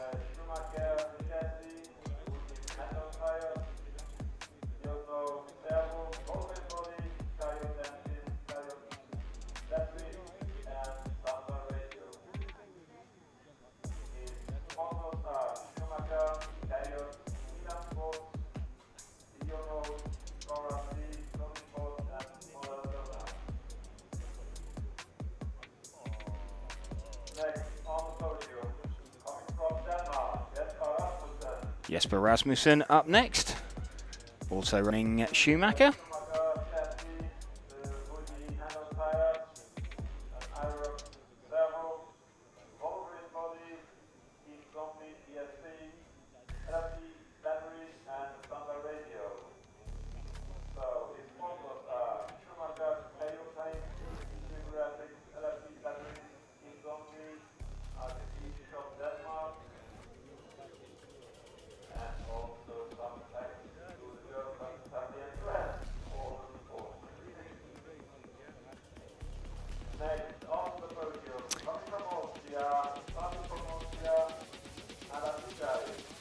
Next, it's Adam Issei.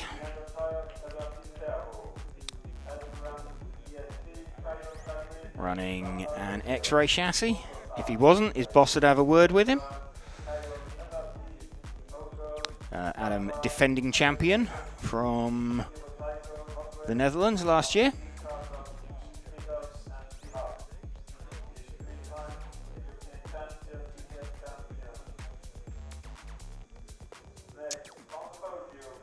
Next, we've got Lewis Kretschmer, the automatics driver.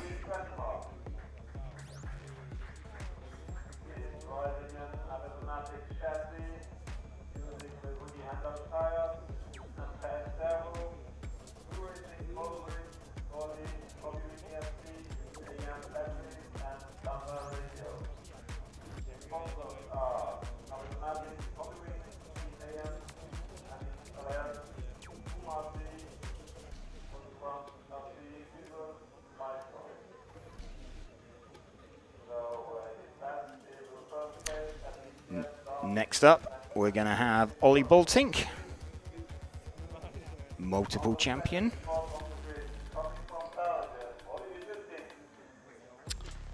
So, yep, Ollie, multiple champion here in this spec class.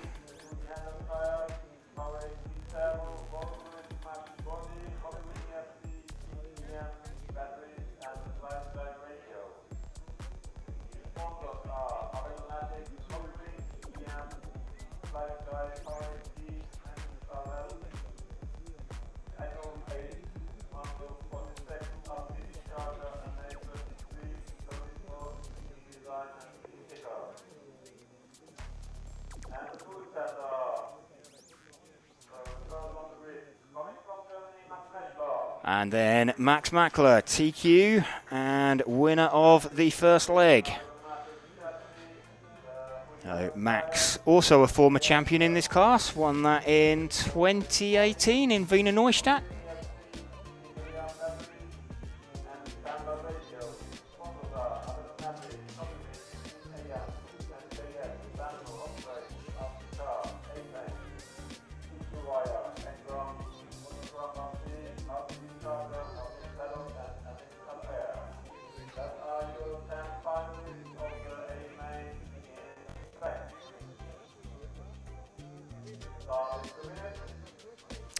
So 2 minutes until the start, waiting for drivers to be released out onto the grid. So welcome if you are just joining us here on RC Racing TV for this EFRA 1/10 Electric Track European Championships. We are set to go live with Spec A final leg number 2. Thank you to our event sponsors Hobbywing, and also shout out to Elteram, Infinity, Lens Bodies, XE, and X-Ray for helping us to bring you this coverage. So Max Mackler winning the first leg. If he wins this second leg, he is European champion.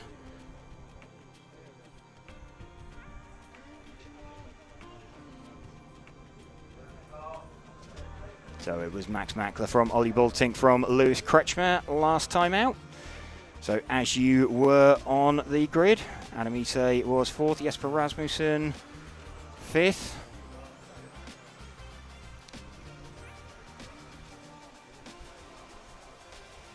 Really, it was only a little bit of action towards the tail end of the field.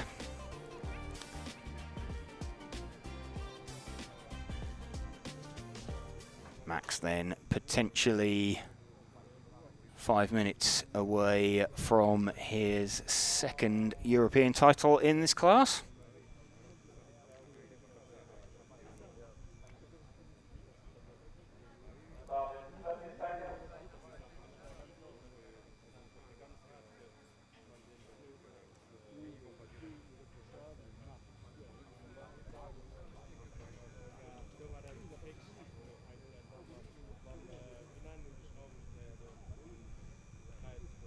Getting set to go.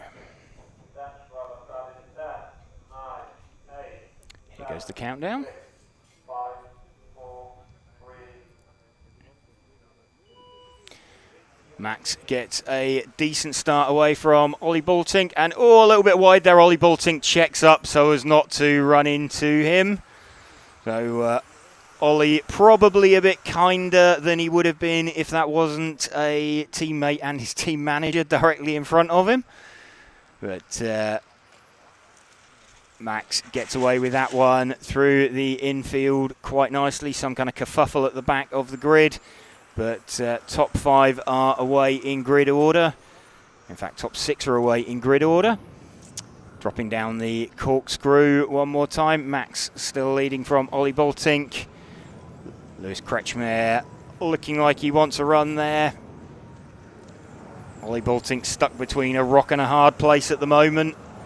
He doesn't want to put a risky move on Max. Lewis Kretschmer gets a good run on Ollie down the back straight. Still super tight out there. Adam Ise trying to line up a run on Kretschmer, but he in turn gets much better drive out down the corkscrew on Ollie Boltink. So Max just edging away at the front of this one.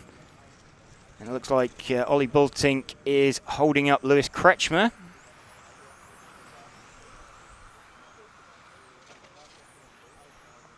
So Ollie not quite having the pace. Max's gap is up to around 9/10 of a second at the front at the moment.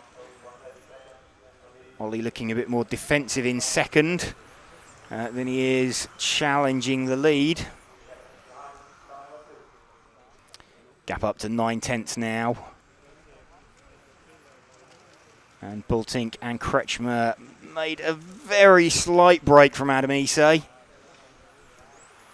But it is very, very slight. And actually, Issei's had a really good run out of the hairpin and just eaten up all of that gap in one go. Ollie Bultink up on 2 wheels as he drops down from the corkscrew. That's put Lewis Kretschmer right on him now. So they were 8/10 of a second. Bultink having to go super defensive. Max will be driving around thinking, yeah, go on guys, just keep on doing that. I'm quite happy with that. So Max still leading this one.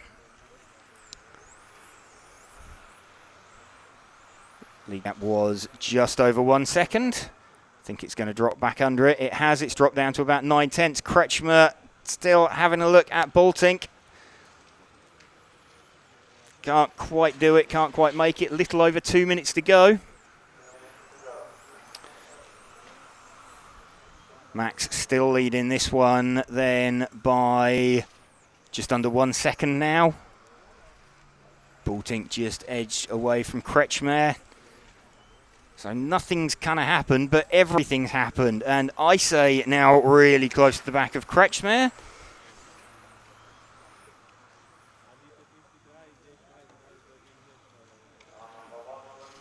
"90 seconds remaining." So this, the second, third and fourth. Max Mackler got the lead gap up to just over 1 second. He's down the corkscrew one more time. Very wide on the exit of the corkscrew from Ollie Bultink. That's let Lewis Kretschmer have a run on him. Little over 1 minute to go.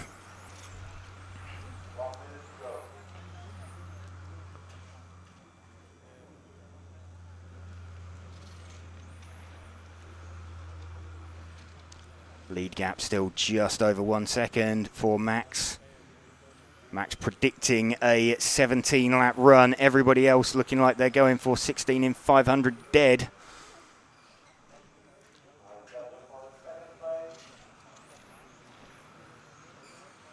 So, battle for second. Oh, great move there from Lewis Kretschmer. Pops up into second place, so great move on Ollie Bultink. But are they going to run out of time? Let's just have a look. So Lewis Kretschmer up into second place. He's going to miss out on the extra lap by about 0.3 of a second. So Max Mackler could well be the only driver on the 17th lap. So not only would he'd get a victory lap as well. So Max Mackler crosses the line. He's just made the extra lap. So Max Mackler is your European champion for 2026 in the stock class. I'm giving him next year's title already. So Max Mackler on his victory lap, the only driver to make it through into the bomb hole one more time, up and over the corkscrew. Max Mackler, European champion for 2026 in the spec class.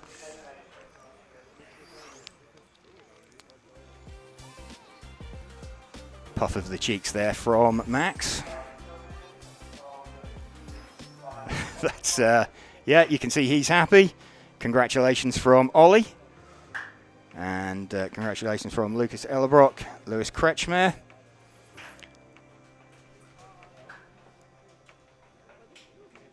So receiving congratulations from all the other drivers up there on the rostrum.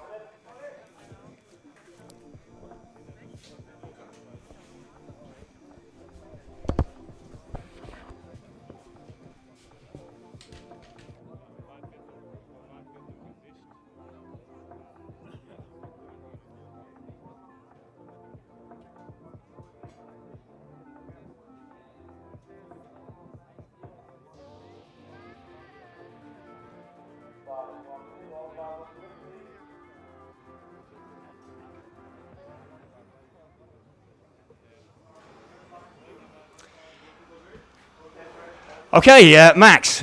Well, you just about you made that one quite comfortably. The only driver to make the split at the end. Yeah, I failed the first lap, and luckily I have a good teammate behind me. So I owe that one to Ollie as well. And yeah, after the first 5 laps it was okay, but the first lap with another guy behind me, I would have not finished that run, I think. So big congrats to him as well. I was going to say, yeah, you were glad that first lap you got it a little bit wrong, overcooked it slightly, and yeah, good that Ollie was behind you. Yeah, absolutely. That's always what we aim for, that we start like 1, 2, 3, or at least 1, 2, that if something happens, we can back each other up, and it worked perfectly, so big thanks to Ollie. I told him I owe him big time for that one. And good feeling, the only driver to make the extra lap then in that run, so obviously, like once you were on that lap, you couldn't be beaten anyway.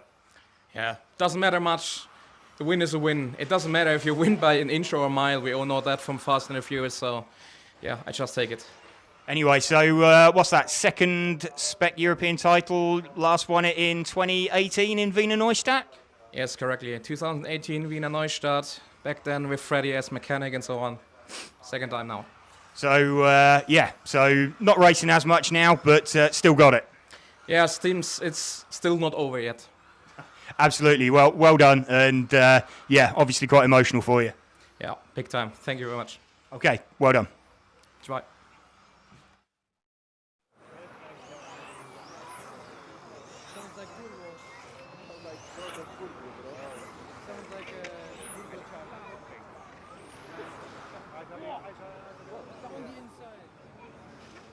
That's how it goes. Showing the big Frank Dambreen how it goes. Okay, good to have a catch up with Max then. So we've had 2 titles decided already. We are watching now, looks like Martin Wouters on screen. He's got away from Frank Dambreen. Ollie Thomas Bryn running in 3rd position. But, we've got Frank Dambreen, was he about 1.5 seconds back off of this?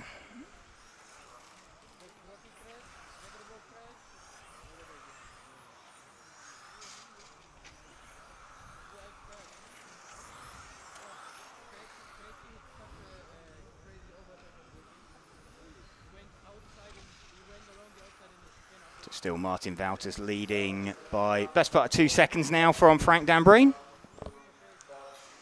Ollie Thomas Bryn running in 3rd position, but everybody sort of super spaced out in this D final.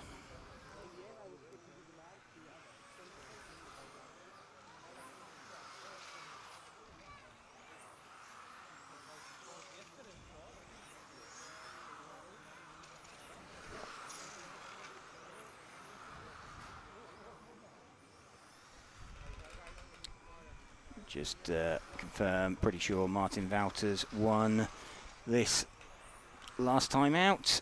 He did. He won it from Frank Dambreen and Razvan Stroh in 3rd.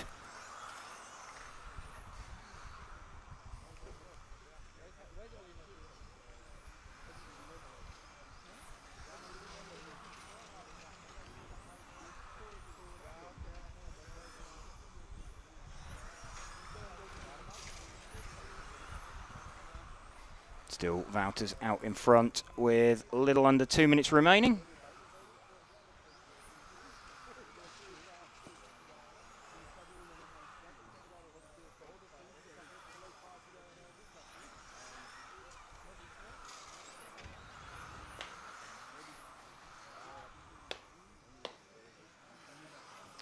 Wouters still leading from Dambreen now by 3.5 seconds. So everybody super spread out in this one.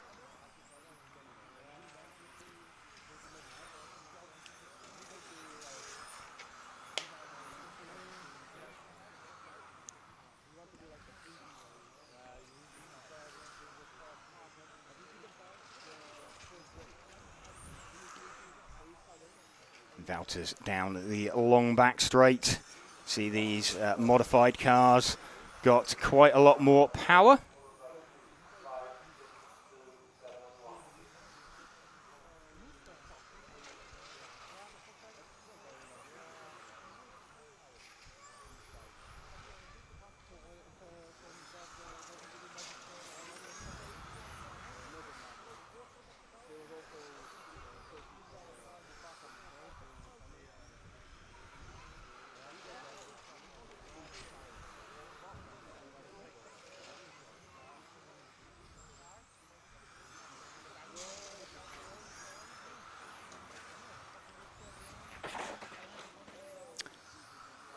And Martin Wout is just making his way past some traffic that was rolling in front of him.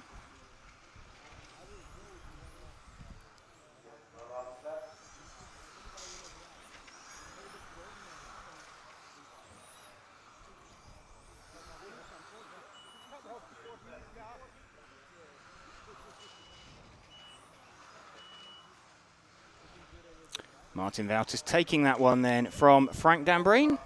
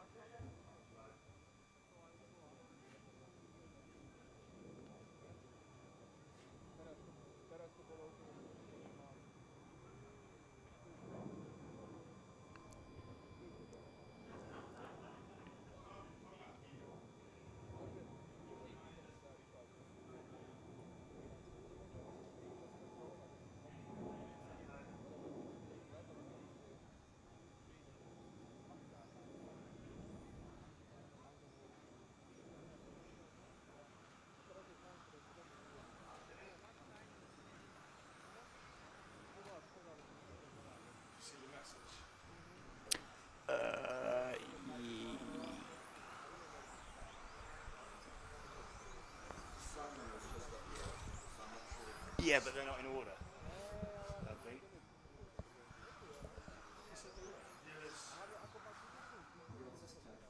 Schmid. Yeah, okay, yeah.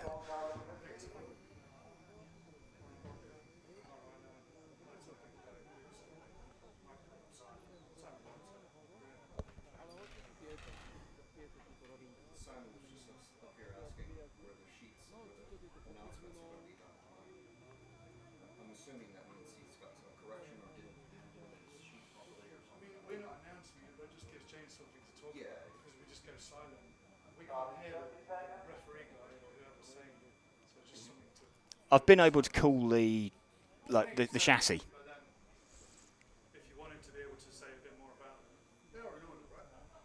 They're not in order on your phone. It's all right. I can sort them. That's fine.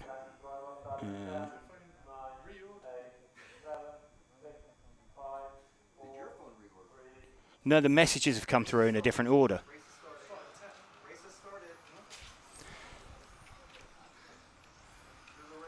Do you want to tell me? Okay. Soren Sparbeer leading this one. Then from Jose Pereira.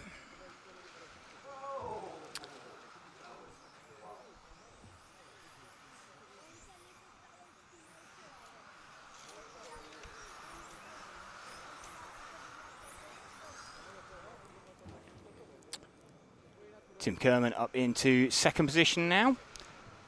It's Soren Sparbeer leading this one away. And let's have a look. Soren did win it last time out. So a win here for Soren would give him the overall after 2 legs.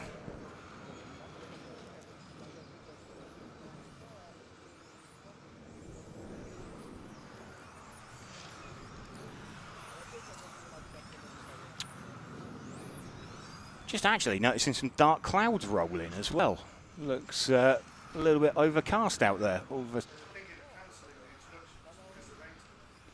So yeah, there's some potential, we believe, for rain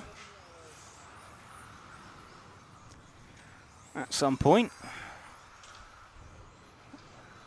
That would really open things up.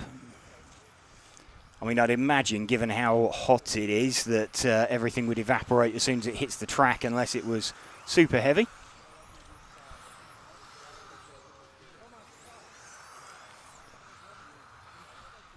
Still running with Soren Sparbeer.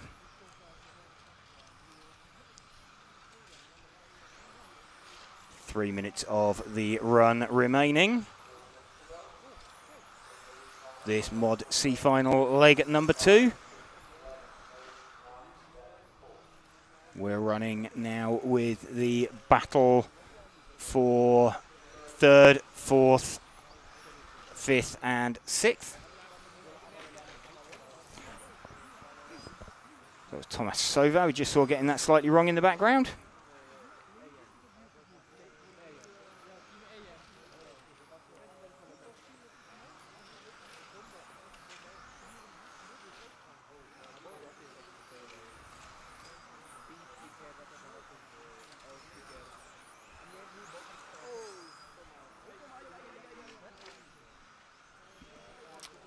Still Sparbeer leaving this one by just over 1 second from Tim Kerman.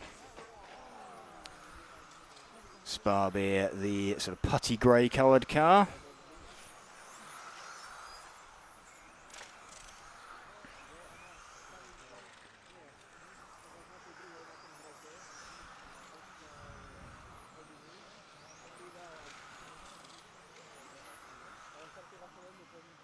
So Soren enjoying his car one of the last times round on this circuit this weekend.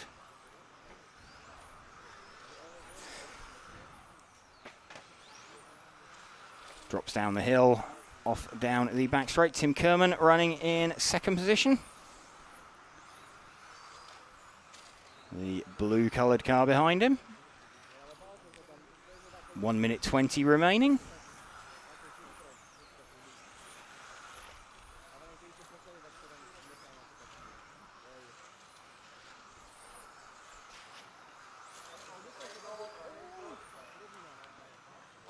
So Sparbeer still leading this one, 1 minute to go. Taking the win of leg 1. Going to look to do the same in leg 2. He's got 1.2 seconds over Tim Kerman.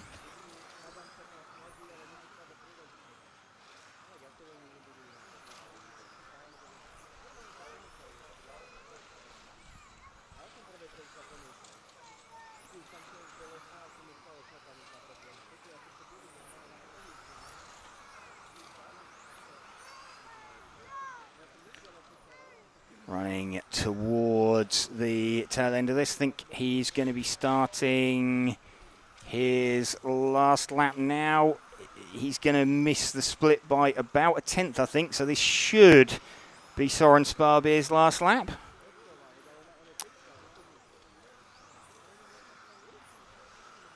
If anybody's going to make it, it would only be him. But he, there we go, oh, misses it by 6/10 in the end. So Soren Sparbeer takes that leg number 2.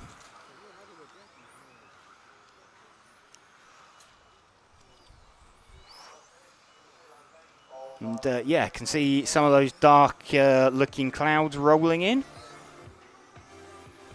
And breeze does feel like it's picking up slightly out there.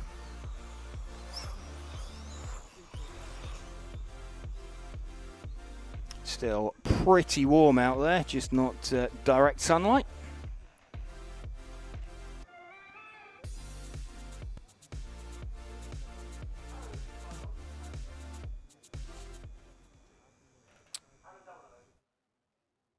Super excited to share a fantastic promotion from Invisible Speed. That's right, Invisible Speed is launching a completely new touring car book very, very soon, packed with awesome info and tips from today's fastest touring car racers.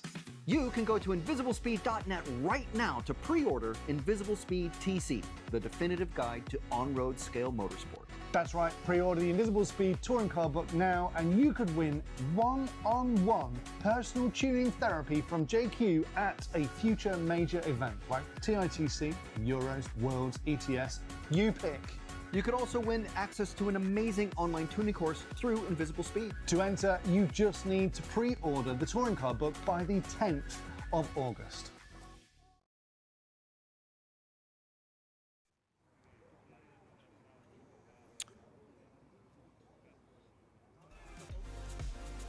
Okay, all set for the Mod B final. Antoine Brunet winning this one last time out from Patrick Gollner and Alessio Menicucci.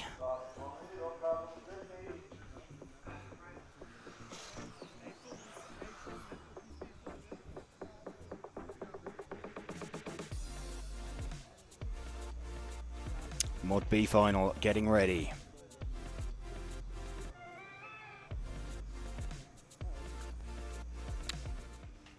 Antoine Brunet going to lead away from Patrick Gollner. Michele Manzo in third position. Cars being formed up on the grid.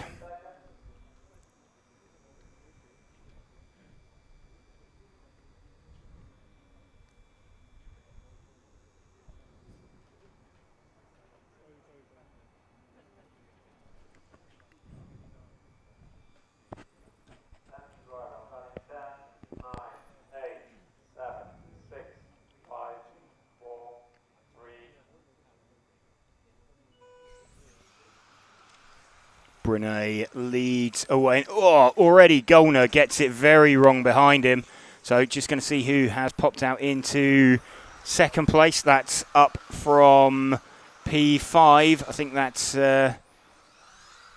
Menicucci.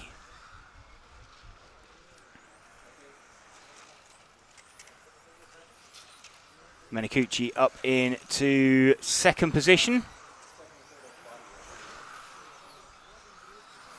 And Patrick Gollner is in third position.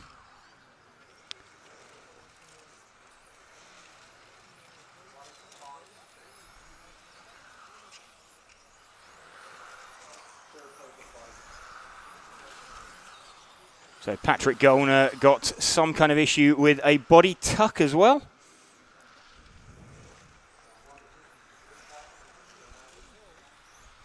And not sure if it's a body tuck or if it's a bumper dragging. He had some kind of come together at the start. It sounds a little bit too severe for just a body shell. So it may well be a dislodged front bumper, something like that, that is scrubbing on the tarmac.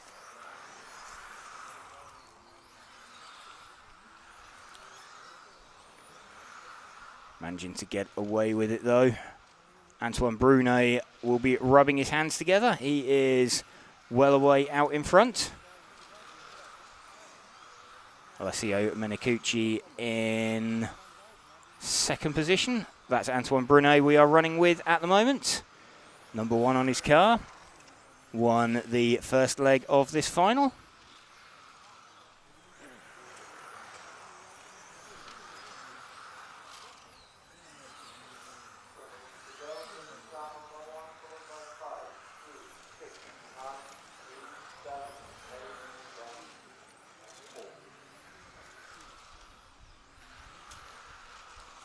Still Brunet leading, still Menicucci in second position. Patrick Gollner still in third despite that body rub or whatever it is.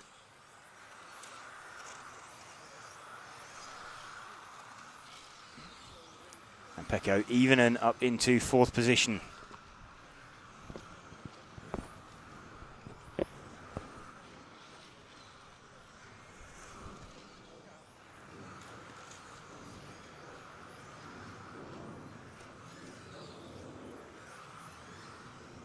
Antoine Brunet with a little over 2 minutes of this modified B final to go. This is the battle for third and fourth. Patrick Gollner and Pekko Ivinen. Drop down the corkscrew out onto the main straight one more time.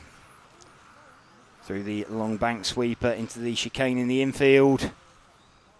Heading out down towards the hairpin now, then down the pit straight into the bomb hole, then up over the corkscrew once more.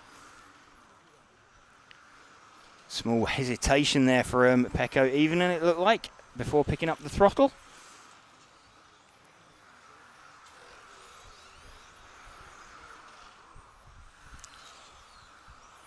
Brunet still leading this one by around 2.5 seconds from Menikuchi.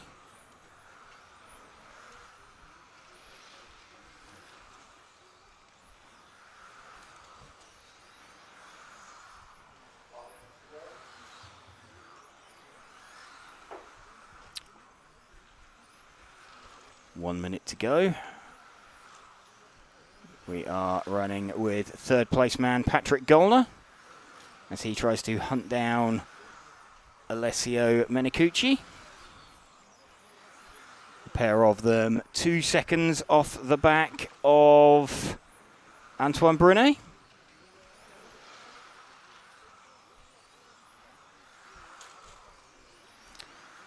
So there's our lead car as we come into the last 30 seconds of Antoine Brunet. Took the win in the first leg. We're going for the win in leg number 2.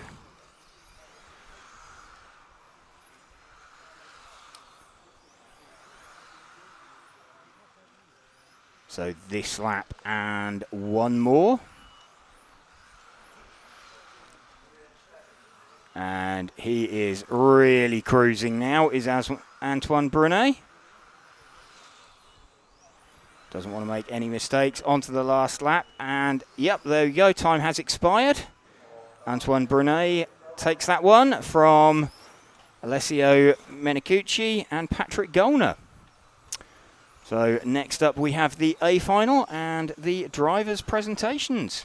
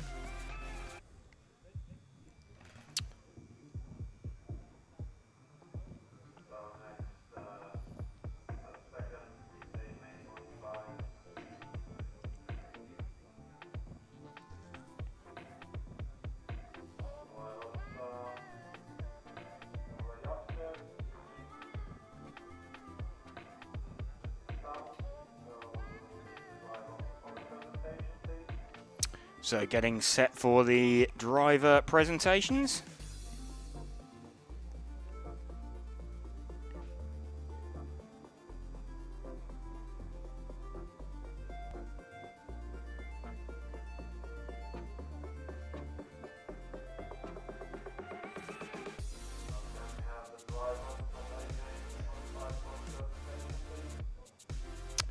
Getting set for drivers to be called up, just getting themselves into position. We are just getting shots of the sponsor sheets for them as well, so that we can give you some guide to what they are running.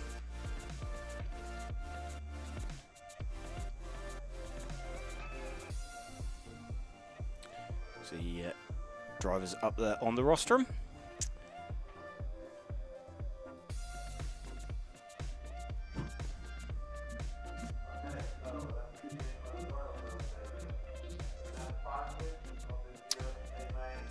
So first up we're going to have Gilles Groskamp running Infinity with a Sanwa servo. And he's running a Avalon Vortex body shell, a Coyote 4.5 ton motor, and a Coyote 6800 battery with a Sanwa radio. Sponsored by Infinity, Creation Model, Coyote, SMJ, Sanwa and JG Racing. Two-time IFMA World Champion, two-time EFRA European Champion, and he's a multiple ETS and ENS winner.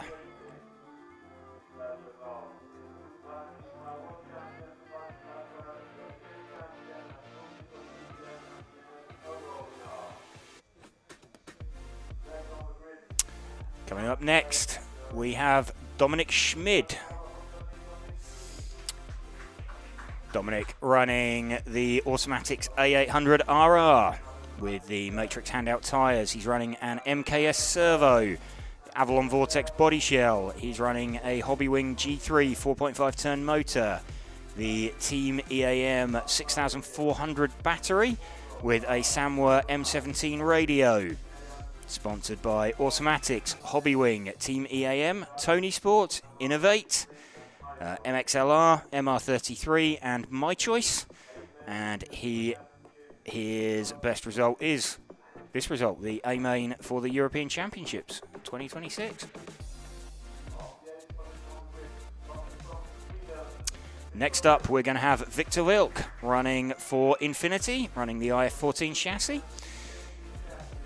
He is running a Samwa servo with a Hobbywing motor, a Sunpanao battery, and running a Sanwa radio.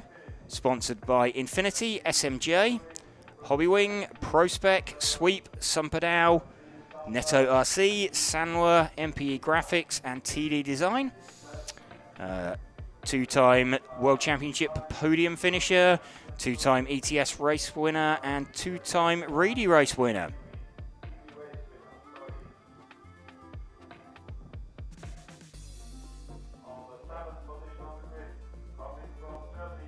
Next up, Ronald Volker. He is running a Mugen with a highest servo, Avalon Vortex body shell. He's running LRP FlySky radio, sponsored by Mugen, LRP, FlySky, Highest, Aeromax, Axon, Mibo Sport, Takashima D13, 1UP, Innovate, Vigor, VP Designs and MPE stickers. And obviously former world champion, 9-time European champion, multiple national champion and 8-time ETS champion. Next up, some guy called Mark Reinhard that may have heard of. He's running the X-Ray X426, Power HD servo, Avalon Vortex body, Coyote 4.5 motor, Coyote 6800 battery, the FlySky radio, sponsored by X-Ray, Tony Sport, Coyote, FlySky, Power HD, Extreme, Matrix, T-Works, Innovate, MR33, A-Paint, Hara Racing and 33 Graphics, a 5-time world champion and multiple European champion.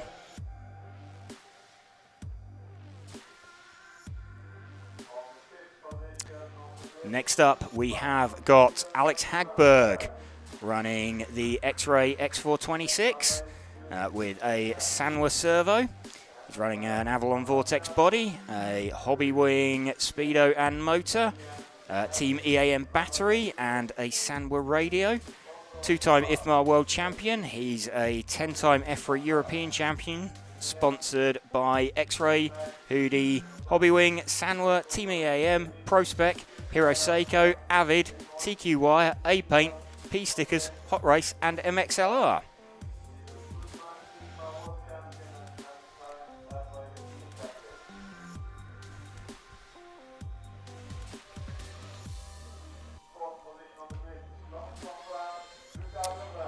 Next up, Lucas Urban, running an Automatics A800 RR with an MKS servo, the Avalon Vortex body shell. He's running an Orca speed controller and motor, an Orca battery and a Samwa radio.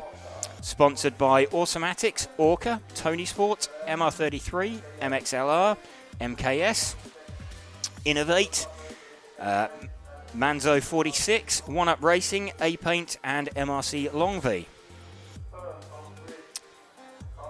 Next up, the Polish driver Michael Olowski, running the Schumacher MI10 with a Power HD servo, running an Elsaram speed controller and Coyote battery and motor, Sanwa radio. He's world champion, 7-time European champion, 2 times TITC champion, 3 times ETS champion, 10 times EOS champion, and 2 times FCC champion. Sponsored by Schumacher, Elsaram, Team Coyote, Power HD, One Up Racing, Hot Race, Lens Bodies, MR33, Tony Sport, Sanwa, Core RC, Trish Bits, 33 Graphics and VP Design. So that's Michael Orlowski.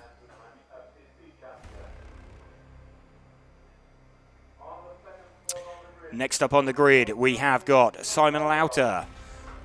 Simon running the Automatics A800 RR with an MKS servo. He's running an Avalon Vortex body shell with a Hobbywing ESC. He's running a Nosram battery in there.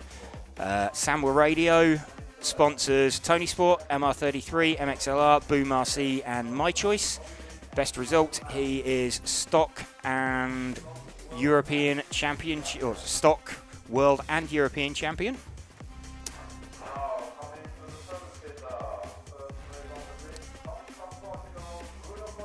So Bruno Coelho, and Bruno running the Infinity IF14 Speciale with the Avalon Vortex body, Hobbywing electronics, Sumperdow battery, sponsored by Infinity, Hobbywing Extreme, Creation Model, MKS, Sumperdow, SMJ, Monaco RC, Ficina RC, Doobie Design, DF Creative, RC Discharger, TRC, and Bruno RC.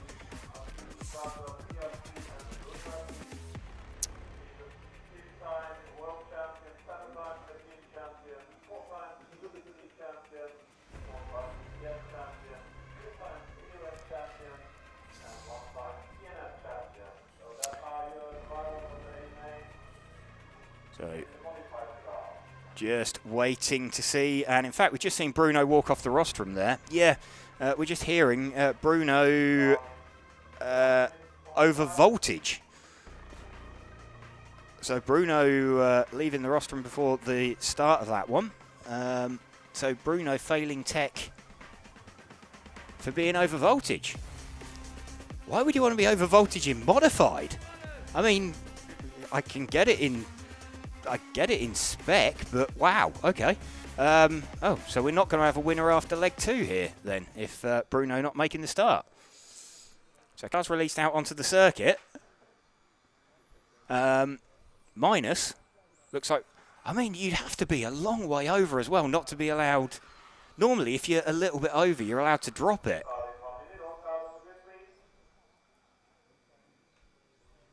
Wow, okay.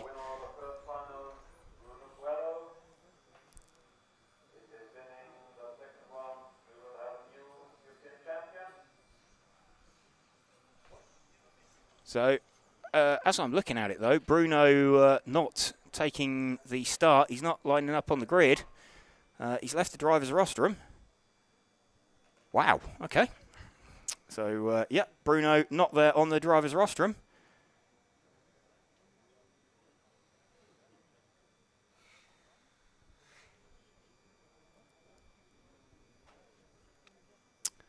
Whoa. Okay, that's a big one. We'll have to try and find out the exact details of that, but of exactly how much. So Simon Lauter, de facto pole position.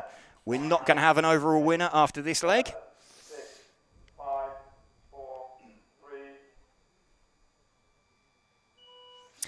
Simon Lauter gets a good start then from Michael Orlowski. Lucas Abant running in 3rd position.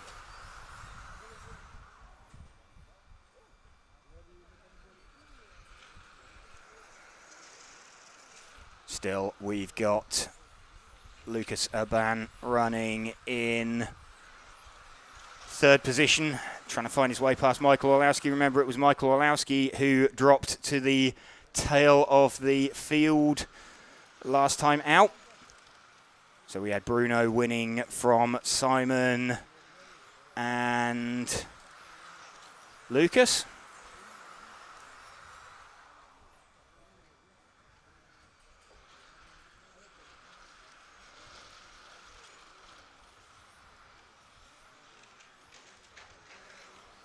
Running with Lucas Urban and Michael Orlowski at the moment. Michael Orlowski, the blue-coloured car. Lucas Urban, the white and green-coloured car.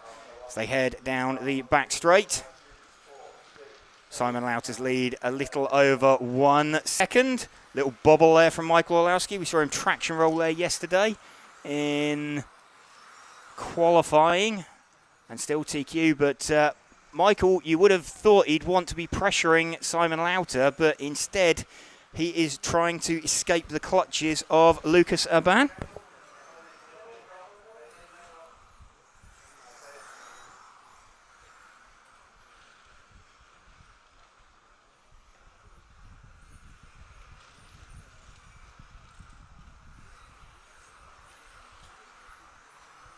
Still Simon Lauter leading from Michael Orlowski.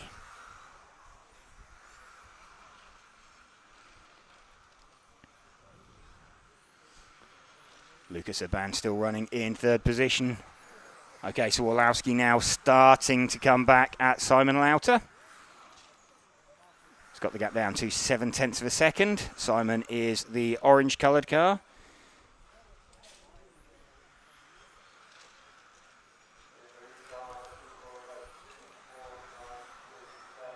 Michael Orlowski with the blue-coloured car, and then the white and green-coloured car of Lucas Urban. So Orlowski closing in. He's got that gap now down to 0.4 of a second. So here comes Michael now with a little over 2 minutes left. Trying to put the pressure on. There's been a door opened with Bruno not taking the start of this one, due to what we're being told is a battery over voltage in tech.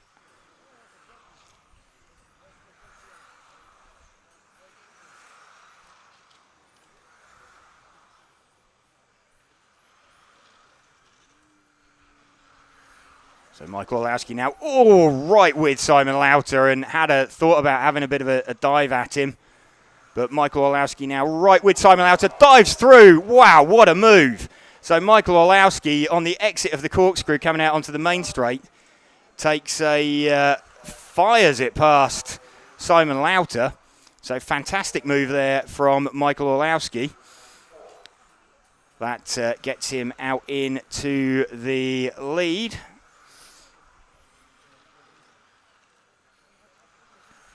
Remember though, Orlowski didn't have a good score in the first leg. He was... where did he end up? He ended up 8th in the first leg. So that would still, this would still have Simon leading overall with 2 second places, but he would be needing a leg win. You're going to have 2 drivers. You're going to have Michael with a 1 and an 8, and you're going to have Bruno with a 1 and a 10.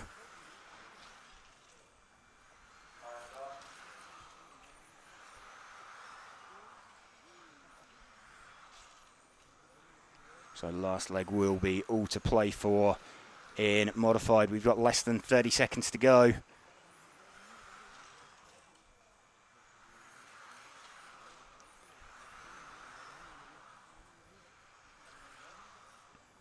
Down the corkscrew once more.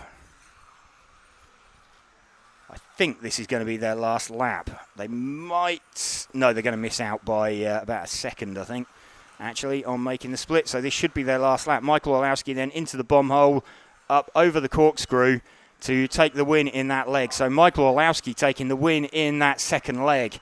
And Exhale on the rostrum. And Lucas there as well. You can see sort of having a bit of a chat with himself. But Michael Orlowski going to be quite relieved with that one. Gets a congratulations from Lucas. So, congratulations there.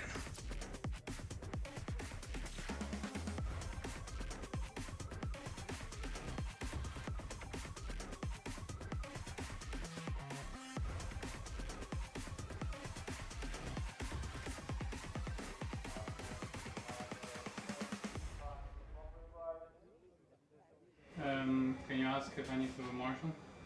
They know. They know.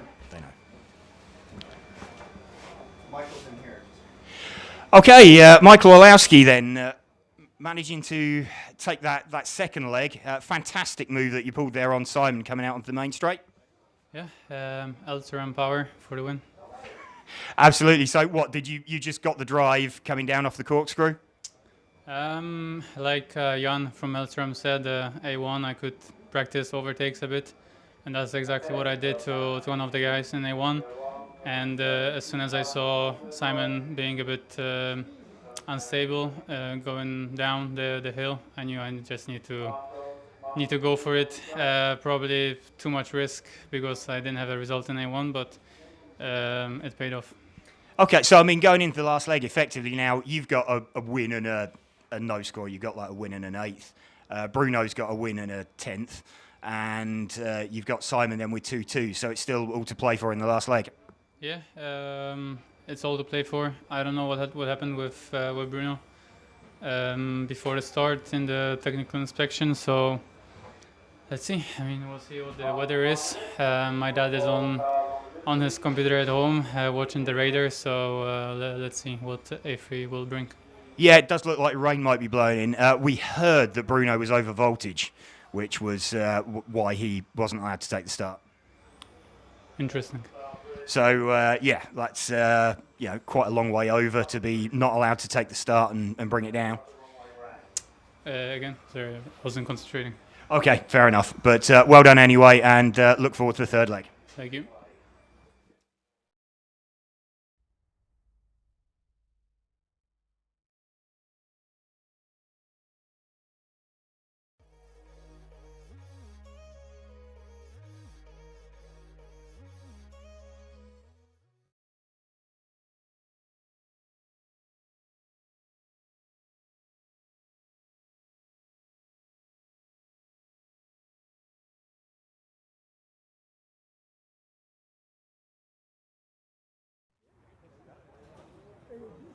Then drive on values 5, 4,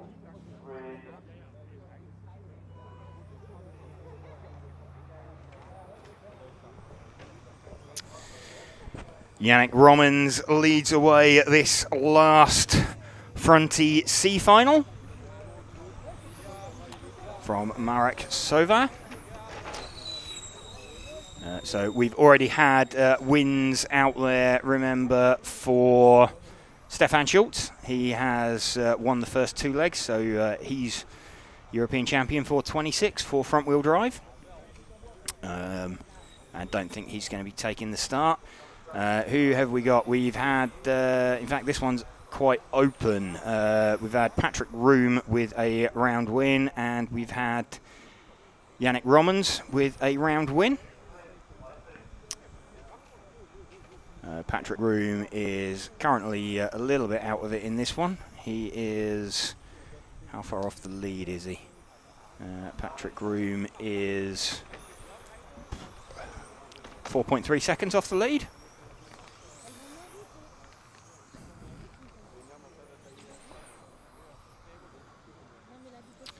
So battle going on down the back straight. Yannick Romans having won the second leg.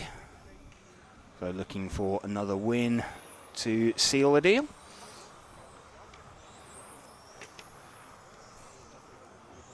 After 1.5 minutes in the lead, down number 1, followed by 2, 5, 7, 4, 3, 6, and 9.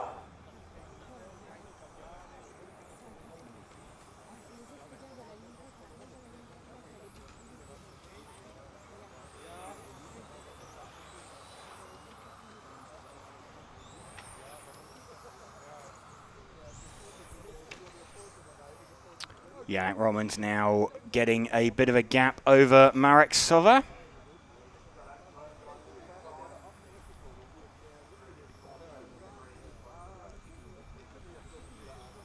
Philippus Georgantis running in 3rd position. That's Frankie Fletcher there in 4th. With Yannick Pasquier running with him, so that the battle for 4th, 5th and 6th. Drops down the corkscrew and out onto the back straight. So last race of the weekend for many of these guys.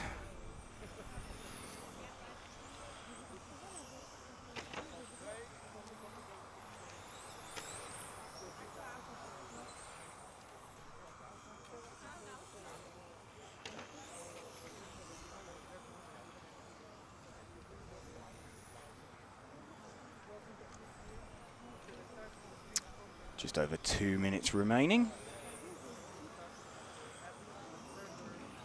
And a little bit of contact in the middle of the field there.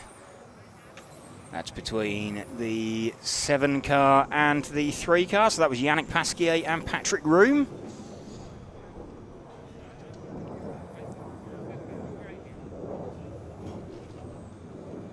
This the leader, Yannick Romans. 1.3 seconds in front.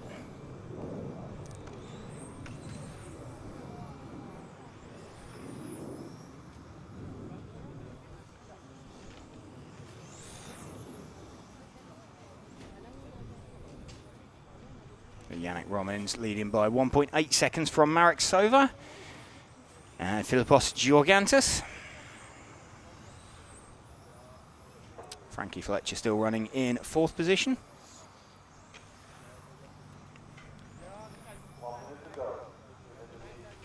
1 minute remaining.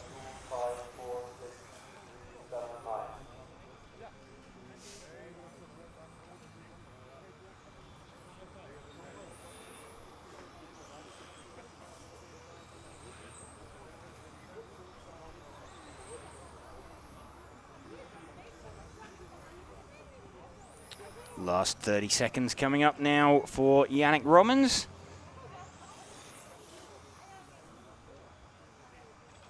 Won the second leg. If he wins this one, he takes the C final for front-wheel drive overall. And taking a few liberties there into the bomb hole, but drops down the corkscrew out onto the main straight.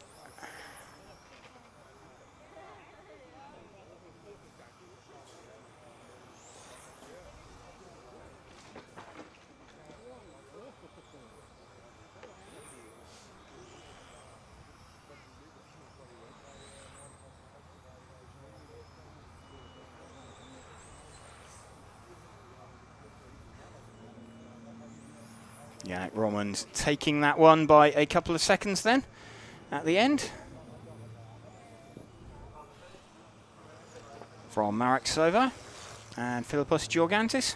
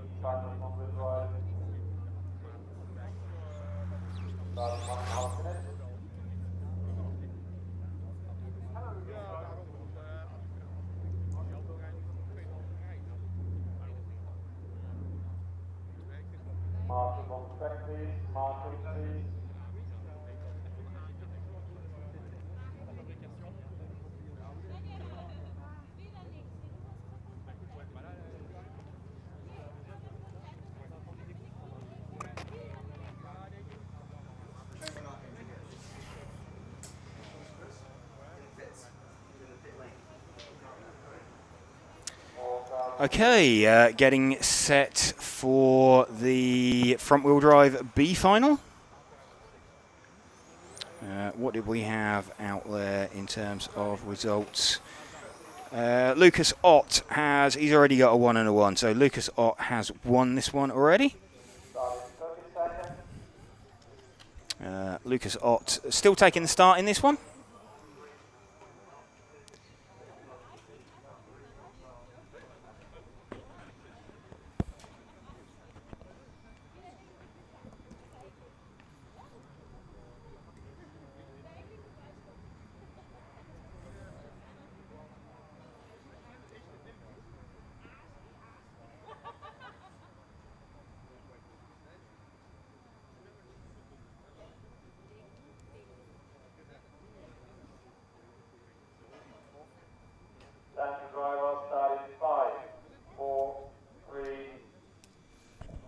So missing Alexandra Topan from this one.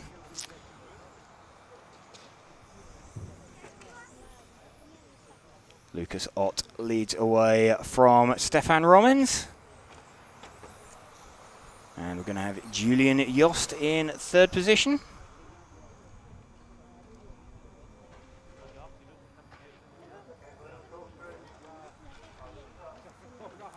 Nick V5T says maybe Bruno put in a 3S LiPo by accident. No, it was a 2S pack. It was at 8.42 volts from what we're hearing. RC Touring Talks says wow. And Miko makes 4342 says good day from Australia. Good day to you. Good day. Lucas Ott still leading this one from Stefan Romens and Julian Yost. At half a second between the lead two. Lucas Ott, the white and gold coloured car.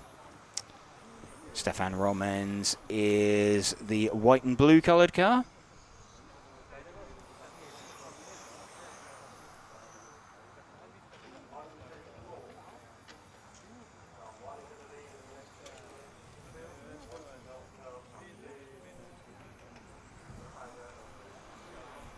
Lucas Ott still leading this one. He's got his gap up to around 0.8 of a second from Stefan Romens in second position.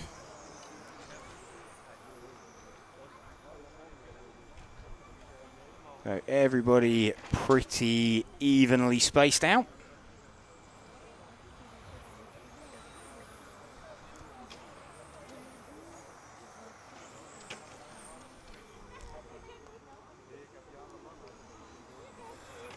Actually, gap a little bit closer this time. It's now down to just under 7/10.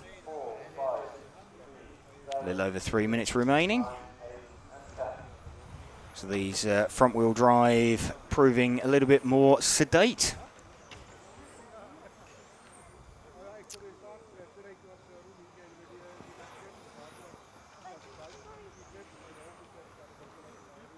Marcus Struley, 82R6. Why didn't they allow Bruno to drop the LiPo? It was too high to drop the LiPo. They will allow you to drop the LiPo if you're a small amount over voltage.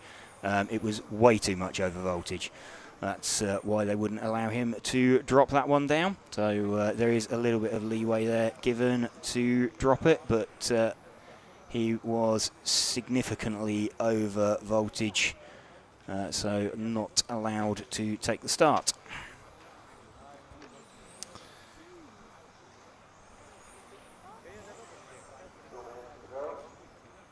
Lucas Ott leading from Stefan Romens. In fact, we just had a change there, I think. That was the 3 car of Alexandra Topan. So in fact he wasn't on the grid, but he's joined in, so he's charging his way back through the field.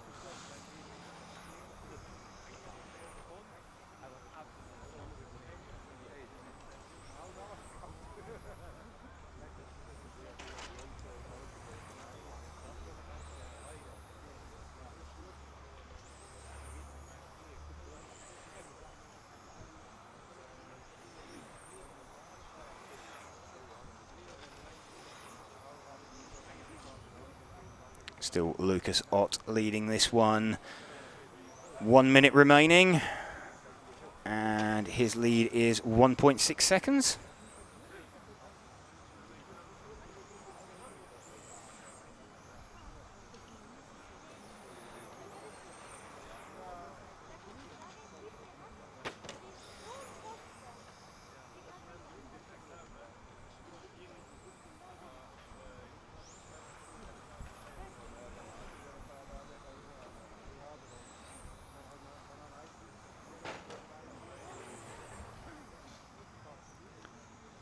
Lucas Ott, less than 30 seconds to go. He's already won the first 2 legs. Looking to take the 3rd leg as well. So we're expecting a different winner in the 3rd leg of the A final, because Stefan Schultz has already won it. So he is, he mentioned to us earlier when we had a chat with him that he's not looking to run in the 3rd leg.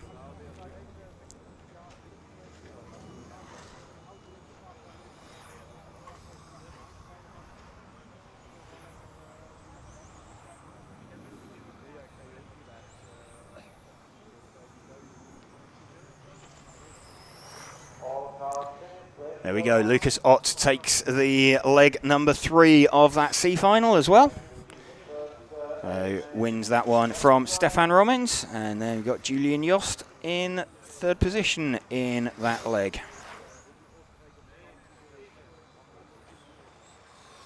So Lucas Ott, overall winner of the B final. Next up, we're going to have the A final for the front-wheel drive class. Final A final of front-wheel drive, or final run of front-wheel drive for the weekend.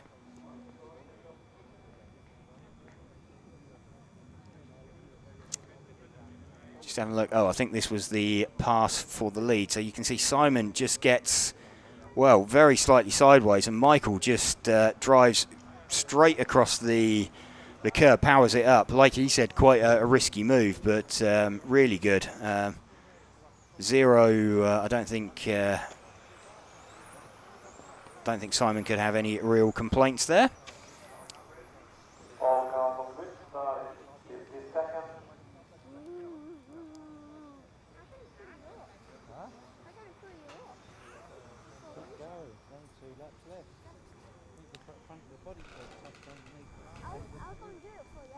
So what have we got out there? Mark Valent already with a 2 and a 2. So really, what have we got? Roman Borchel's got a 3. Aurelien Trejo's got a 3. So either one of those wins it. They could get second off of Mark Valent. Stefan Schultz not taking the start in this one, as we expected.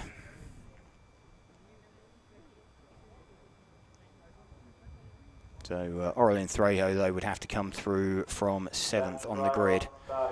So Roman Borchel, the man most likely to take it off of Mark Valent. They get away off the grid, though. Not the best start for Roman Borchel. Cars head down to the hairpin for the first time, and an absolute send there from Gergo Valent. And pops up into 2nd place. So Mark Valent from Gergo Valent. So Mark running the Schumacher chassis, Gergo running the X-Ray, Roman Borchel running automatics.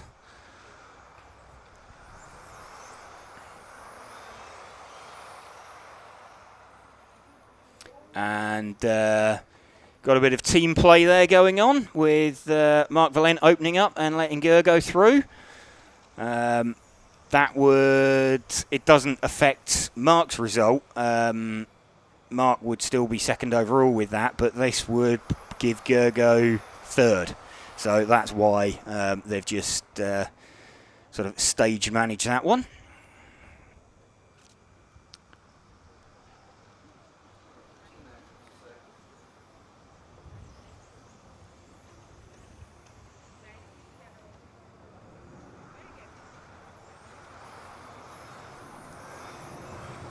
So Roman Borchel still running in 3rd position. Jacques Liebert having a look at him, and small mistake there in the top of the corkscrew for Roman Borchel. And that let Jacques Liebert through.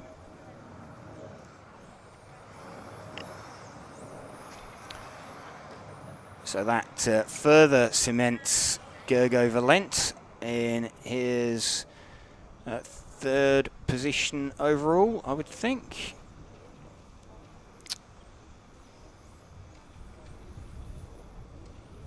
Yes, it would do, because he'd have a 1 and a 5. That would give him a 6. So Mark Valent would still be on 4. So Mark Valent riding shotgun for Gergo at the moment.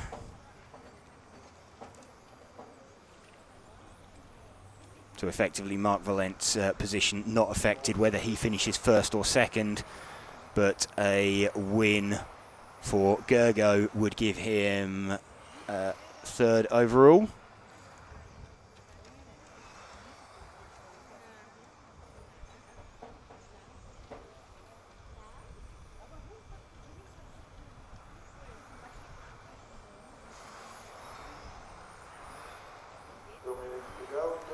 Two minutes to go.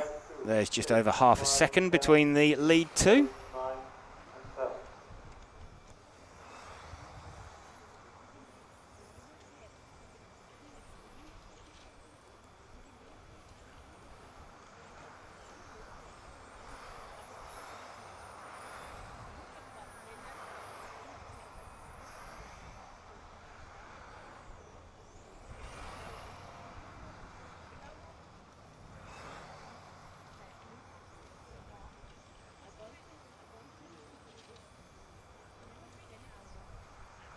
Still 1.5 minutes left. Gergo Valent leading this one by half a second from his brother Mark. I don't think Mark's going to make too much of an effort to pass him. He opened the door for him at the top of the corkscrew fairly early on into the run. So Stefan Schulz has already won this final overall. Mark Valent will finish second overall on the podium regardless of whether he finishes first or second. If Gergo wins this, though, he finishes third. If he finishes second in this to Mark, then he finishes fourth.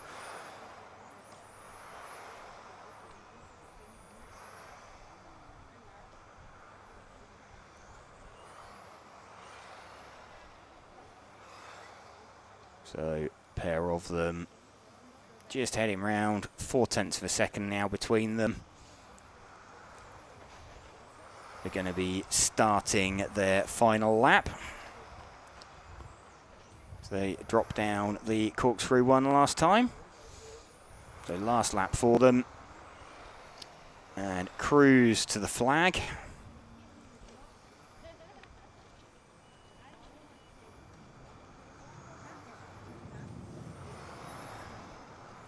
Unless Mark's feeling really sadistic and wants to fire Gergo off into the bomb hole, but doesn't. So there we go. That is Gergo Valent taking the final leg win from Mark Valent.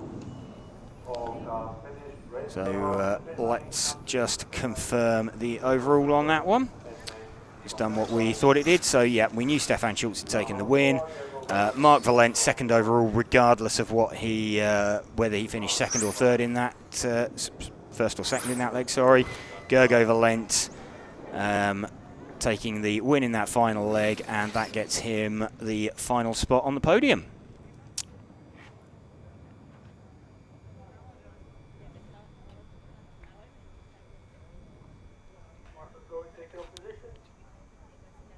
What do we got next then? The Spec H final.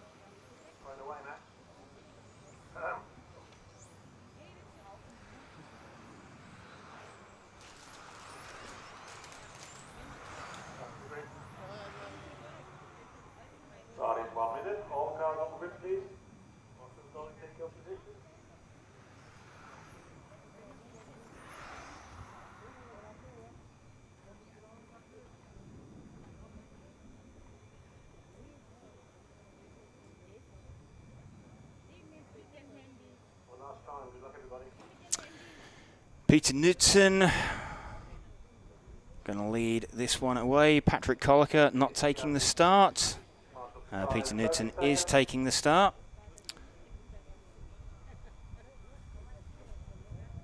So Peter Knudsen has won the first and the second leg already. So a little bit of a dead rubber in this one. Peter Knudsen already taking the first two leg wins. Kent Bertelsen was, from memory, relatively close to him last time out.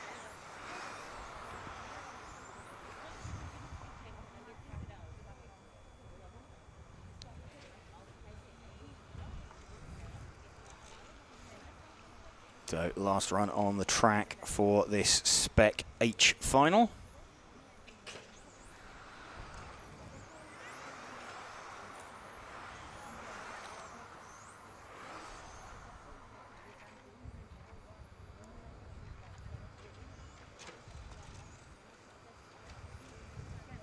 And spin there for Bertilsson in second, so that's going to drop him down the field.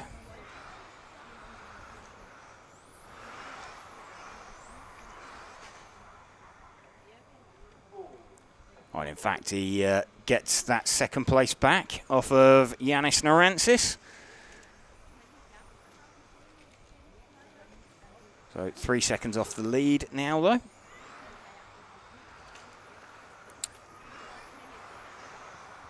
This is Yanis Narantzis, and he loops it round on the exit of the bomb hole.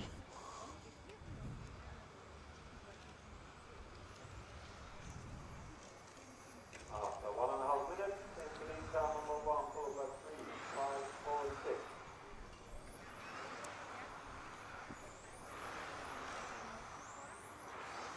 It's the 4-car of Yanis Narantzis.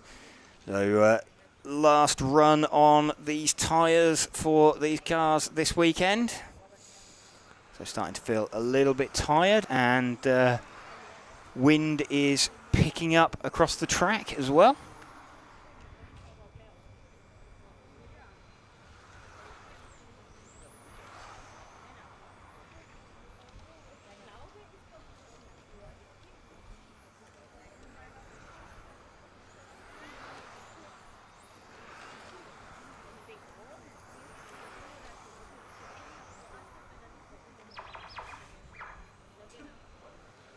Running with Narantzis. Oh, in fact, this is Kent Bertilsson that we're running with in second position.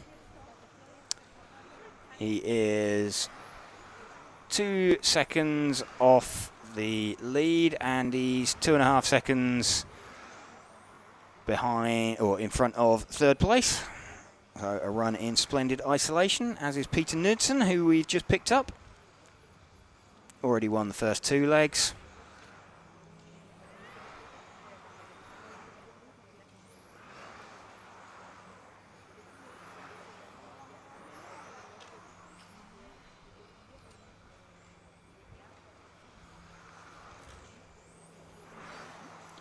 Just trying to get the car to the end. Is leading by 3.4 seconds now.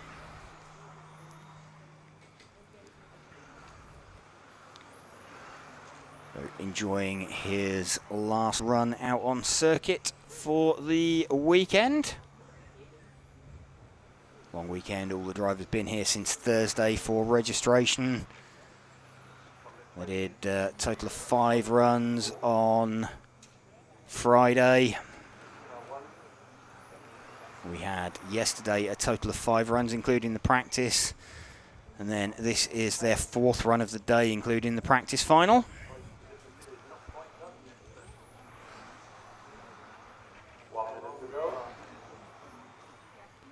So 1 more minute. Should be 3 more laps. Heading for a 15-lap run. Probably somewhere around the 5:07, 5:08 mark. Peter Knudsen just cruising it round, drops down into the bomb hole one more time. Through the corkscrew, out onto the main straight. And given an awful lot of space by traffic.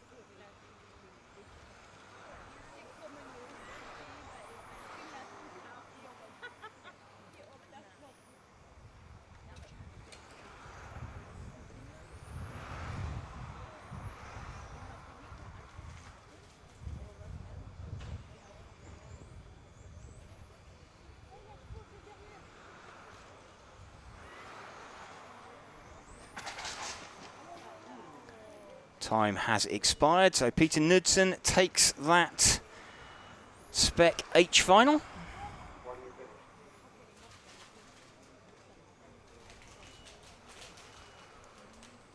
Kent Bertilsson in second.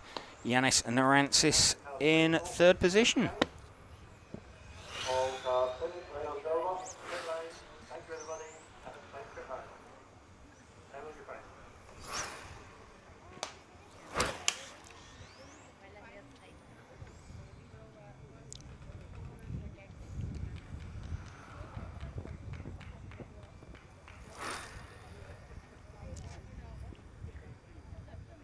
In 1.5 minutes.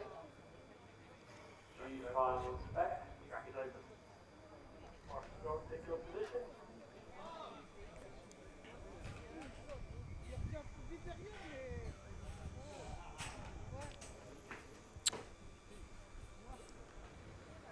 Ooh, who have we got next then for the G final? We got Kenzo Hirth, Lucas Witt, Tim Espen, Philip Hoody, Fabian Bacchetti, Anthony Beve. We've got Adam Wolinski, Christian Jensen, Max O'Donnell, and Philippos Georgantis.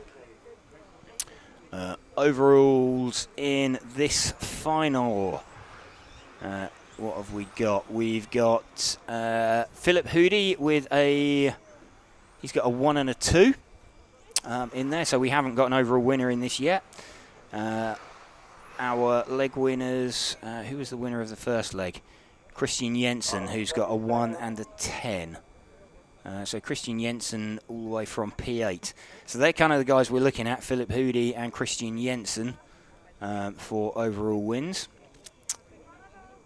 Tim Espen also has a 2 and a 3, so Tim Espen from third on the grid could do something as well. Philip Hoody in the best position currently with the 1 and the 2 score already on the board. But great start there from Kenzo Hirth. And manages to launch away. Lucas Witt in second place. And Philip Hoody trying to avoid someone's accident, loops round. So he's dropping down towards the bottom of the field. He's going to have to rely on his 1 and his 2, I think, rather than driving through. So Tim Espen looking like the man most likely.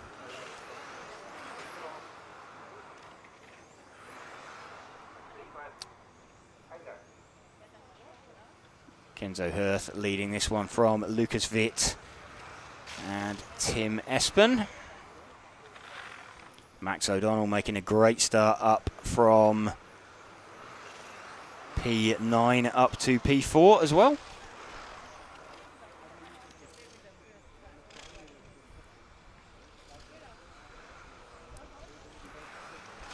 After 1 minute, car number 1 followed by 2, 3, 9, 4, 7, 6, 8, and 10.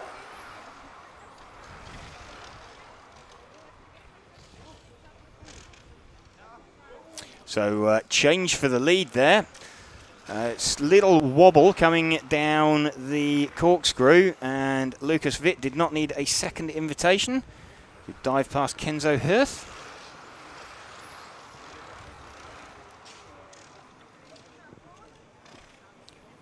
And change for third place as well. Max O'Donnell now up into third position.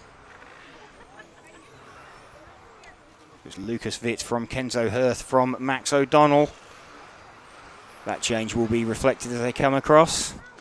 And actually Philip Hoody is starting to join in the mix as well. And Philip Hoody makes his way through into... He's made his way up to third. So Sam, we thought he was out of it. He is driving his way back into it, is young Philip Hoody.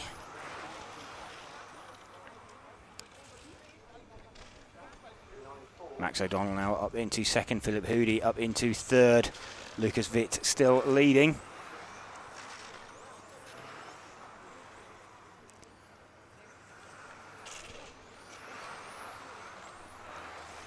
So Lucas Witt having a 6 and a 10, so he's kind of out of this one. Max O'Donnell a 4 and a 9. So as this stands, Philip Hoody would be the overall winner anyway. regardless of what happens in front of him. And a spin there. So that's a spin for Lucas Witt. Max O'Donnell hits the front now. And Adam Wolinski up into third position. Again, don't think that's going to affect the overall.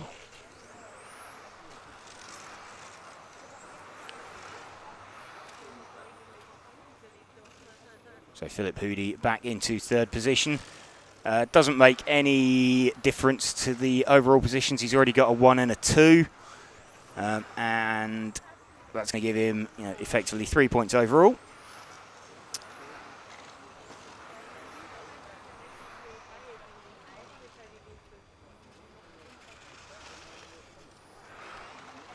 Christian Jensen was the other driver with a 1 out there. So Max O'Donnell would end up with a 1 and a 4 if things stay as they are. So that gives him 5 points overall.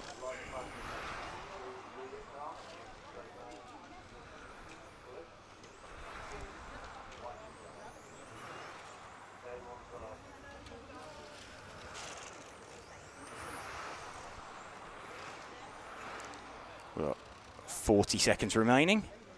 It's the battle for the lead. Max O'Donnell from Lucas Witt. Great drive from Max O'Donnell from 9th on the grid. And in fact, change for second. So Philip Hoody up into second position now.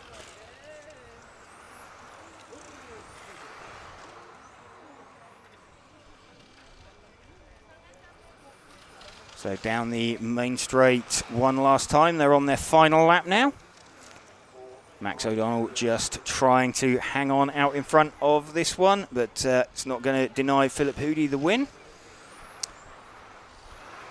Should get Max O'Donnell onto the podium overall, though. So there we go. Max O'Donnell takes the leg win from Philip Hoody. Lucas Witt in third position.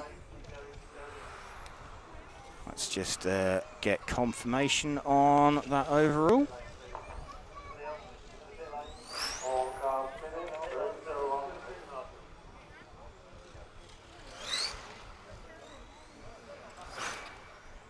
Oh, and in fact, let's just get that update again and confirm. So, yep, Philip Hoody taking the overall win there. Max O'Donnell second overall and Tim Espen third. So Max O'Donnell's 1 and 4 beats Tim Espen's 2 and 3. So 2 young drivers there on the first and second steps of the podium for that G final. We got next.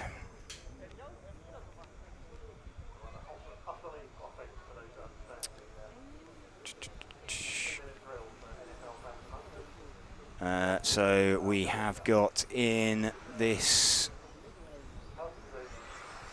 final. So we've got Frederick Hovgaard with a 1 and a 2. We've got Ralph Winkler with a 1 and a 7. So Frederick Hovgaard starting second. He's the one we want to watch out for. Ralph Winkler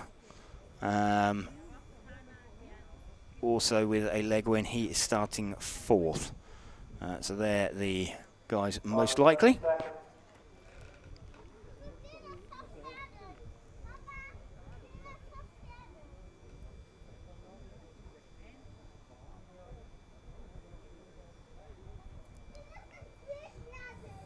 Driver starting 10, 9, 8, 7, 6, 5, 4, 3.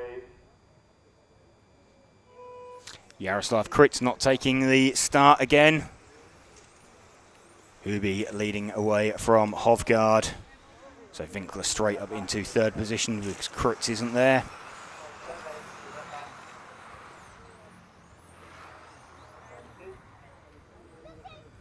This is kind of Hovgaard v Winkler a little bit. And Winkler gets mugged by Edmund Peyton Marchi.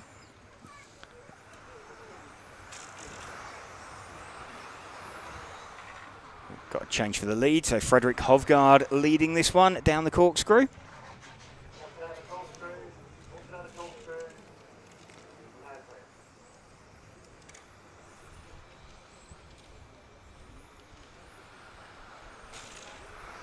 Hofgaard still leading from Herbie and Edmund Peyton Marchie as they drop down the corkscrew once more.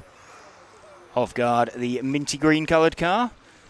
Herbie, the white front, blue centre, black rear car. And the white and red car of Edmund Peyton Marchie. And he's looking pretty racy and makes a great move through the corkscrew. So Edmund up from P5. Oh, and there's a mistake there as well for Hofgaard. So change for the lead. So we've now got Edmund Peyton Marchie leading this one from Herbie and Hofgaard. That will reflect as they cross the line. There we go. Ralph Winkler actually up into third position. So Hofgaard dropping quite a long way down the field. Hofgaard, we said, had a... he had a 1 and a 2.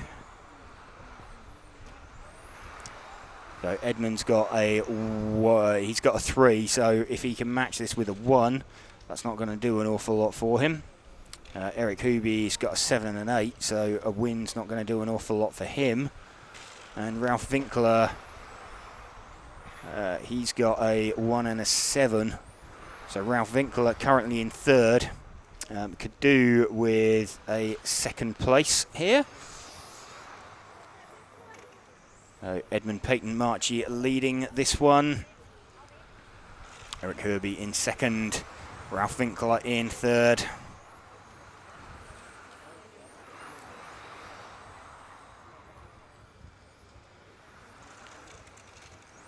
Front two making a slight break for it. Ralph Winkler doesn't look like he's got enough for them to catch and pass them yet. But with a little over 2 minutes to go, could be just one mistake. So looking very close between those two. I've got a funny feeling Ralph Winkler's going to be leading this one quite shortly. Ralph Winkler keeping a watching brief in third position.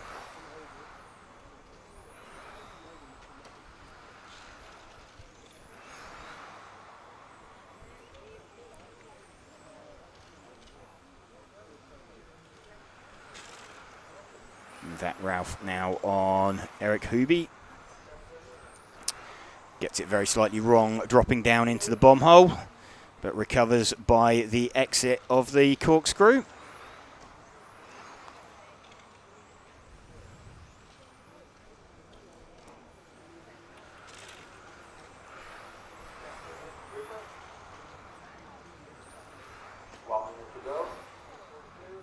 Oh, well, really lucky there from Eric Hooby. Coming down the corkscrew, got it all sorts of wrong, bounced over the curb, ended up back on his wheels. Into the final minute now. Edmund Peyton Marchie still leading this one.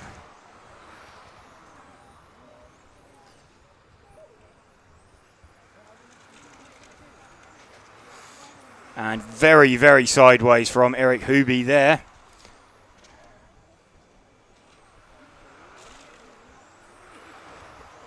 So these three still super close together. They are on their final lap now. So are we going to have a dive for the lead? Do they know it's the final lap? Herbie has a look down the pit straight, doesn't quite come off through the bomb hole. So Edmund takes that just across the line from Eric Herbie. Gets that by around 0.3 of a second. Ralph Winkler in third position. Let's see what that's done to the overalls for these guys.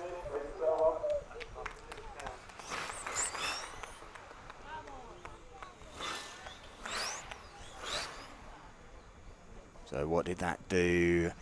Frederick Hofgaard maintained the overall win there. Ralph Winkler second, and that launched Edmund up into third place, that win for him. So Frederick Hofgaard from Ralph Winkler and Edmund Peyton Marchie. 2 minutes of final So just checking, we don't have an overall winner for this next final either, the E-final.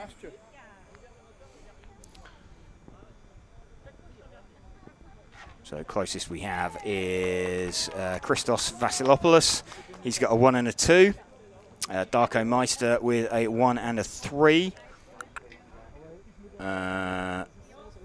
Jonathan Clough has got a 2 in there, so he could match Vasilopoulos. So really we're looking for Darko Meister to make his way up there. Wind really picking up out on the track now.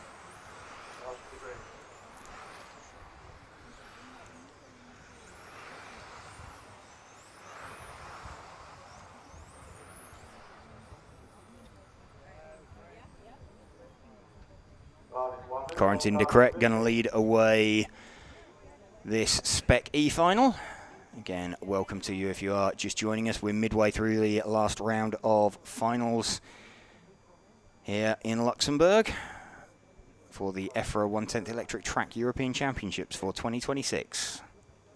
Corentin de Kret going to lead away this E-final.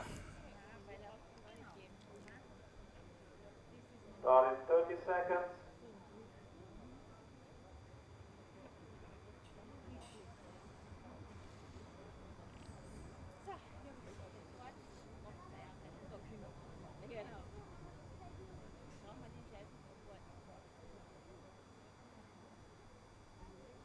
Attention drivers, start in 10, 9, 8, 7, 6, 5, 4, 3. Corentin de Kret gets a good launch, goes quite high up the banking, but hangs on to it. Theo Parasarakis running in second position. Jelle Klursen out with them this time.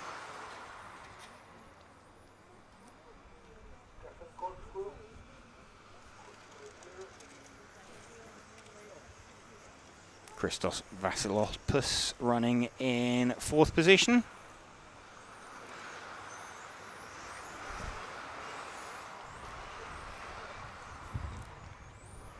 Still Corentin de Kret out in front of this one.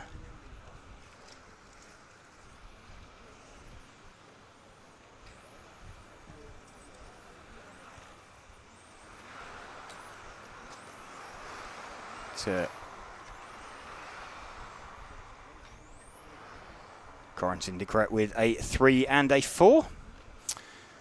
After 1 minute in the lead, car number 1, followed by 3, 2. So we're running with Theo Parasarakis at the moment.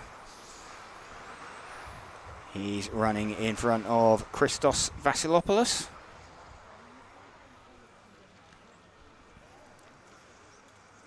The chain of cars running down the back straight. So had a move for second there. Jelle Klursen fending off the attentions of Theo Parasarakis. And Jelle Klursen gets turned round. So Theo Parasarakis now up into second position. Corentin de Kret 4.2 seconds out in the lead of this one. Parasarakis running in second. He already has a first and a second. De Kret, his best score is a third, so a win in this leg won't be enough for him to take the overall win.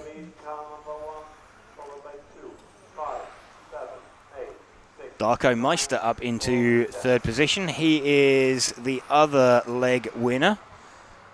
So if Darko Meister can get himself in front of Parasarakis, then he could be in a good position.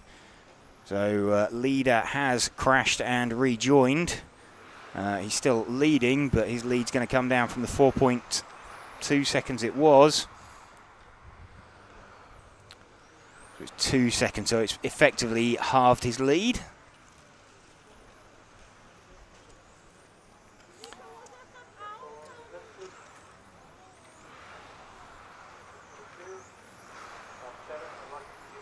Corentin de Kret still leading this one from Theodore Parasarakis. Darko Meister up into third position.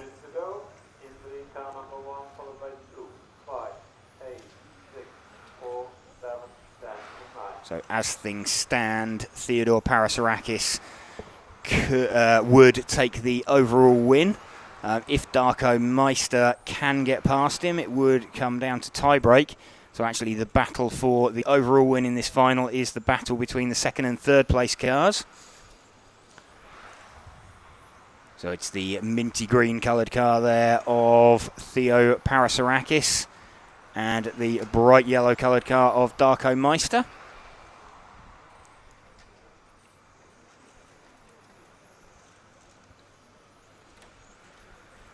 So Parasarakis has a 1 and a 2 at the moment, and he's running second. Meister has a 1 at the moment, so he needs that 2 to go with it to match Parasarakis on 3 points. Oh, coming together down the straight, and oh, hang on, Meister is now second. So Meister is now second overall, will be as they cross the line, so this could be for the overall win. Jonathan Clough is in third position. He is. So this may well come down to a tie-break then with 30 seconds to go. Although in itself that collision between them would have slowed this run down slightly. Change again. So Parasarakis waits for Darko Meister. I don't know if they're aware that this is the potentially the battle for the overall win. Corentin de Kret going to win this leg. He is the only driver that's made the extra lap. But Meister finishes second by about 0.2 of a second from Theo Parasarakis. Going to have a look when everybody is called finished. So all cars finished. So let's just see what that's done to the overall results.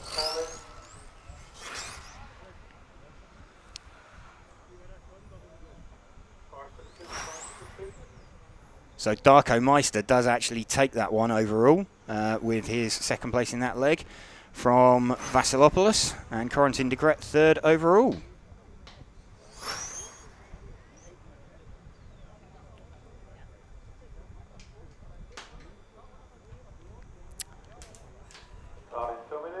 Who do we have next for this Spec D final, leg number 3? We've got Mattis Benetton, who hasn't been starting. So then we're going to have Mike Martinez lead away from Billy Fletcher. And where are we with this one? Let's remind ourselves. Mike Martinez has got a 1 and a 2. Billy Fletcher's got a 1 and a 2. So battle for the win overall in this D final between Mike Martinez and Billy Fletcher. They've both got 3 points. Mike Martinez in front at the moment.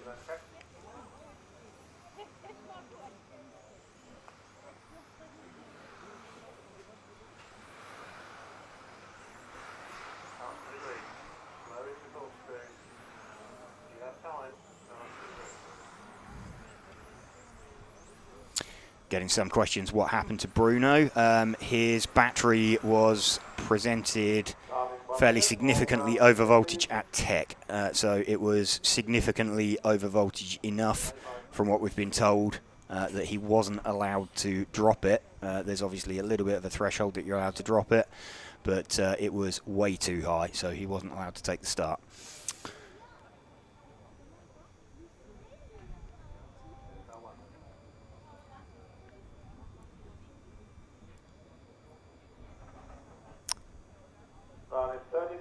Mike Martinez going to lead away from Billy Fletcher.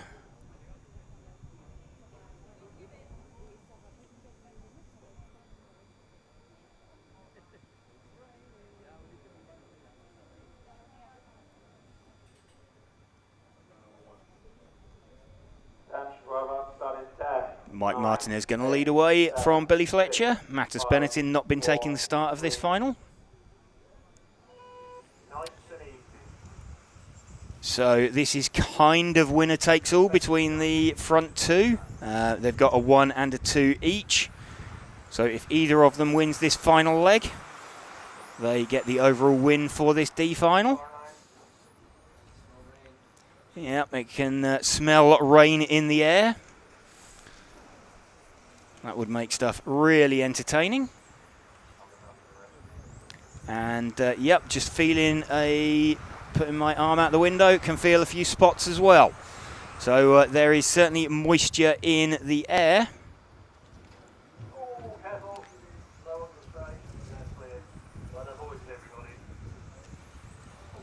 Billy Fletcher trying to find his way past Mike Martinez.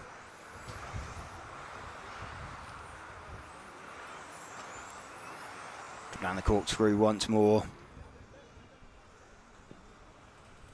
There's definitely a few spits of moisture in the air. It's not raining yet. I think it is wet. Sorry, it's warm enough that anything landing on the track would immediately evaporate. So it's no significant rain. Billy Fletcher still trying to find his way past Mike Martinez.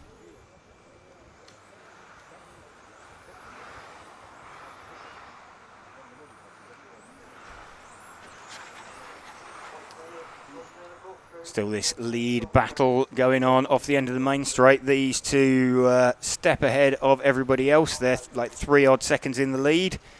So a pair of them looking like the class of the field. And, oh, Billy tries a dive around the outside of the corkscrew. Doesn't quite come off.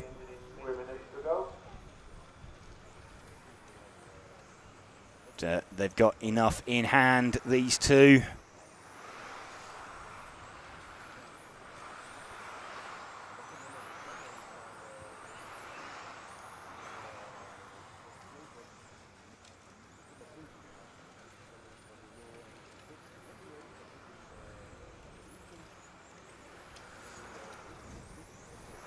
And a great run from Billy there out of the hairpin.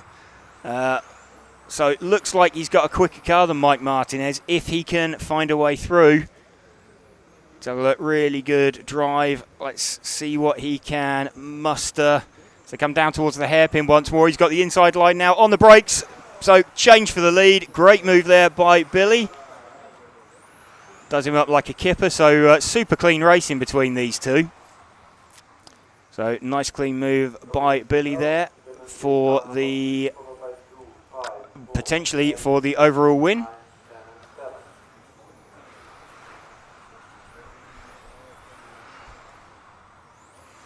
So Billy now starting to stretch away. We did think that he maybe had a faster car. Also,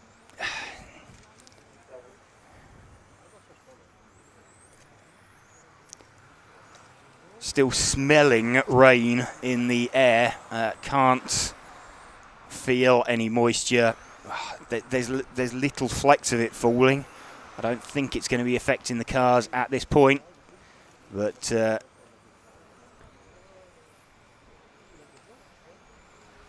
now looking at Richard closing in on Mike Martinez.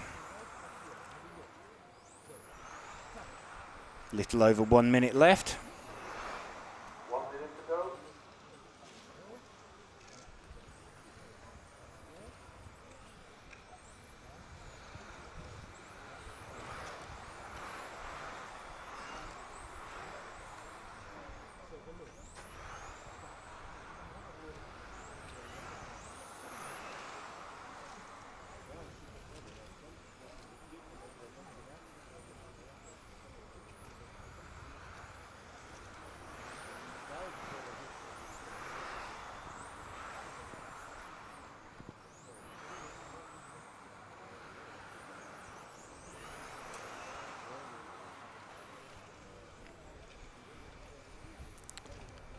Into the last 15 seconds.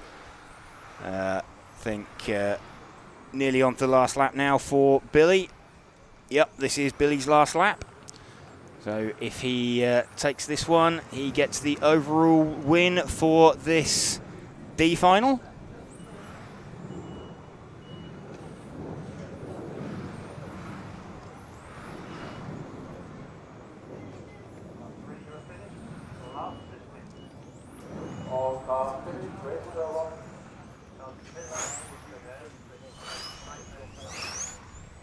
So Billy takes the overall win in that D final.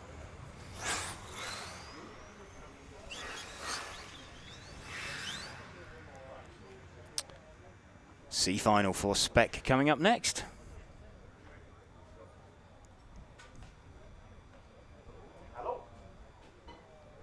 Definitely feeling some specks of moisture and rain falling.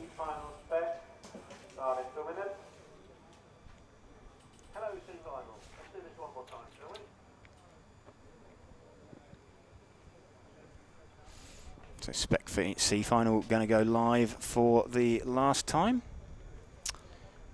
What have we got? We got Nico Catalani he's already won this with a 1 and a 1. So let's see if he takes the grid. Nathan Catalani's got a 2 and a 5. Bart Vubben 3 and a 4. Martin Hoody's got a 2 and a 10. So Martin Hoody could do with the leg win in this one. Going to keep an eye out and see if the cars look a little bit more loose than usual with the rain out there. Of course, because they also run 1/5 gas cars around here, the acceleration off of some of the slow corners, the track's going to be relatively full of oil from the two-stroke engines. So they're going to be pretty slippery in some places, particularly off of the low-speed corners. So we're looking at the entrance to the straight from the corkscrew and the sort of chicane in the middle heading back down towards the hairpin, and the hairpin itself would imagine would be fairly big. Nico Catalani not taking the start in this. He's already won the first 2 legs.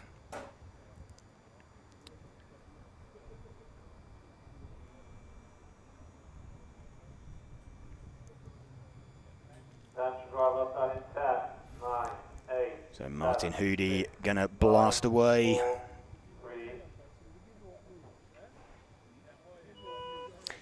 Martin could do with the leg win here to get second overall in this final. Tiptoeing round, wondering what they've got underneath them. And this looks slick. It looks quite treacherous out there. So if we've had any sort of moisture out there on the track, it's making it fairly loose. We've got Loic Yasmin up into second position, I think, from Arno Solniak.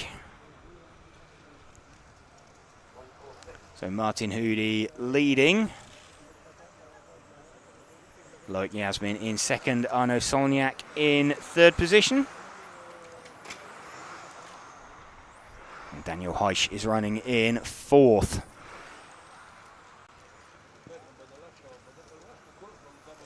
Drivers just trying to feel what they've got underneath them. So remember, a few spots of moisture in the air. It is still pretty warm out there on track. So thinking that's not going to have too much effect at the moment. We think anything hitting the ground should evaporate pretty quickly, but Solniak trying to make a move now down the corkscrew on Loic Yasmin.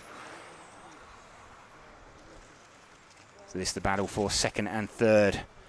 Martin Hoody out in front.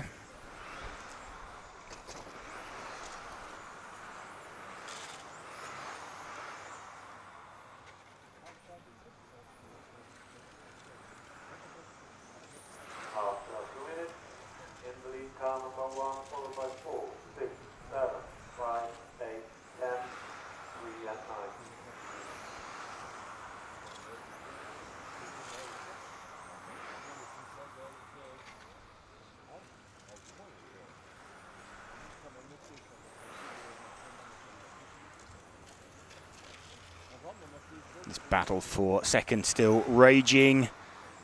Loic Yasmin holding on from Arnaud Solniak.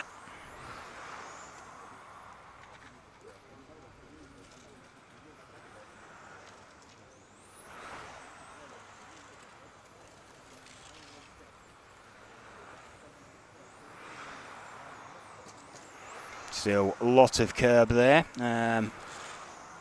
If there's small mistake from Solniak up in the corkscrew, and Daniel Heisch ends up going through, and all gone wrong for Solniak. Hoody still leading this one. We've picked him up now. We've got less than 2 minutes to go. And Martin Hoody leading this one. Nico Catalani already with 2 leg wins, so he will be the overall winner. But Martin Hoody, he had a 2 and a 10. So the one from this leg, if he wins it, would give him a second overall on the podium.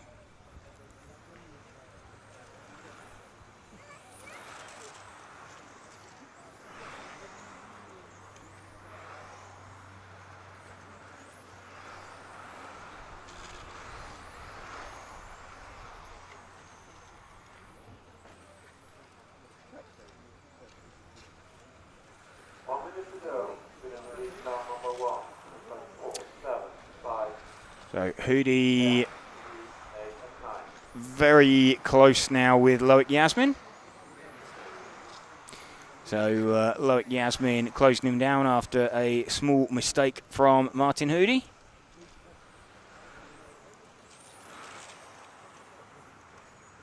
Loic Yasmin right back with him. So 30 seconds to go from looking very, very comfortable. It's Martin trying to stretch his advantage again. Still around the half-second mark.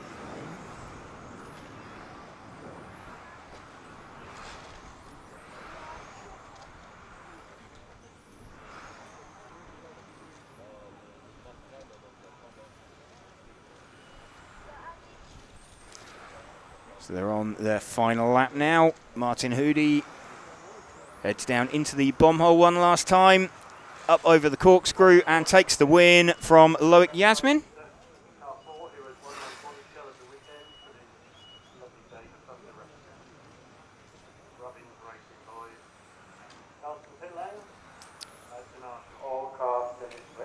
Martin Hoody takes the leg win then, and that gets him second overall.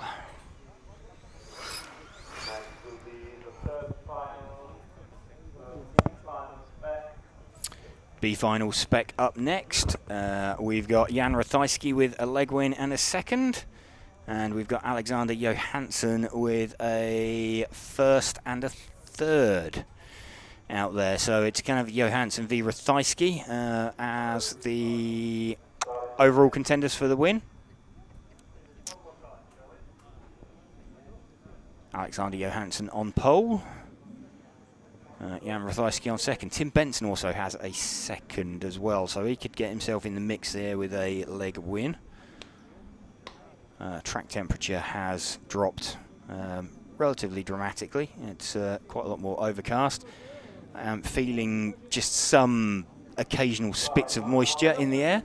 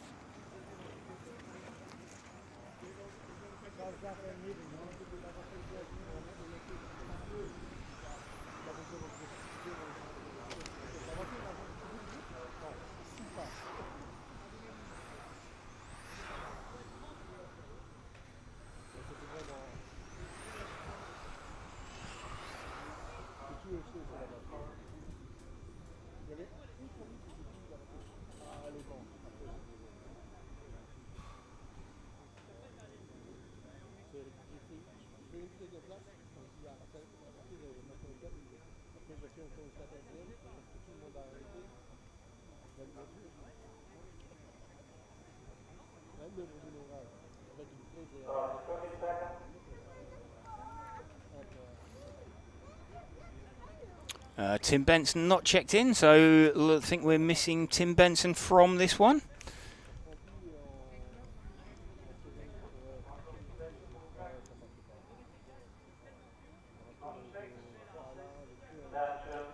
Alexander Johansson versus Jan Ratajski then. Leg win for either of them gives them the overall.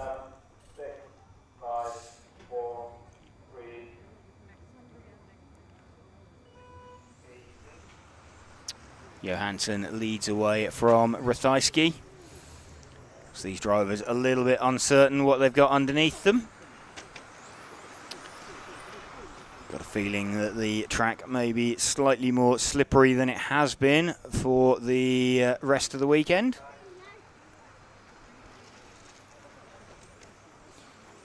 So it could get really spicy with the last mod final coming up, the A final. That's the only European Championship left to decide. We have had Max Mackler win the stock class already. Stefan Schultz win the front-wheel drive class.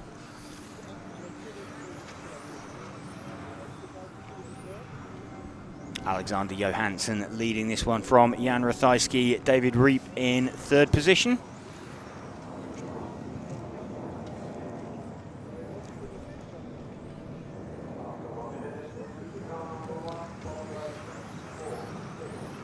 So Jan starting to look like he's closing in a little bit on Alexander Johansson. Remember this, the battle for the overall win in this Spec B final.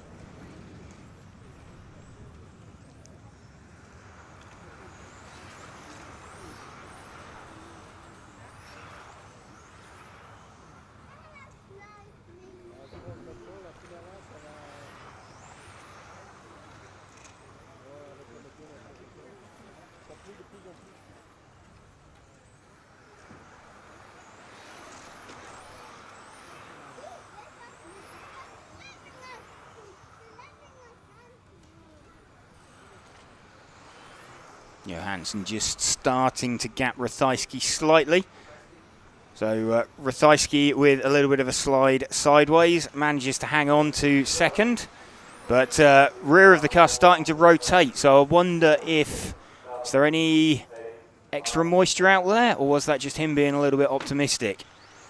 Can't feel any extra rain out the window of the comm box at the moment. But, certainly starting to look a little bit scrappy.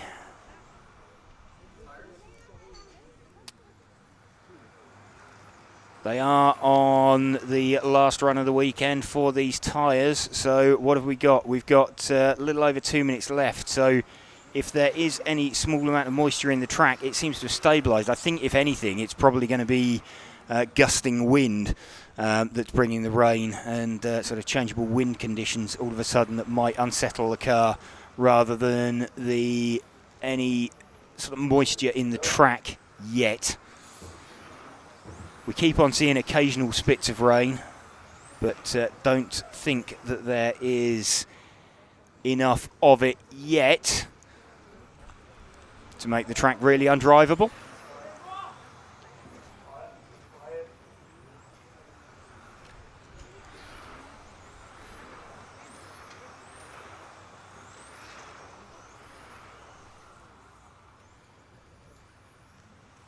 Still Johansson from Ratajski. Effectively winner takes all for this B final leg.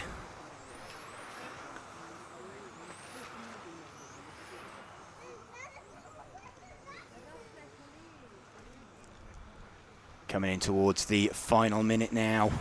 Jan Ratajski throwing everything at this. Gap was 1 second.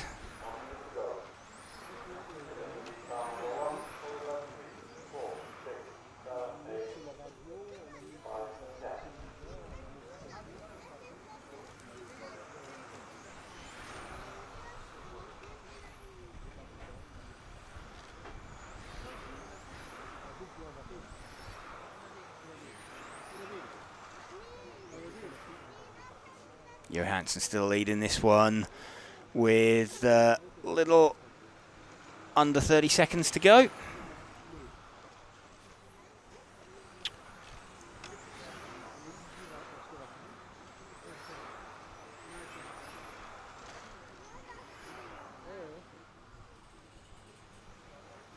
So they're on their final laps now. Johansson just needs to roll this one home for the overall leg win. Jan Ratajski's thrown absolutely everything at it, but not been able to get there. So Alexander Johansson takes the overall and the leg win.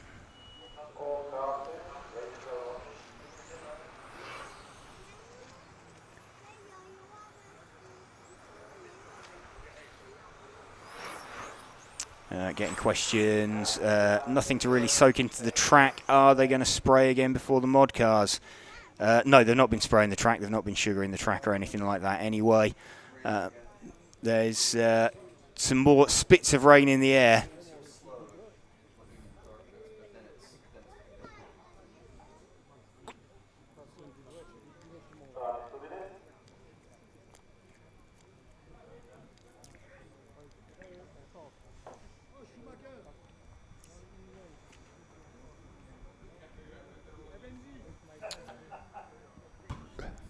A-main leg number 3 coming up then. Max Mackler has already won this with 2 leg wins, so not expecting to see him out. Ollie Boltink with a 2 and a 3. Lewis Kretschmer with a 2 and a 3. Adam Ise with a 4 and a 4. So effectively with Max sitting this leg out, it's all to play for in second place. So Ollie Boltink, Lewis Kretschmer, the 2 guys with second places.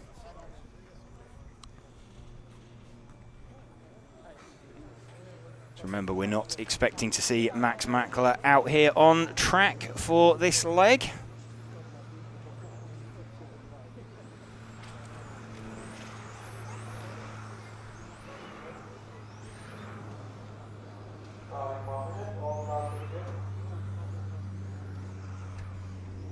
So I think we're going to see Ollie Boltink, our de facto pole sitter.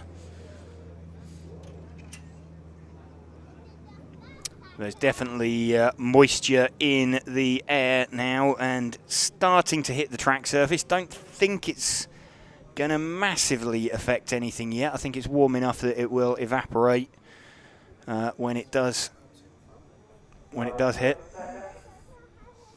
Chris Hardesty employing his advanced rain sensor, having removed his hat.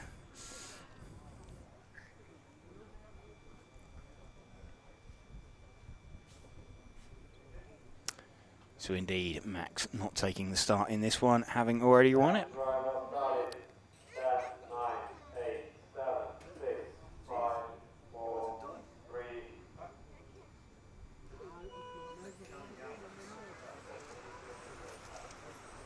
So Ollie Boltink leads this one away and already changed for second.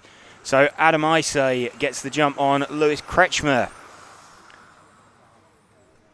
So rain is falling now, and it's actually visible out there.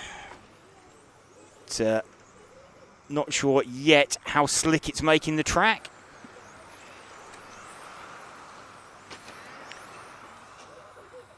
Boltink leads down the corkscrew from Ise. So we already know the winner of this. Max Mackler with a 1 and a 1. Ollie Boltink has a 2 and a 3.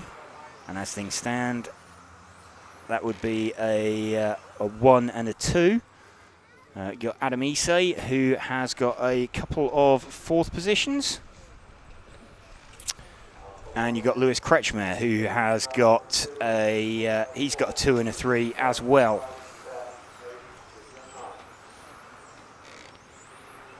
So kind of the battle for the second position on the podium, or second and third places on the podium.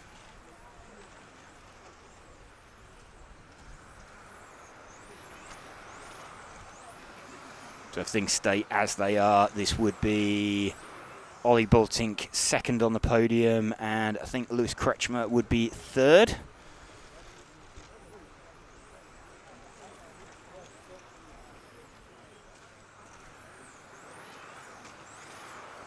So Adam Ise would need to win this leg to join those two on 5 points. Kretschmer having a look at Ise, and he's pushing him round and not quite making his way, or not quite finding space. So Adam keeping it super tight, super clean.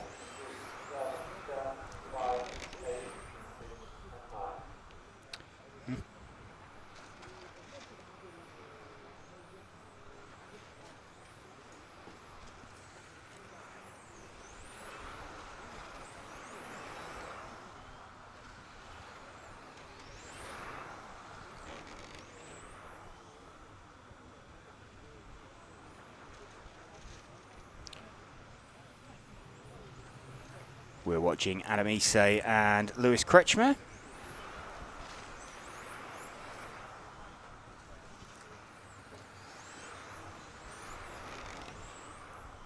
The rain definitely becoming more fragrant now. Ollie Bultink. A mistake from Ise. So a bit of a mistake from Adam Ise. That's let Lewis Kretschmer up into second position. Doesn't change anything overall as it stands. He's still going to be on the third step of the podium.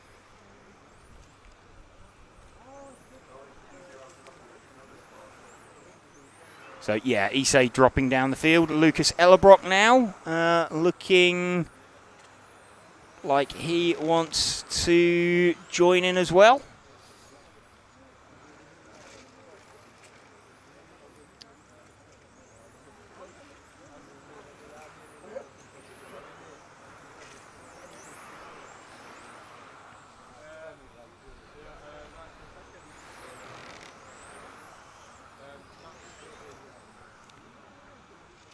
What do we got? Just over 1 minute left. Ollie Bultink leading by 2 seconds from Lewis Kretschmer and Lucas Ellerbrock.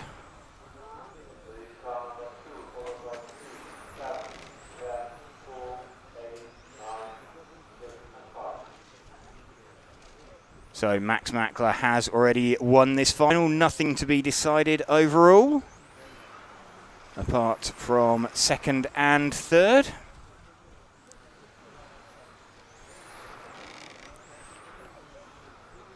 Into the final 30 seconds. Ollie Bultink leading this one. Kretschmer dropping down into fourth position.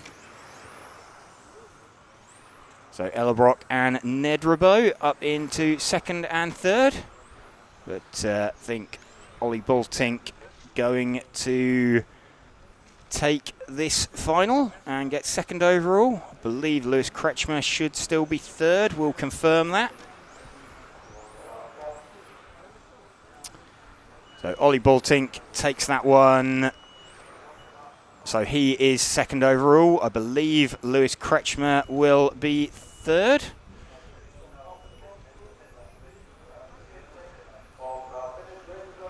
We'll just get some confirmation of that.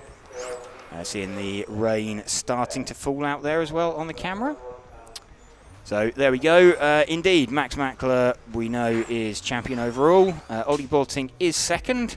Lewis Kretschmer is third. Adam Ise fourth. Lucas Ellerbrock second, gets him fifth overall. So Ollie Bultink having taken the win.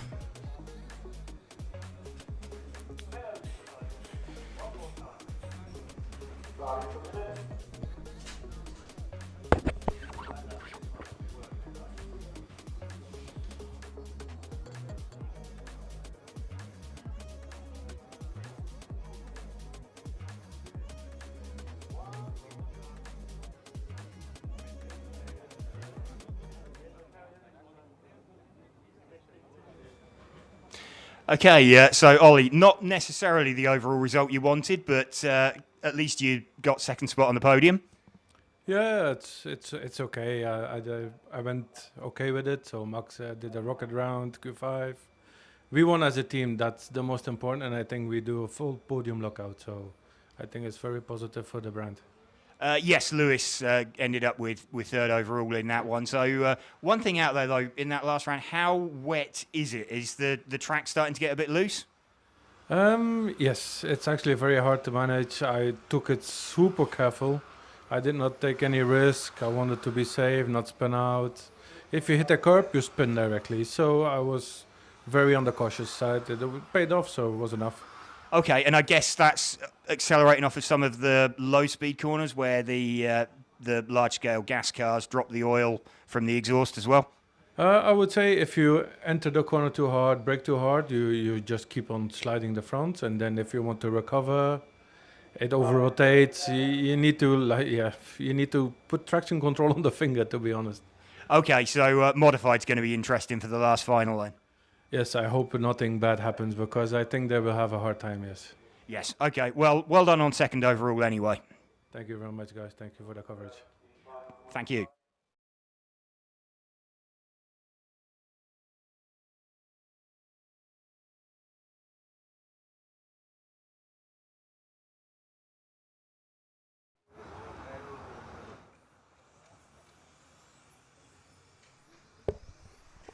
Razvan Stroh has led the field away. No, he hasn't actually. Number 3 is leading, so that's Frank Drambreen leading. So just hearing there from Ollie that a little bit loose out there with the moisture on track, and yeah, with these modified cars, they're proving it. They're finding it. So Frank Drambreen throwing some interesting shapes down through the corkscrew. So, of course, this is going to be the first time over the course of the weekend that they've encountered these sort of slippery track conditions. Martin Wouters in second position. Martin has, let's have a look. Martin Wouters already with a 1 and a 1, so Martin has already got the overall win here in this D final.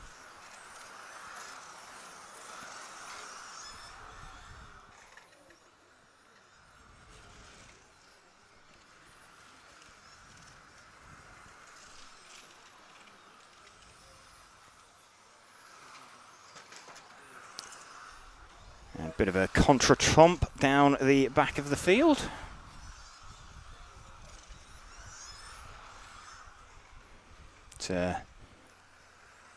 Wouters leading this one from Drambreen. The pair of them have kind of been the class of the field.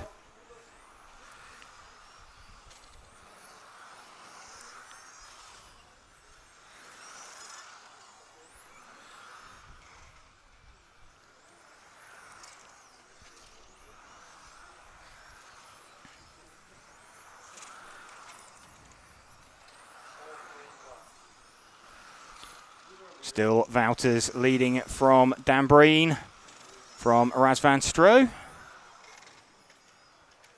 So lead car is coming down towards the hairpin now.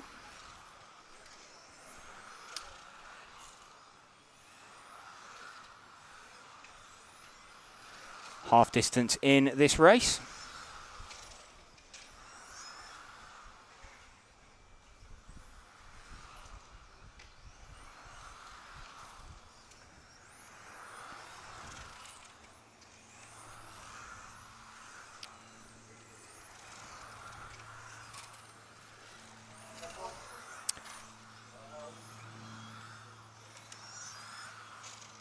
Three-second lead now for Martin Wouters over Frank Drambreen.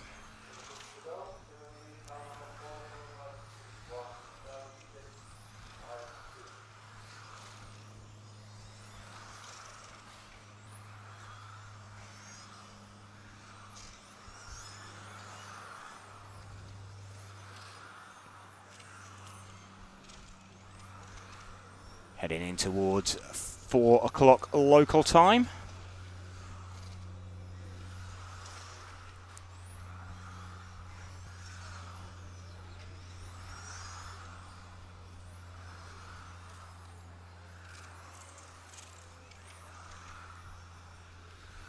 Still Martin Wouters leading this one. He's already won the first 2 legs of this final, leading by 4.1 seconds over Frank Dambreen.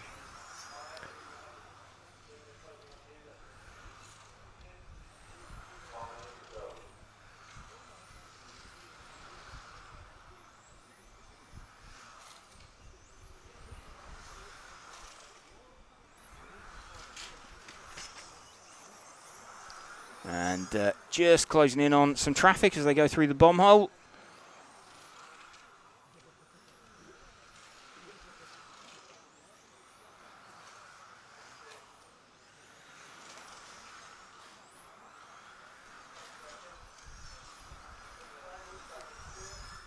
Martin Wouters, less than 30 seconds to go. Last little bit of track action for him for the day.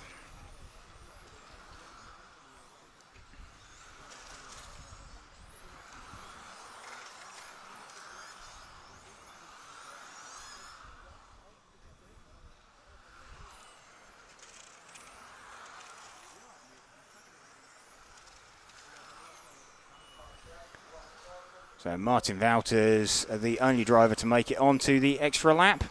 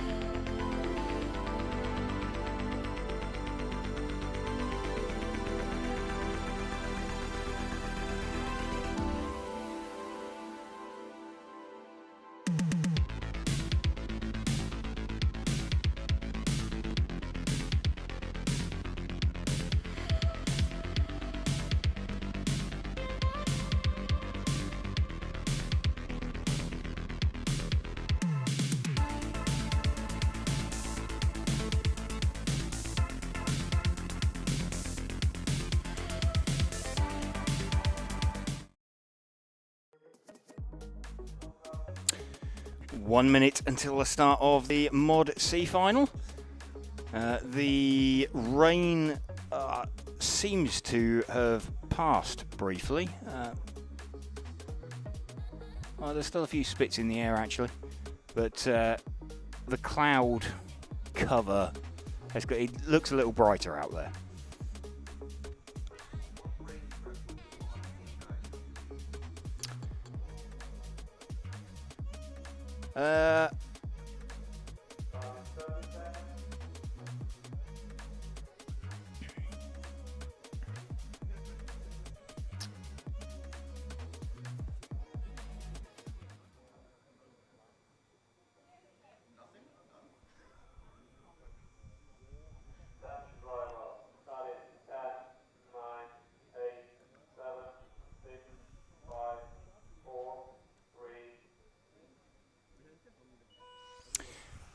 Soren Sparbeer leads off. He has already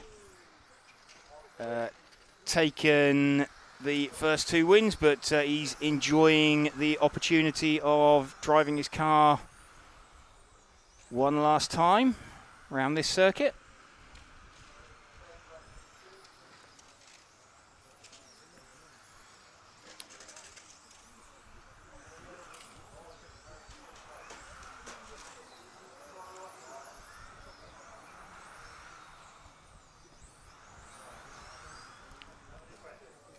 So front two have got a fairly massive lead. Soren Sparbeer and Jose Pereira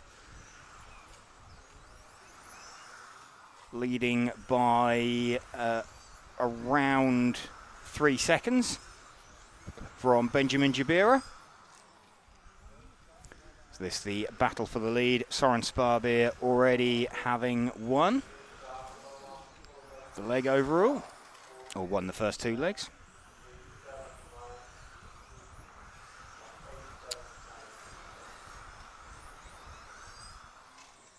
So starting to figure out where the traction might be. Not really wet enough out there that they need to make any special preparations for running. That'll be the guys later on. You're just having to be smooth. I mean, you might just soften down the boost on your boost and timing on your speedo a little bit, but it's a bit risky because they've got no previous information, no data from it. You know, if it was a practice final, they would almost certainly do it. But they're good enough.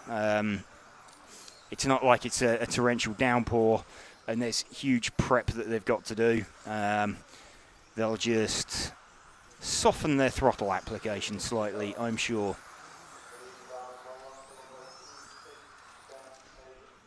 No doubt they will all be watching these finals, though, just to see where there is traction and where there isn't. Looks pretty good at the moment.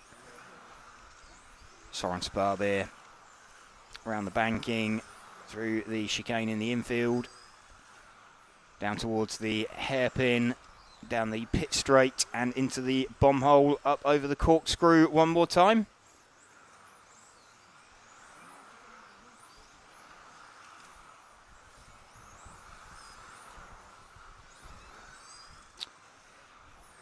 Yeah, we don't have a speed trap out there, but they're getting to, it's got to be in the region of 70 miles an hour down the back straight. With the mod cars.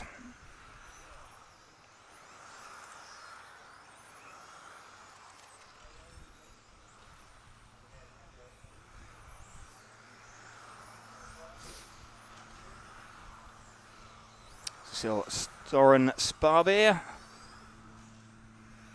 last couple of minutes for him on the track.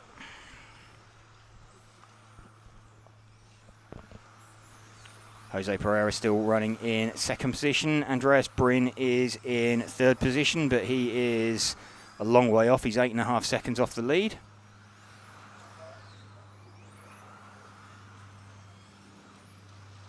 Is spec 17.5? No, spec was 13.5.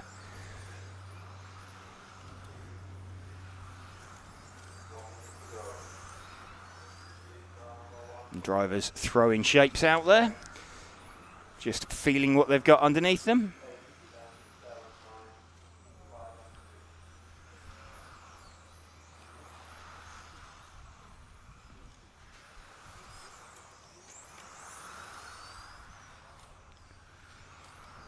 Sparbeer, though, leading from Jose Pereira by 1.2 seconds.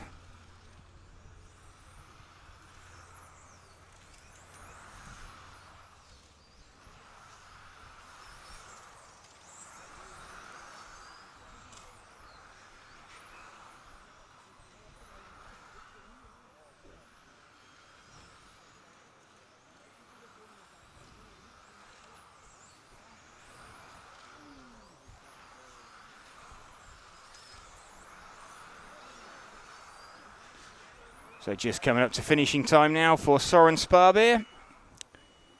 Taking that one from Jose Pereira. So 3 from 3 for Soren Sparbeer. Winning all 3 legs of the of the C final.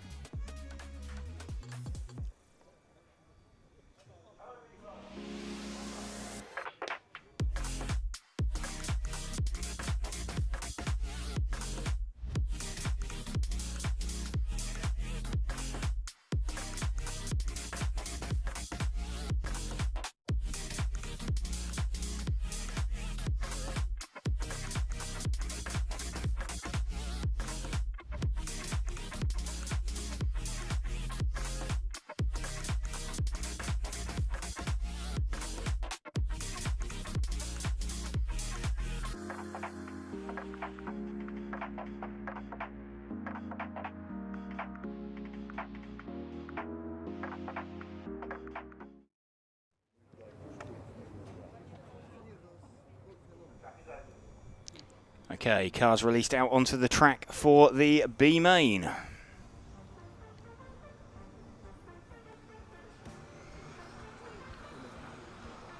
So penultimate race of the weekend. Antoine Brunet already taking 2 leg wins for the overall.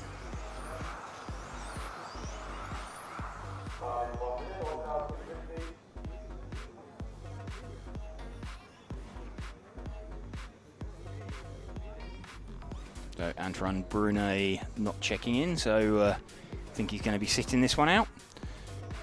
Patrick Gollner will lead away, that being the case. Patrick Gollner's got second and a third. Alessio Menicucci with a second and a third as well. Those are the guys we're looking out for.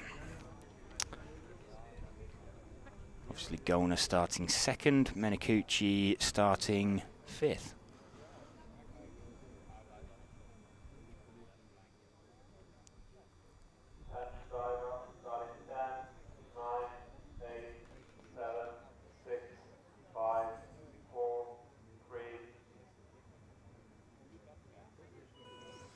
Gollner gets the jump at the start and gets away from Michele Manzo.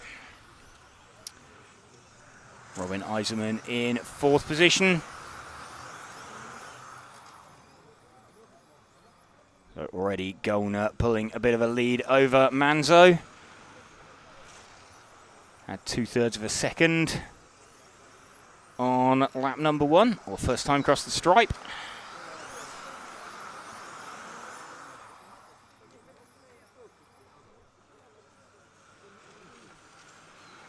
Antoine Brunet not taking the start, having already won the first 2 legs of this final.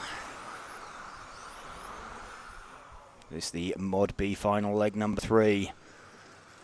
So after this we have got one more final. And it will decide the European champion for 2026.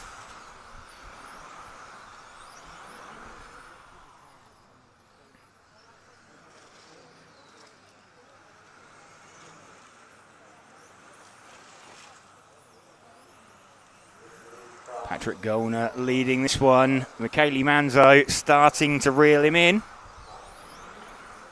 This lead battle going on. There is about 1/3 of a second between them. A little over 3/10.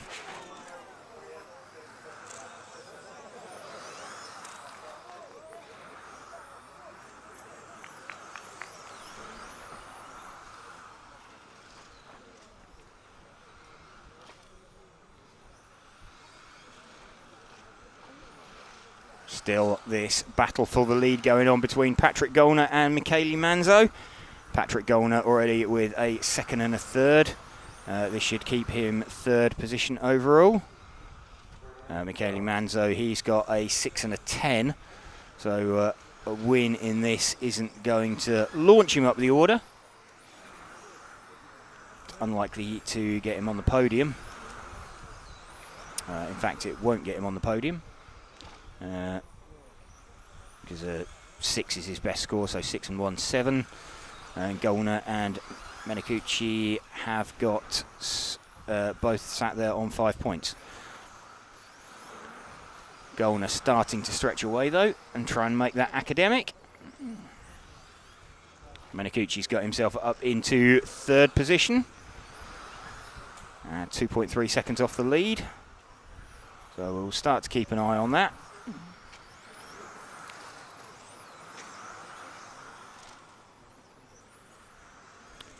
As we start getting towards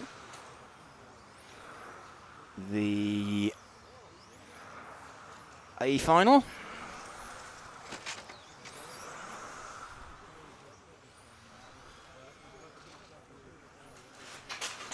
And mistake there from Patrick Gollner, and maintains, he drops down into 3rd position. So Michele Manzo leads this one now from Menicucci, with Gollner into 3rd. So 1 minute 30 left. Michele Manzo, the orange coloured car, drops down the corkscrew, down the long back straight.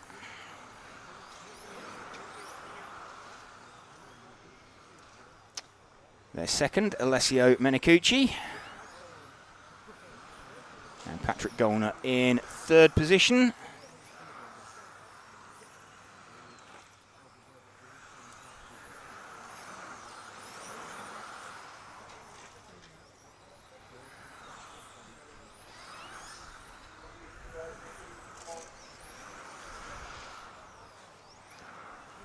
Manzo leading this one, though, the orange car we are running with at the moment.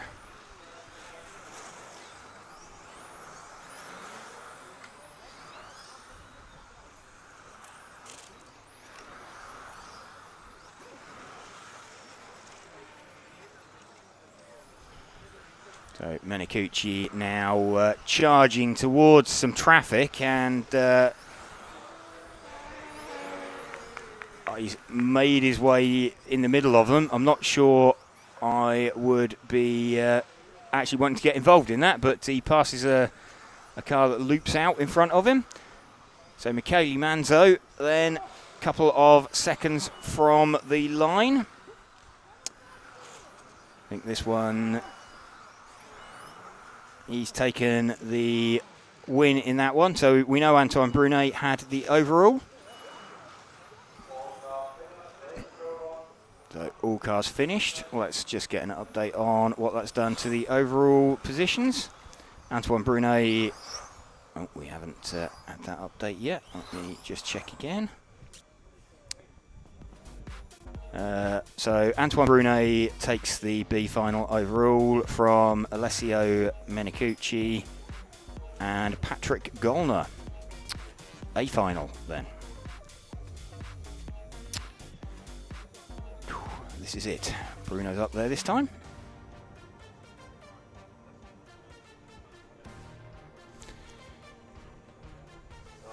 So, what have we got? We've got Bruno with a leg win. We have got Michael Orlowski with a leg win. We've got Simon Lauter with 2 second places. He's shown as the overall leader at the moment. So basically, Bruno or Michael wins it, they win it. If Simon wins it, then we start getting fingers and thumbs.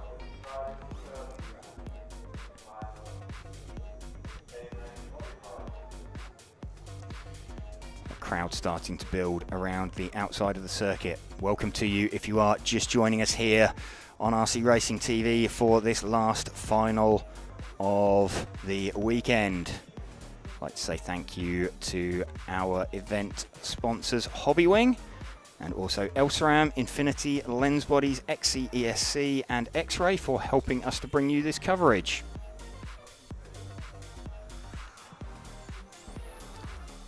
The car's being released out onto the circuit. Drivers taking the opportunity to do warm-up laps, find out what they've got underneath them.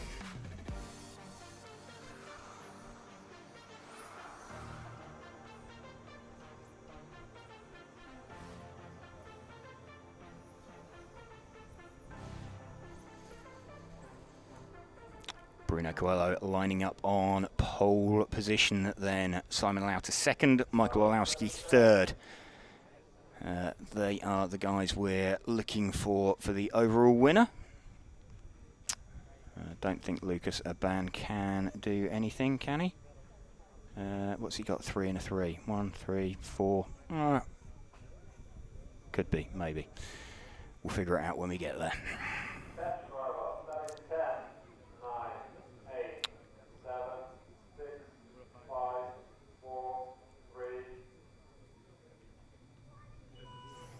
Bruno Coelho launches off the line then from Simon Lauter. So Bruno going to want to make this academic. If he can run and hide in this one, he will do. Simon running second. A leg win for Simon here would be pretty handy for him as well. And Bruno already wagging the tail of that Infinity as he's lighting it up out there. So Simon already going with him. Front two making a little bit of a break for it. Michael running in third position currently.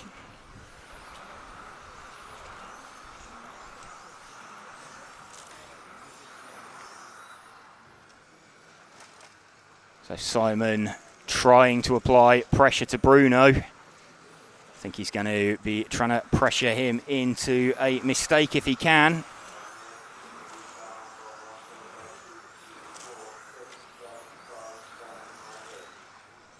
Michael and Lucas also having a close battle as well.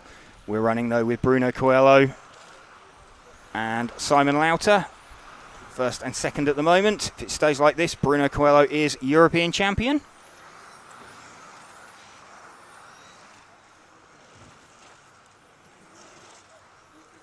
Yep, small half spin for Lucas. Dropped him off the back of Michael Orlowski.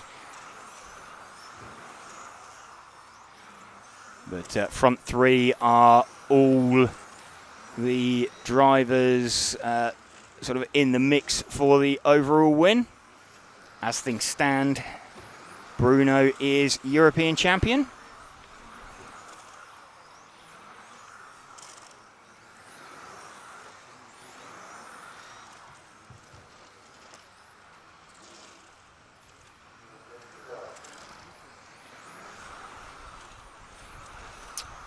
Hypothetically, if Simon was to pass him, then it would come down to a tie break on time.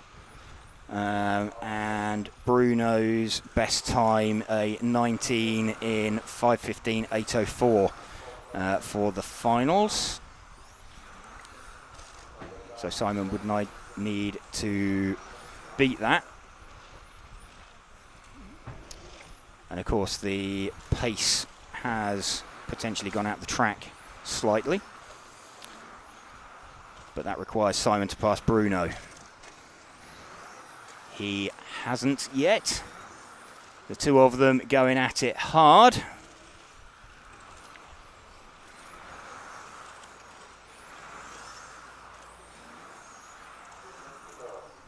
Two minutes to go. 19.5.15 predicted. What did we say Bruno had done? A 5:15.8. They're still slightly ahead of that at the moment.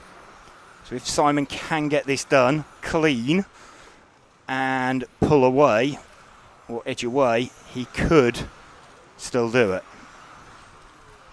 So Simon's having a look a few times a lap. 1.5 minutes left. Orlowski's dropped out, so that's him out of contention.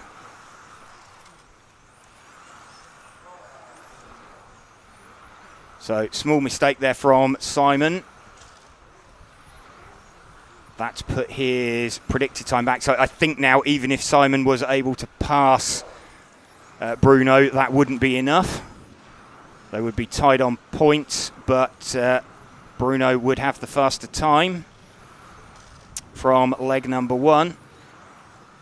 So looking pretty good for Bruno.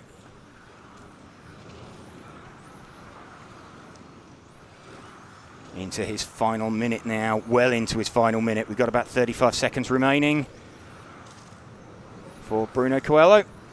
Still running with him. Lucas Aban up into third position.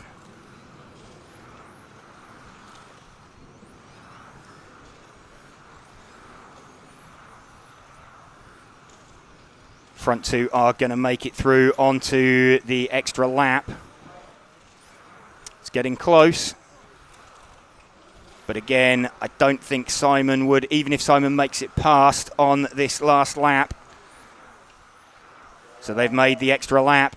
I don't think Simon is going to be quick enough. It would have to be some kind of lap from Simon to get it on the tie break. Bruno crosses the line. Oh, and Simon dives for the line. But Bruno gets that overall. So Bruno is your European champion for 2026 in modified. So Bruno is European champion from, I think that's going to be from Simon Lauter. Let's just get an overall up there. Yeah, indeed, Bruno does get that from Simon, with Michael Orlowski in third. So win there for Bruno.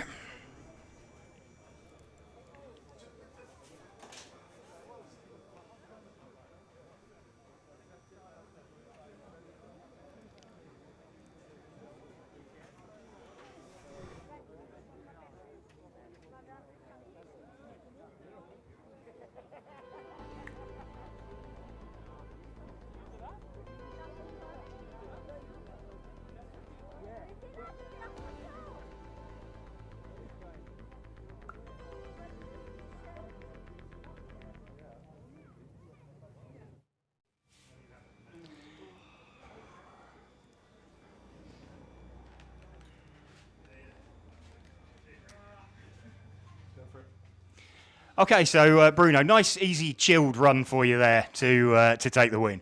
Yeah, I think chill is not the proper word to say. It's for sure an amazing moment for all of us. It's a speciale moment for the team, special moment for me, and special moment also for Franchi, that he fully deserved this for all the work he have been done. It's very special for us, really. It's very good moment. Okay, so what happened at the start of that second leg? Obviously, we saw you didn't make it out there. We heard it was over voltage. Yeah, I mean, I have no idea why. I was over voltage, but not by a bit, by really a lot, which made completely no sense. I have been running for many years, and I really have never happened to me. And all the other runs we have been checking the battery, and battery was 80-39 normally, 80-40, and this time was like 43. Without any reason, when we could not find out why. So it was on us, of course. It's our mistake, and we learned with the mistakes. But still, we didn't find why. So it was very weird.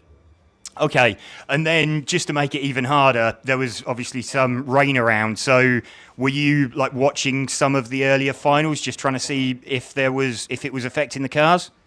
Yeah, I mean, we saw the rain, but there was never a sign to use the rain car to say like there was not enough rain to use the rain car. So it was all about like little changes on the setup for the final or not. But yeah, we didn't end up not change anything because we saw the lap times from the previous runs, which were pretty okay. So we just thought we continue with the same setup and we wouldn't change anything. Okay, so just a little bit more slippery out there. You just had to be slightly more careful. Yeah, I felt that the traction was at 100% compared to before, but it was pretty good. Okay, well done anyway. Yeah, thank you. I just would like to thank everybody at home for the support. Special thanks to Francesco for all the work that he have been done for the work on the project and make something amazing. Also to Kenji-san to support us on this and make this project true. This is more than just a car. Absolutely. Well done. Thank you. Super excited to share a fantastic promotion from Invisible Speed. That's right, Invisible Speed is launching a completely new touring car book very soon, packed with awesome info and tips from today's fastest touring car racers.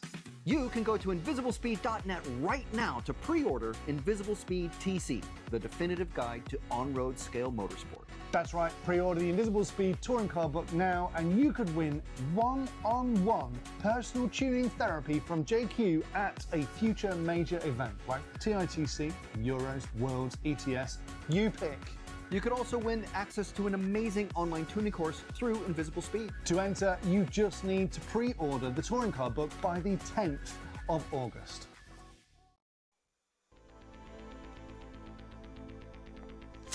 Okay, so there we go. Bruno Coelho, European champion for 2026 in modified. Obviously quite emotional for him, as it was for Max Mackler earlier as well. So you can see how much for these guys it truly affects them. So thank you for joining our coverage this weekend here on RC Racing TV of the EFRA 1/10 Electric Track European Championships from Luxembourg. It's been great bringing you this the action on track. So we've been RC Racing TV, and I'd like to say thank you again to our stream sponsor Hobbywing, and also Elsaram, Infinity, Lens Bodies, XCESC and X-Ray for helping us to bring you this coverage. Hope you've enjoyed it.